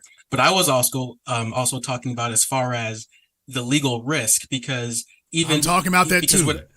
Okay. That's what I'm talking about, brother. There is no legal risk when you're with a solid female. Gotcha. There isn't a legal risk. The problem is you all have not been told what a solid female is. And you haven't been told that you have the right to demand that she be solid. That's the problem. You haven't been told that you have the right to demand that. So y'all sit up here and take whatever she gives as opposed to you saying, here's the deal. Y'all let her come to you and say, let's make a deal. No, you're supposed to say, here's the deal. But that's why you have to be the table. By the time you've gotten to your late 30s, you should be the table by then. At that point now, we negotiating. And what is negotiation? Ain't got to do none of that. Because it's already obvious the value you bring, and it should be obvious the value she brings, or she shouldn't be there. If you've determined that she does have value, what we need to find out is, does she have all the characteristics you need to go along with that value? Is this a chick who's liable to cut and run? You got to see that. And you see, when you're a male, and here's what the key thing, when from the age of 18 to 35, you should have dealt with a good number of females. Some that you caught feelings for. That's natural and that's good, because as I said before, you need to have a mix of experiences, both good and bad. You need to deal with females who are cool. You need to deal with females who are skullduggerous, so that it makes the impression on you that women are capable of this. That chick did it. That chick you thought would never do that to you, she did it. And you're like, man, I didn't know she was like that. That's the only way that you get experience. You only get experience by going through it. Because half the battle is getting you to believe that these bad things can actually occur. Because you're walking through the world with rose-colored glasses on. First, we show you it can occur. Now we get you to pay attention to the different ways they try to maneuver to make it occur. Once you've had enough experience, brother, can't nobody pull nothing over on you. Can't nobody pull nothing over on you. But that's not going to happen if you don't give yourself time. You have got to give yourself the time to learn. And you got to move on your clock, not hers. And you have to develop the confidence that when she starts trying to rush you into things, you say, hey, ease back. Stop all. Don't be trying to apply no pressure. We're going to do this when I do this. Now, here's the point. Ladies, when you with a man who's built and a man who's solid, that's a sure thing. And you all know it, because y'all know most of y'all are just trying to figure out if you can get over. You need to get with a fellow who's not going to let you do that. A smart man is not going to get with a female who's trying to get over. You got to get that out your system. By the same token, you want a man who does his due diligence. Because if he does his due diligence with you, how you do one thing is how you do all things. And he's not going to give the world more due diligence than he gives the woman in his bed. He just would be getting lucky. This is where you get professional alphas. So as a man, you need time in life to learn how to do due diligence. You don't get that in your 20s. You ain't had enough years under your belt. You really need to go through about 4 or 5 bad relationships before you really understand the full gamut and the full spectrum of things that can happen. You really need about 4 or 5, not 1 or 2. You need about 4 or 5. And those are 4 or 5 like multi-year long relationships. Because what I'm trying to understand is, if I'm understanding you correctly, there does come a time where the legal risk is gone. You've chosen a woman to where the legal risk is gone, and it is worth giving her the power position that marriage comes with, because it's still a power position. Well, here's the thing. You keep coming back to legal risk. And well, if the legal risk is gone, slow down. Yes, sir. Because you keep using that term, and I'm putting it in context for you. Tiger Woods didn't marry this last girlfriend. She's suing him for $30 million. I did the program. That's absolutely correct. So as far as legal risk, that's a relative thing. As far as the power dynamic is concerned, here's the real issue. The real issue is if this chick has been if you've done your due diligence and this chick has proven that she's competing not to fool you, but she's competing to win the contest, then she's going to put that time in. Like for example, with Bill Gates, Melinda Gates wanted to get divorced. There wasn't no messy divorce. Bill said, here your $20 billion, get on. You know why? Because he's like, hell, have you been here all this time? You earned that. That's a good point. Jeff Bezos, Mackenzie Bezos, I need $40 billion. Jeff, like, here you go. She was there when he started Amazon. She stayed there till he got him a new side chick. Heifer, I owe you this $40 billion. I owe you that. On account of the fact I'm sending you back to the sexual marketplace at the age of 52. Good luck. First thing she could find was a substitute teacher. So I told all of y'all right there, she's done. She's going to the wasteland. She should have stayed with Jeff and worked it out. Problem, I don't think Jeff wanted to work it out with her. He got him a real Latina, and he was like, yeah, I'm done with this. Take a look at Jeff Bezos' stepfather. I've already done programs about how he identifies. If anybody doubts that, take a look at the woman he chose over Mackenzie. I'll leave that there. But what I'm saying is, with Mackenzie, here you go. Eddie Murphy with Nicole Murphy. That wasn't no messy divorce. She got like 5 of his kids, and like, all right, here you go. Here, $30 million, bye. Wasn't nothing messy about it. She earned that. She earned that. Dre wasn't upset with Nicole over her wanting to get divorced. He was upset with Nicole because she decided to make it messy. That was the issue. Dre would have chipped her off that $100 million and without a problem. The reason he fought her over it because she decided to make it so damn messy. But the truth of the matter is Dre had given $30 million to the University of California. He ain't worried about that. But you've decided you're going to make this messy. It's like, oh no, both of us going to play this. So when the women don't make it an issue and whatnot, a man ain't got a problem breaking bread. Brother, Jeff Bezos, remember this was during the pandemic when that hit. He made $40 billion that year when everybody had to stay home and the world had to get their packages through Amazon. His wealth went up by $40 billion after he got divorced. He got that back the next year. Brother, that's life. In the words of DJ Quick, money gets made, money gets spent. Dre done got divorced, $100 million. Dre went to the damn Super Bowl. Hey, y'all got to break me off about 10, 20 million, show up at the Super Bowl. It's like, man, I'm going to get that $100 million back this year. He got divorced from his wife. Next thing you know, they told him he's back in the studio. He's like, he knows where he's going to get that next $100 million from. He has no problem paying her because he knows he doesn't have a problem giving her $100 million because he knows where the next $100 million going to come from. As a man, that's where you're supposed to be in life. Then you stop worrying about some of these other less mature things about, will the system do this and the system do that? Because even if worse come to worse, you put the power dynamics on your side. If she's been there raising the kids for 20 years, okay, here you go. If you really think there's something better for you out there. Steve Harvey's first 2 wives, what did they find? Yeah, you can get divorced. Ain't nothing waiting for you better. You can do that. Nothing waiting for you better out there. Go ahead. You have the freedom to leave. Where you're going to is the real question. As a man, that's not what you're supposed to be doing. So I'm just saying, when a fella has a purpose, these things come into perspective differently. A woman is here to facilitate your legacy, but she's not supposed to be the end all and be all of your life, nor does she want you to be. You need to have a purpose.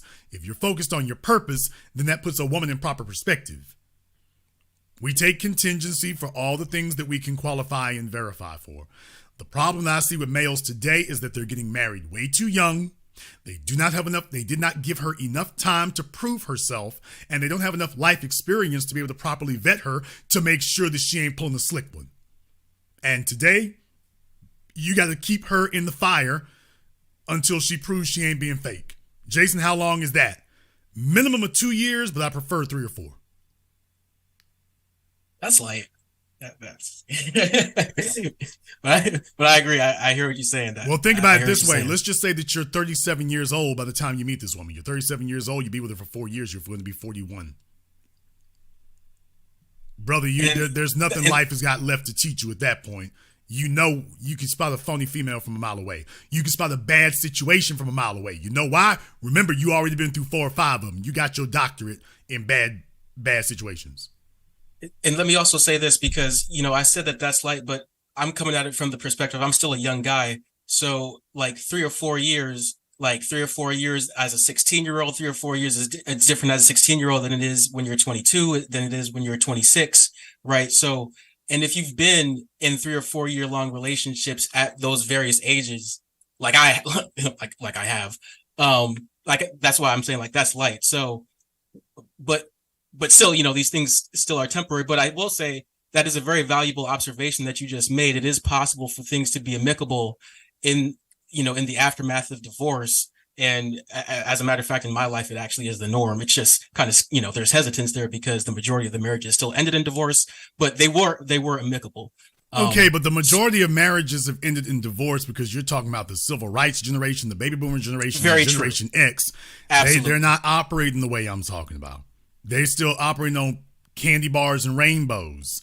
I'm telling you about the women in the world we live in, not the one you wish we lived in. So those situations are obsolete because those people are approaching with obsolete philosophies. That's why the marriage rate is what it is.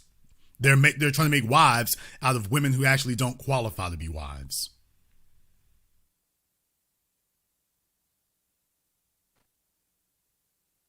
And a 35-year-old, 38-year-old, 40-year-old man should know full well when he's talking to a woman who actually is not qualified to be a wife. She might be dynamite in bed. She might know her way around the kitchen, but she isn't wife material. And you spoke experience is the only way you can tell that one.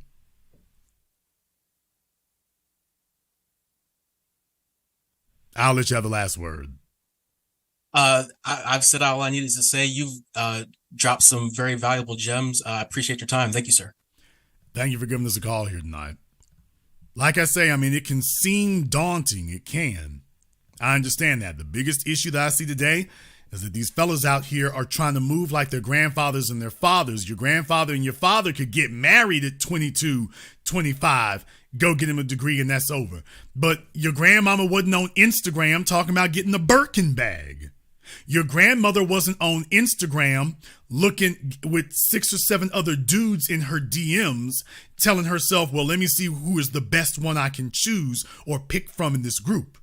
Your grandmama wasn't trying to double and triple deal and you had social media to help or her workplace to help and a bunch of other females who were not Christian inclined and would let her sit up here and be the little harlot she always wanted to be. That wasn't the world your grandfather was dealing against.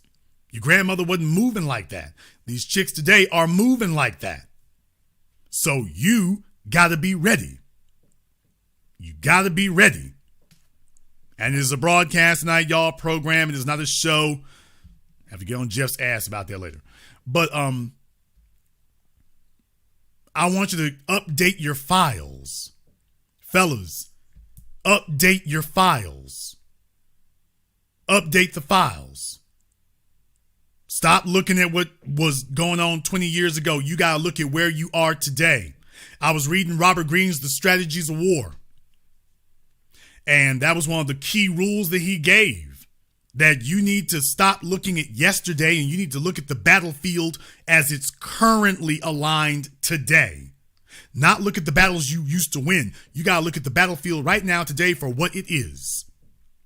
And if the biggest mistake you can make is approaching the current battlefield, thinking about the last one you were on. You need to look at the one you're at. That's what makes a great strategist, and that's what makes wins. The fellas today are hoping it's easy, and I know why you hope it's easy, because you would like to get back to focusing your energy on something else. You're like, hey, I can get back to focusing on stacking this money and making some other moves and whatnot. If I get this little, relationship issue resolved and solidified, I'm splitting my energy between making money in this relationship, getting my relationship situation solidified, If I can get that relationship situation solidified, then I can put all my attention 100% back on building this thing. I know that's a pressure to do. What I'm telling you is you got to move carefully. You can't sit up here and try to rush your way through that. That's disaster today. That's suicide. You got to move at a deliberate speed. Deliberate speed means slow. So you've got to move at a deliberate pace. You have to. Don't let people sit up here and rush you. If somebody wants to rush you, it's because they're trying to slip something by you that they don't want you to see. They're trying to get you to commit before you get all the information you need. If she's trying to hurry you up, she's trying to get something slipped by you so that you don't know everything you need to know. And I'm telling you, fellas, well, Jason, how do you deal with a female who's trying to pull one over on you and slip one by you? Time and making sure that you're monitoring the, hey, here's the program, here's the agenda, and you check to see how she responds to the agenda. She starts talking about what she doesn't want to do. She starts talking about getting benefits and she ain't put in any work. She starts talking about getting unearned benefits. You're still producing, but now she's trying to figure out how she can do less and less for the same thing. She doesn't pay tribute. Fellas, she doesn't pay tribute. Ladies, if you are going to be a kept woman today, you will be a working kept woman. It is what it is. If she is anathema and is fighting paying tribute, she don't believe that she's got to buy you any gifts. She don't believe she have to work. Now, let me get this straight, baby. You was sitting up here working for Boo Boo and Ray Ray and Lil Mike and Slim Thug. You was working for them niggas. So you was putting in work for them. You had your tool belt and everything. You put in work for them, but you get to the table and all of a sudden you like, I ain't got to work no more. Whoa. When you get to the table, you should be trying to put in more work than ever. How the hell you going to get to the table and then you going to give me less than you gave them? Whoa, she's getting over. Fellas, these are the rules. Too many of y'all have been told you can't, that shouldn't be the rules. Those are the rules. Don't let these women sit up here and run game on you. She was working for the last 5 dudes she was with. Some of them she had 2 jobs for. Now she bringing you excuses? Fellas, you know she was working when she had them. How the hell she gonna get with you and your higher quality, higher value, but she's gonna give you less? Don't you know you're being insulted?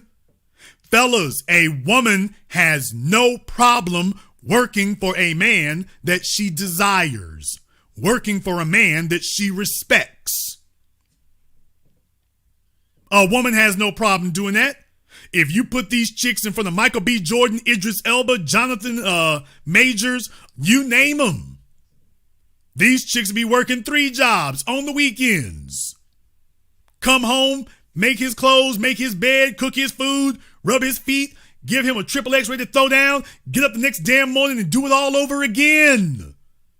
And would be fist fighting other hoes in the street to keep that position. Don't let a woman sit up here and tell you what she isn't going to do. When you know there are fellas she doing it for. Or did it for. But she telling you what she doesn't want to do now. Well, she's telling you what you shouldn't expect. Ooh, I'm tired. You wasn't tired for Michael B. Jordan? You wasn't tired for him? It was boot camp over there. And that was Michael. Okay, I'm more valuable than Michael, really. How you figure that? Because I'm the one who's here.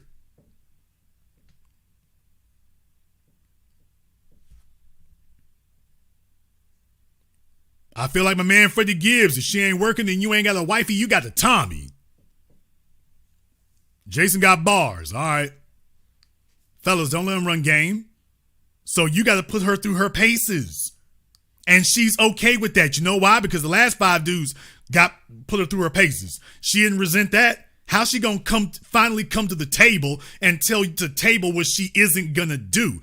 Fellas, that's accepting disrespect. If you are the table, she's supposed to be pulling up ready to work at the table. A woman works for what she values, but she will get over on you if you let her. Hey, fellas, you know that you're the same way. Jason, what you mean? Because men love a respectable chick. If we meet her and she is respectable and she is polite and congenial, man, we love a respectable chick. But if that respectable chick allows us to just run through and roll through, don't you know we gonna do it? Hey, I mean, she respectable and everything else. But if she allows us to just run through, you think we gonna say no? Baby, you threw it up on the table. You and all your friends, you threw it up on the table. What the hell was you thinking I was going to say? And then we're going to tell her, oh, I can't marry you. She like, why not? Because you nasty. Oh, no. You sleep with niggas on the first date. No. Nope. And she's like, wait a minute. I did everything you asked me to do. Yeah. You sure did.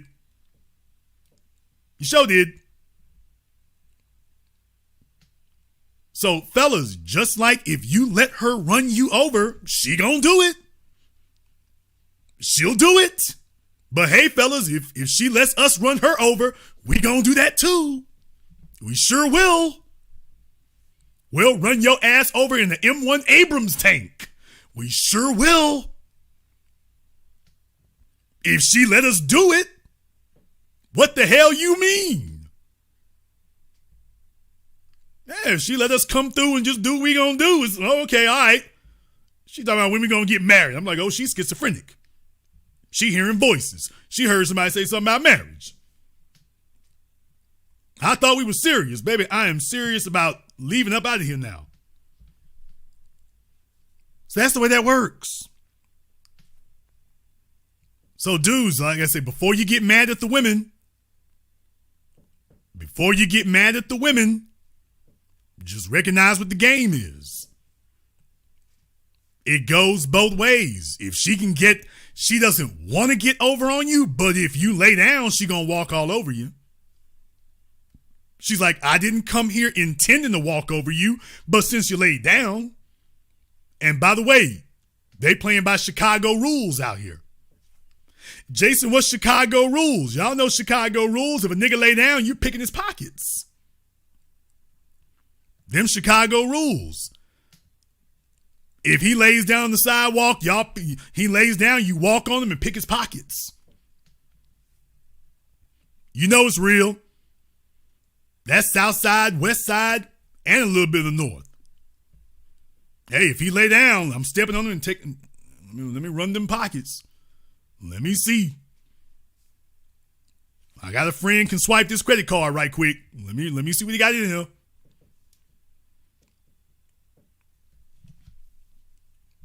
So I just want the fellas and the ladies just moving where we at in the world we're in today. Y'all notice I've never told anybody to change the way they moving unless it's got them at a disadvantage. But as far as what you're going to do, I'm just saying, hey, make your decisions with your eyes wide open. That's all. Make your decisions with your eyes wide open. Make your decisions as adults. You can navigate any environment if you have prepared properly. What you got to do is prepare. And once you're prepared, now you can move forward. There's a reason why older black men don't have the same problems that most younger black men do, though there's a lot of foolish older black men out here. But there's a reason why as we get older, you tend to generally have fewer problems because you've learned more. And once a man has made a mistake, he becomes much better at identifying the hallmarks of that mistake going forward. It becomes very difficult to pull it over on them twice. That's what you want to learn. I don't think you should be afraid of marriage. I think you need to learn to update your files so that you can properly enter into marriage. A chick can try to be fake. She can't be fake for 3 years.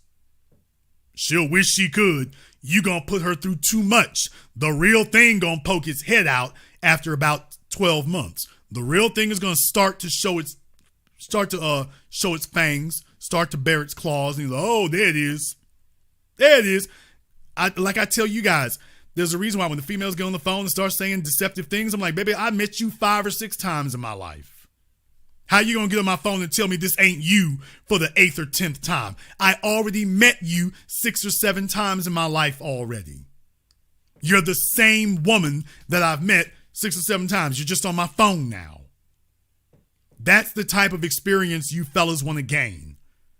So that eventually you get to a point where when you meet a problem, it's not your first time meeting it. You've met this problem 5 or 6 or 7 times before. And he's like, oh, I know this one. Yeah, I met you 5 or 6 times before. I know you. I'm not even going to say you ain't going to fool with her. I done fool with some problem chicks, but I know how to keep them in their corner. The problem is other fellas out here getting them pregnant, getting them married. The single mother thing. You guys would be able to deal with single moms if y'all would roll correctly. It's just like the polygamy thing. I can't trust you guys to do that. That's why I can't advise you to do it, because you haven't demonstrated that you can handle it properly. If you fellas had enough life experiences, maybe you could, but you haven't demonstrated you can. So I'm not going to sit up here and suggest something to you that you have not demonstrated to me that you are able to handle and that clearly you cannot handle.